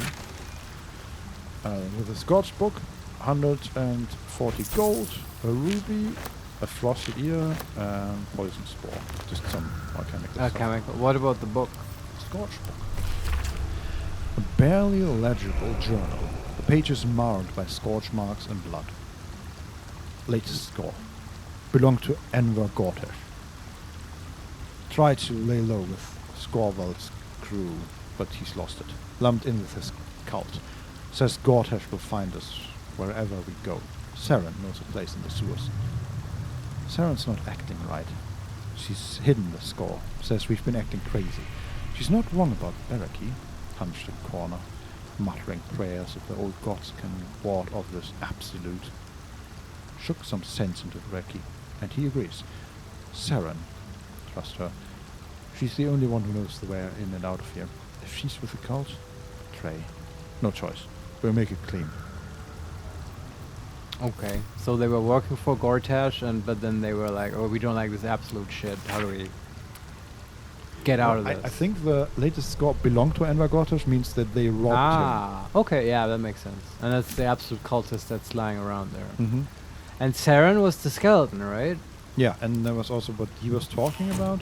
Okay, I can't even nearly score up far enough. But when we attacked him, he said something about Saren, and I think he was also mumbling while we were... while he was just standing here, basically. Okay. But so is Saren like a lich lady? Because she's a skeleton? I think something went... I think... because this skeleton doesn't have a head. I think something went wrong here. And maybe we need to find the head. Yes, possibly. That's probably the object that you should put in there. Seems like a good idea, yes. But where is Saren's head? No idea. Well, maybe we find it somewhere. Yeah, something to look out for, I guess. Definitely, a skull would definitely show up somewhere in the sewers, I would assume. Yeah. Okay, this is the part where we found... we still have that cache thing that we looked for. Where we remember when we looked for Minsk, there was a cache that we tried to unbury, and the marker is still there. Yeah, that has proven to be very elusive. Yeah. Okay, we have 9 fingers down there. There is the murder tribunal up there. Okay. Any indicators for the necromancer thing? No, not at all. So. All right, maybe we like randomly walk around a little bit until we find anything, and then that's a great cliffhanger. I know where the cranium rats were. You really want to do the cranium rats, huh? Yeah, because that's the only thing that's interesting. I remember here. Yeah, I mean, I'm up for cranium rats. Yeah, just for no reason at all. also that leads to a different area of the sewers. And I feel like we Yeah, have basically explored the sewers. Except that is that like on another map? Do you mean it leads to another map? I don't know, maybe, but it definitely leads out of the sewers. And we have we mostly explored the sewers. Yeah, let's go to the cranium rat. All's well that ends. And there is the as entrance it to could have. Baal's temple and stuff. That's marked. Not that I see. Ah, okay, because you mentioned that earlier. No. All right. I Then, do see a cranium rat. Can I talk to him? I want to have a word. We watch, we wait. Do not need to talk to animals. That's good. yeah, telepathic. Oh, there's even a teleportation thing here. Oh, how convenient. Waypoint discovered. And wait. God damn it. There's in front of this teleportation thing. Let's talk interesting. To the Undercity ruins. There is a large stone circle. Yeah. Sort of a not platform, but something like that. And in the middle circle, there's a skull surrounded by blood dots. Basically, it looks almost like a group of rats running around a circle. Okay. Size-wise, it's just instead of rats, it's blood or guts or something like that. But we can't interact with the skull. We can't? No, I know it That sucks. seems very strange. Yes. That's probably Saren's skull. Mm-hmm. How is that possible? I don't know, man. You can't like mage hand it? No. Like kick Can't- it or something? No, it's not interactable at all. Th- I don't know. How aggravating. Above that are two hanging corpses. Ah, okay. No idea. To our right is a locked door. A giant, like very, very high stone door. To our left are some, I don't know, not ruins, but just some wooden stakes and stuff like that. There is a man, voiceless penitent Bareki, level 10. Okay. Just sort of standing there. Behind him is like, how would you call that? Not a Türbogen or a Portalbogen, something like that. An arched doorway? Yeah, exactly. An arch, but it's filled with stones, like it's Collapsed. no, it's It's just an alcove in the wall. no, it's intentionally shut with stones, but with mortar and stones. It's been bricked up. Yeah, exactly. Right. And there's this book in front of it, Passage of Penitence. Huh. And that's if we go left and then immediately right. And if we go left and then go further, it leads into darkness and some catacombs, ruins, I don't know. So, are we already in the ruins of the Undercity? The Undercity ruins, yes, we are already in there, and that is also the name of the teleportation thing we are looking at right now. Well, I say we talk to the guy. Okay. Hello. Ask for directions. Yes. No cranial rats for now. Just saving real quick. Okay. Oh yeah, that definitely leads to a different. So if we go on past the guy, then there is a loading area, passageway. Okay. Let's talk to the voiceless penitent Bareki. I hope we can Penitent talk. looks at you silently, expectantly. I wish they would just show his face more, or their face in dialogue. He's an older gentleman, like maybe in his 50s, bald, and it looked like either there were scars over his eyes and around his mouth, or maybe there was like paint and streaks. Keotasioyo. Good evening, sir. Where can I find the nearest cranium rat? Oh. Yes, and then he can't answer you. God damn it. Yeah, good evening to you as well. Good evening. Yeah, but it reminded me weirdly of, I don't know if you've seen that, but the mouth of Sauron in the extended cut of Lord of the Rings. Yeah, I'm not sure, but I think I know what you mean. Yeah, he had like a mouth that split open above and below it, and this is sort of a lesser. So serious? No, that's right, not like the Joker. He also had that mouth. Yeah. No, but this one, the thing is, this looks like 3 parallel marks that look either painted or made. Right. Right. It's not. But they probably ritually scarred him or whatever, and that's why he can't talk. Possibly. Yes, and there's also one of these each over each eye, from top to bottom, straight down. We can ask, who are you? Are you all right? You're running a shop here, are you? Shall we trade then? Oh, wow. These are the 4 options. Who are you? The penitent doesn't respond, holding your gaze almost unblinkingly with his. Are you okay? He's not actually bald, by the way. He's just very short grey hair. Oh, okay. Are you all right? Yeah. The penitent doesn't respond, holding your gaze almost unblinkingly with his. What You're was running it? a shop here, are you? Yeah, that one. The penitent doesn't respond, holding your gaze almost unblinkingly with his. I guess he's the Faerun version of a vending machine. Yeah. So how did he become like this? I don't know. Seems like a shit job, honestly. Yeah. Shall we trade then? Yeah, let's get a Snickers bar There's or something. the slightest flicker of acknowledgement in his eyes. Yes. And they are scars. Can we? Yes, we can look at his face.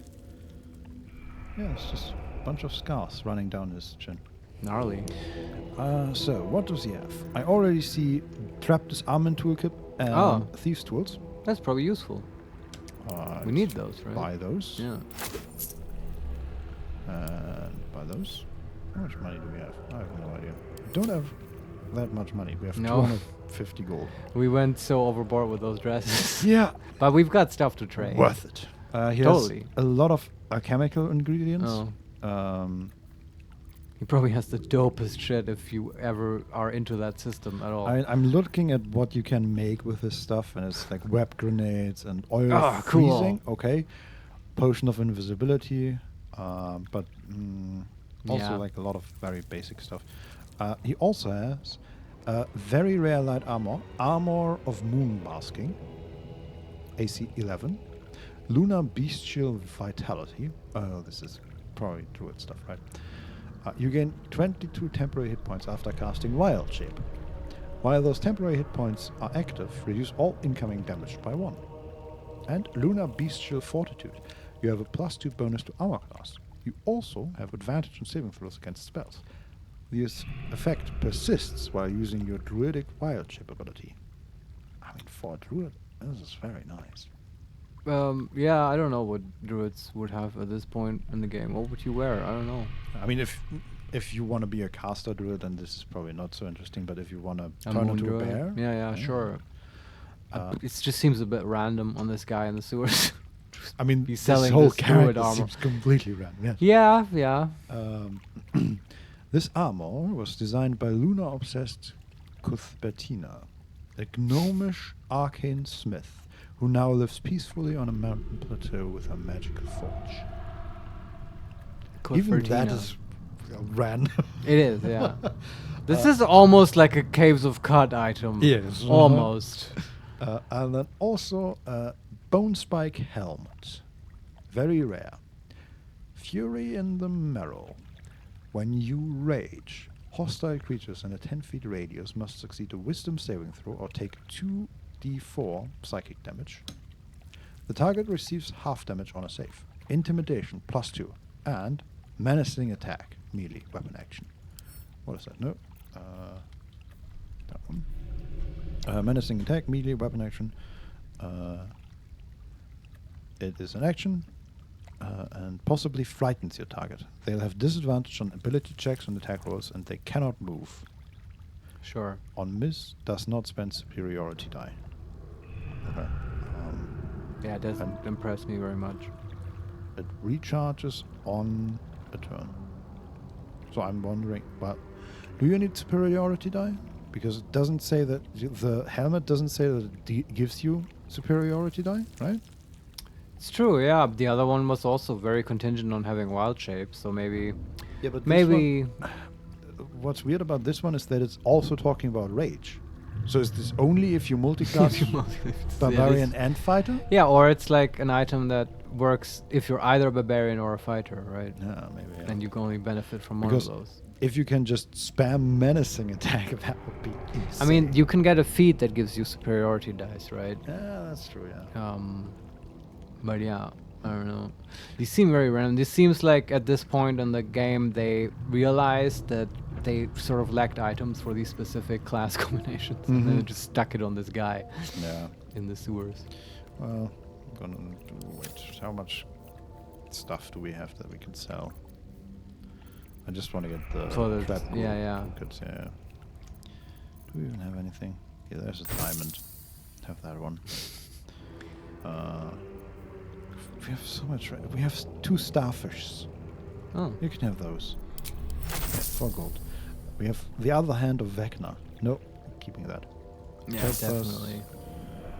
A unique shell, which is definitely something that Butterscotch would pick up. Oh, this is an interesting shell. Yeah.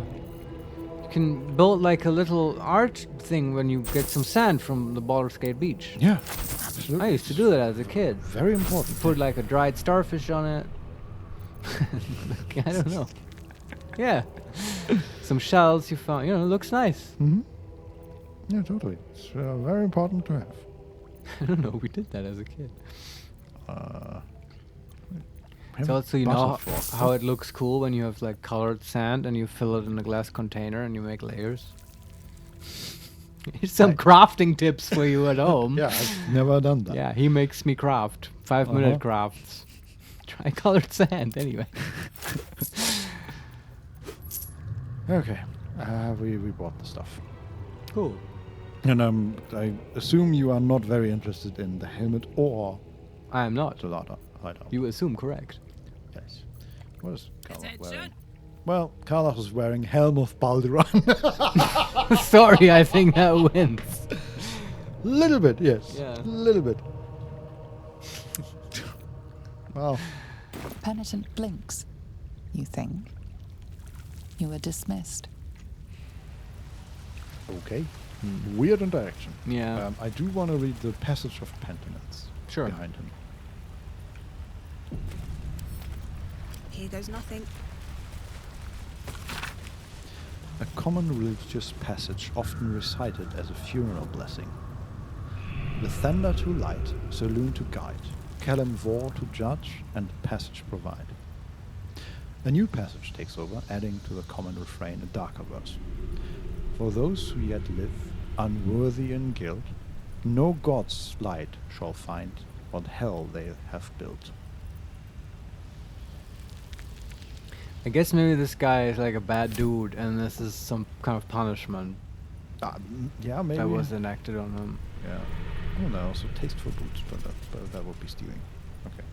And I thought this might be a hidden passage, but Yeah, seems no like it, check or right? anything, Yeah. so maybe it's just an exit. I don't know. Huh. You want to check that I do. locked door Yeah. before we leave this area into the new passage? Yeah. Are we missing anything? I don't think so. Okay. Saving just one more time.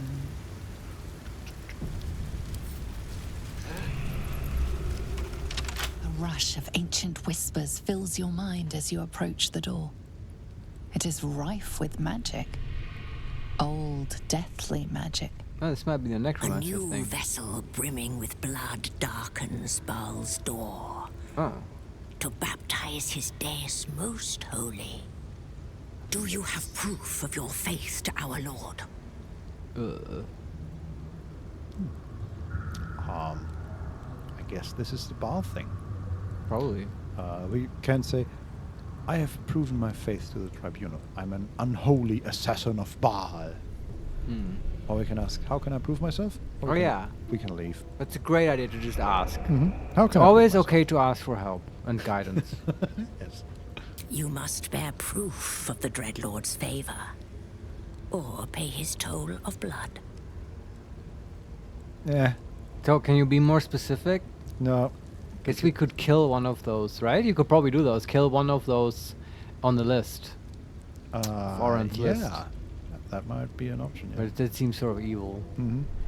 Okay. So for now we leave, I guess. How do we pay the blood? There's no option. There's no option. No. Okay. We can only say Okay. I've proven my faith to the tribunal. We can try that. But we haven't though. Presumably, I'm assuming you can find Oren somewhere else. Because she did want to do that whole trial thing. Yeah. And then we have actually proven ourselves, and then we can go here. Yeah. So let's leave for now. Good talk. Door. Yeah. Good talk. We'll be back. Okay. One stupid thing I want to try. Because it says lockpicking impossible, and as we know, lockpicking impossible means really, well, this is just a second level special. Have we knocked already? No. I mean, this would be very, very strange if this were. Anyway, we open the door. Yeah, okay. Okay, I don't want to do this now because this feels... Oh no, it's saving. Yeah, I don't know. Yeah, I don't want to do this now. I'd rather do the quest than just bullshit It our way feels into like even if you bypass it this way, this weird disembodied voice would somehow punish you. Possibly, yes. I mean, this is sort of equivalent. I mean, I'm glad you did it, and it's hilarious that it works, and it's points for Larian, right? That they let you do this. Yeah. And in case we do the quest and are upset or fed up by it, we can just bullshit our way through. Yeah. But it feels equivalent to lying to her and saying, yeah, we've proven ourselves, right? And yeah, maybe we end up doing this. But I want before we go down this path, I want to see what is down in the ruins. I agree, totally.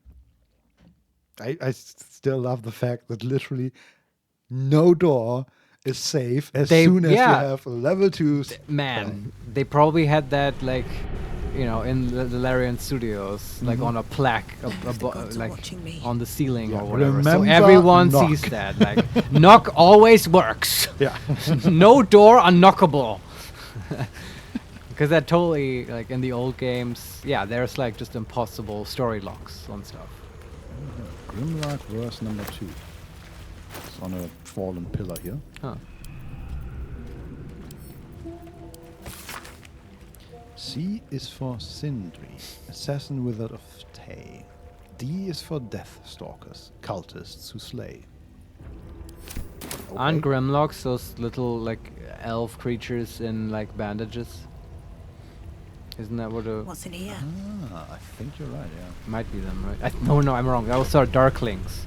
Grimlocks are like similar. They like stalk people and abduct them and stuff. Okay. Yeah. I know that I used the little elf thingies in bandages once, but I can't remember the name. I think they were Darklings. Well, let's get into this passageway. Yeah. I do remember that they have like 150 feet of... Oh boy. Dark vision. Dark vision. Yeah. There are... and Mystic Carrion's Immortality. What? Journal update. This is the Necromancer thing. Oh yeah. Okay. We have 2 corpses here. That have died quite recently, actually 3. There's a dead halfling, a dead human. They have surprisingly little HP.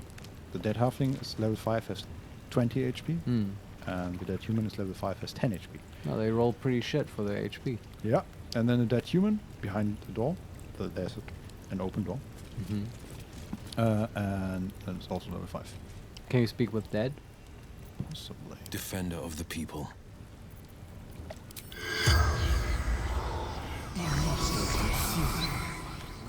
The corpse does not respond. Oh, come on. At this point in the game, we forgot about Still this alive, spell. so Kind of, progress. yes. Okay, there is a tombstone that we can interact with before we go through the door. Let's see. Giant tombstone.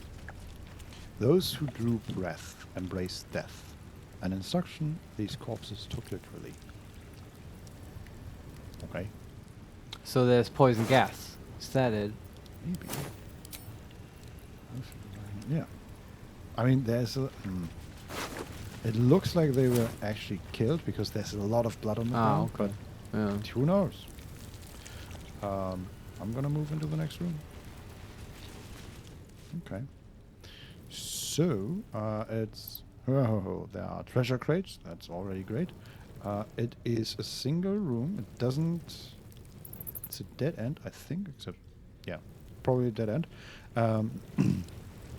It's more or less square, and in the middle of it is an elevated stone platform with giant pillars, and there is an open sarcophagus in the middle with also a lot of blood around it. Right. In the sarcophagus is a breaching pike staff, probably the tool they used to open that.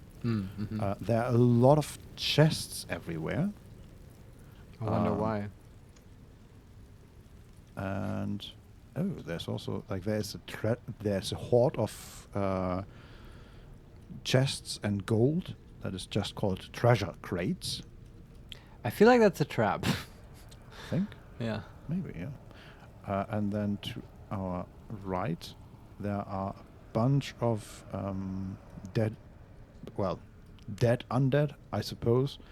There are ancient servants and greater zombies and crawling claw. And there's a lot of blood around them as well. And on the opposite side of the room, just the walls have been breached into a little bit of an alcove in the cave, and there are more chests. Yeah, what's with these chests? I don't know. I'll loot this human.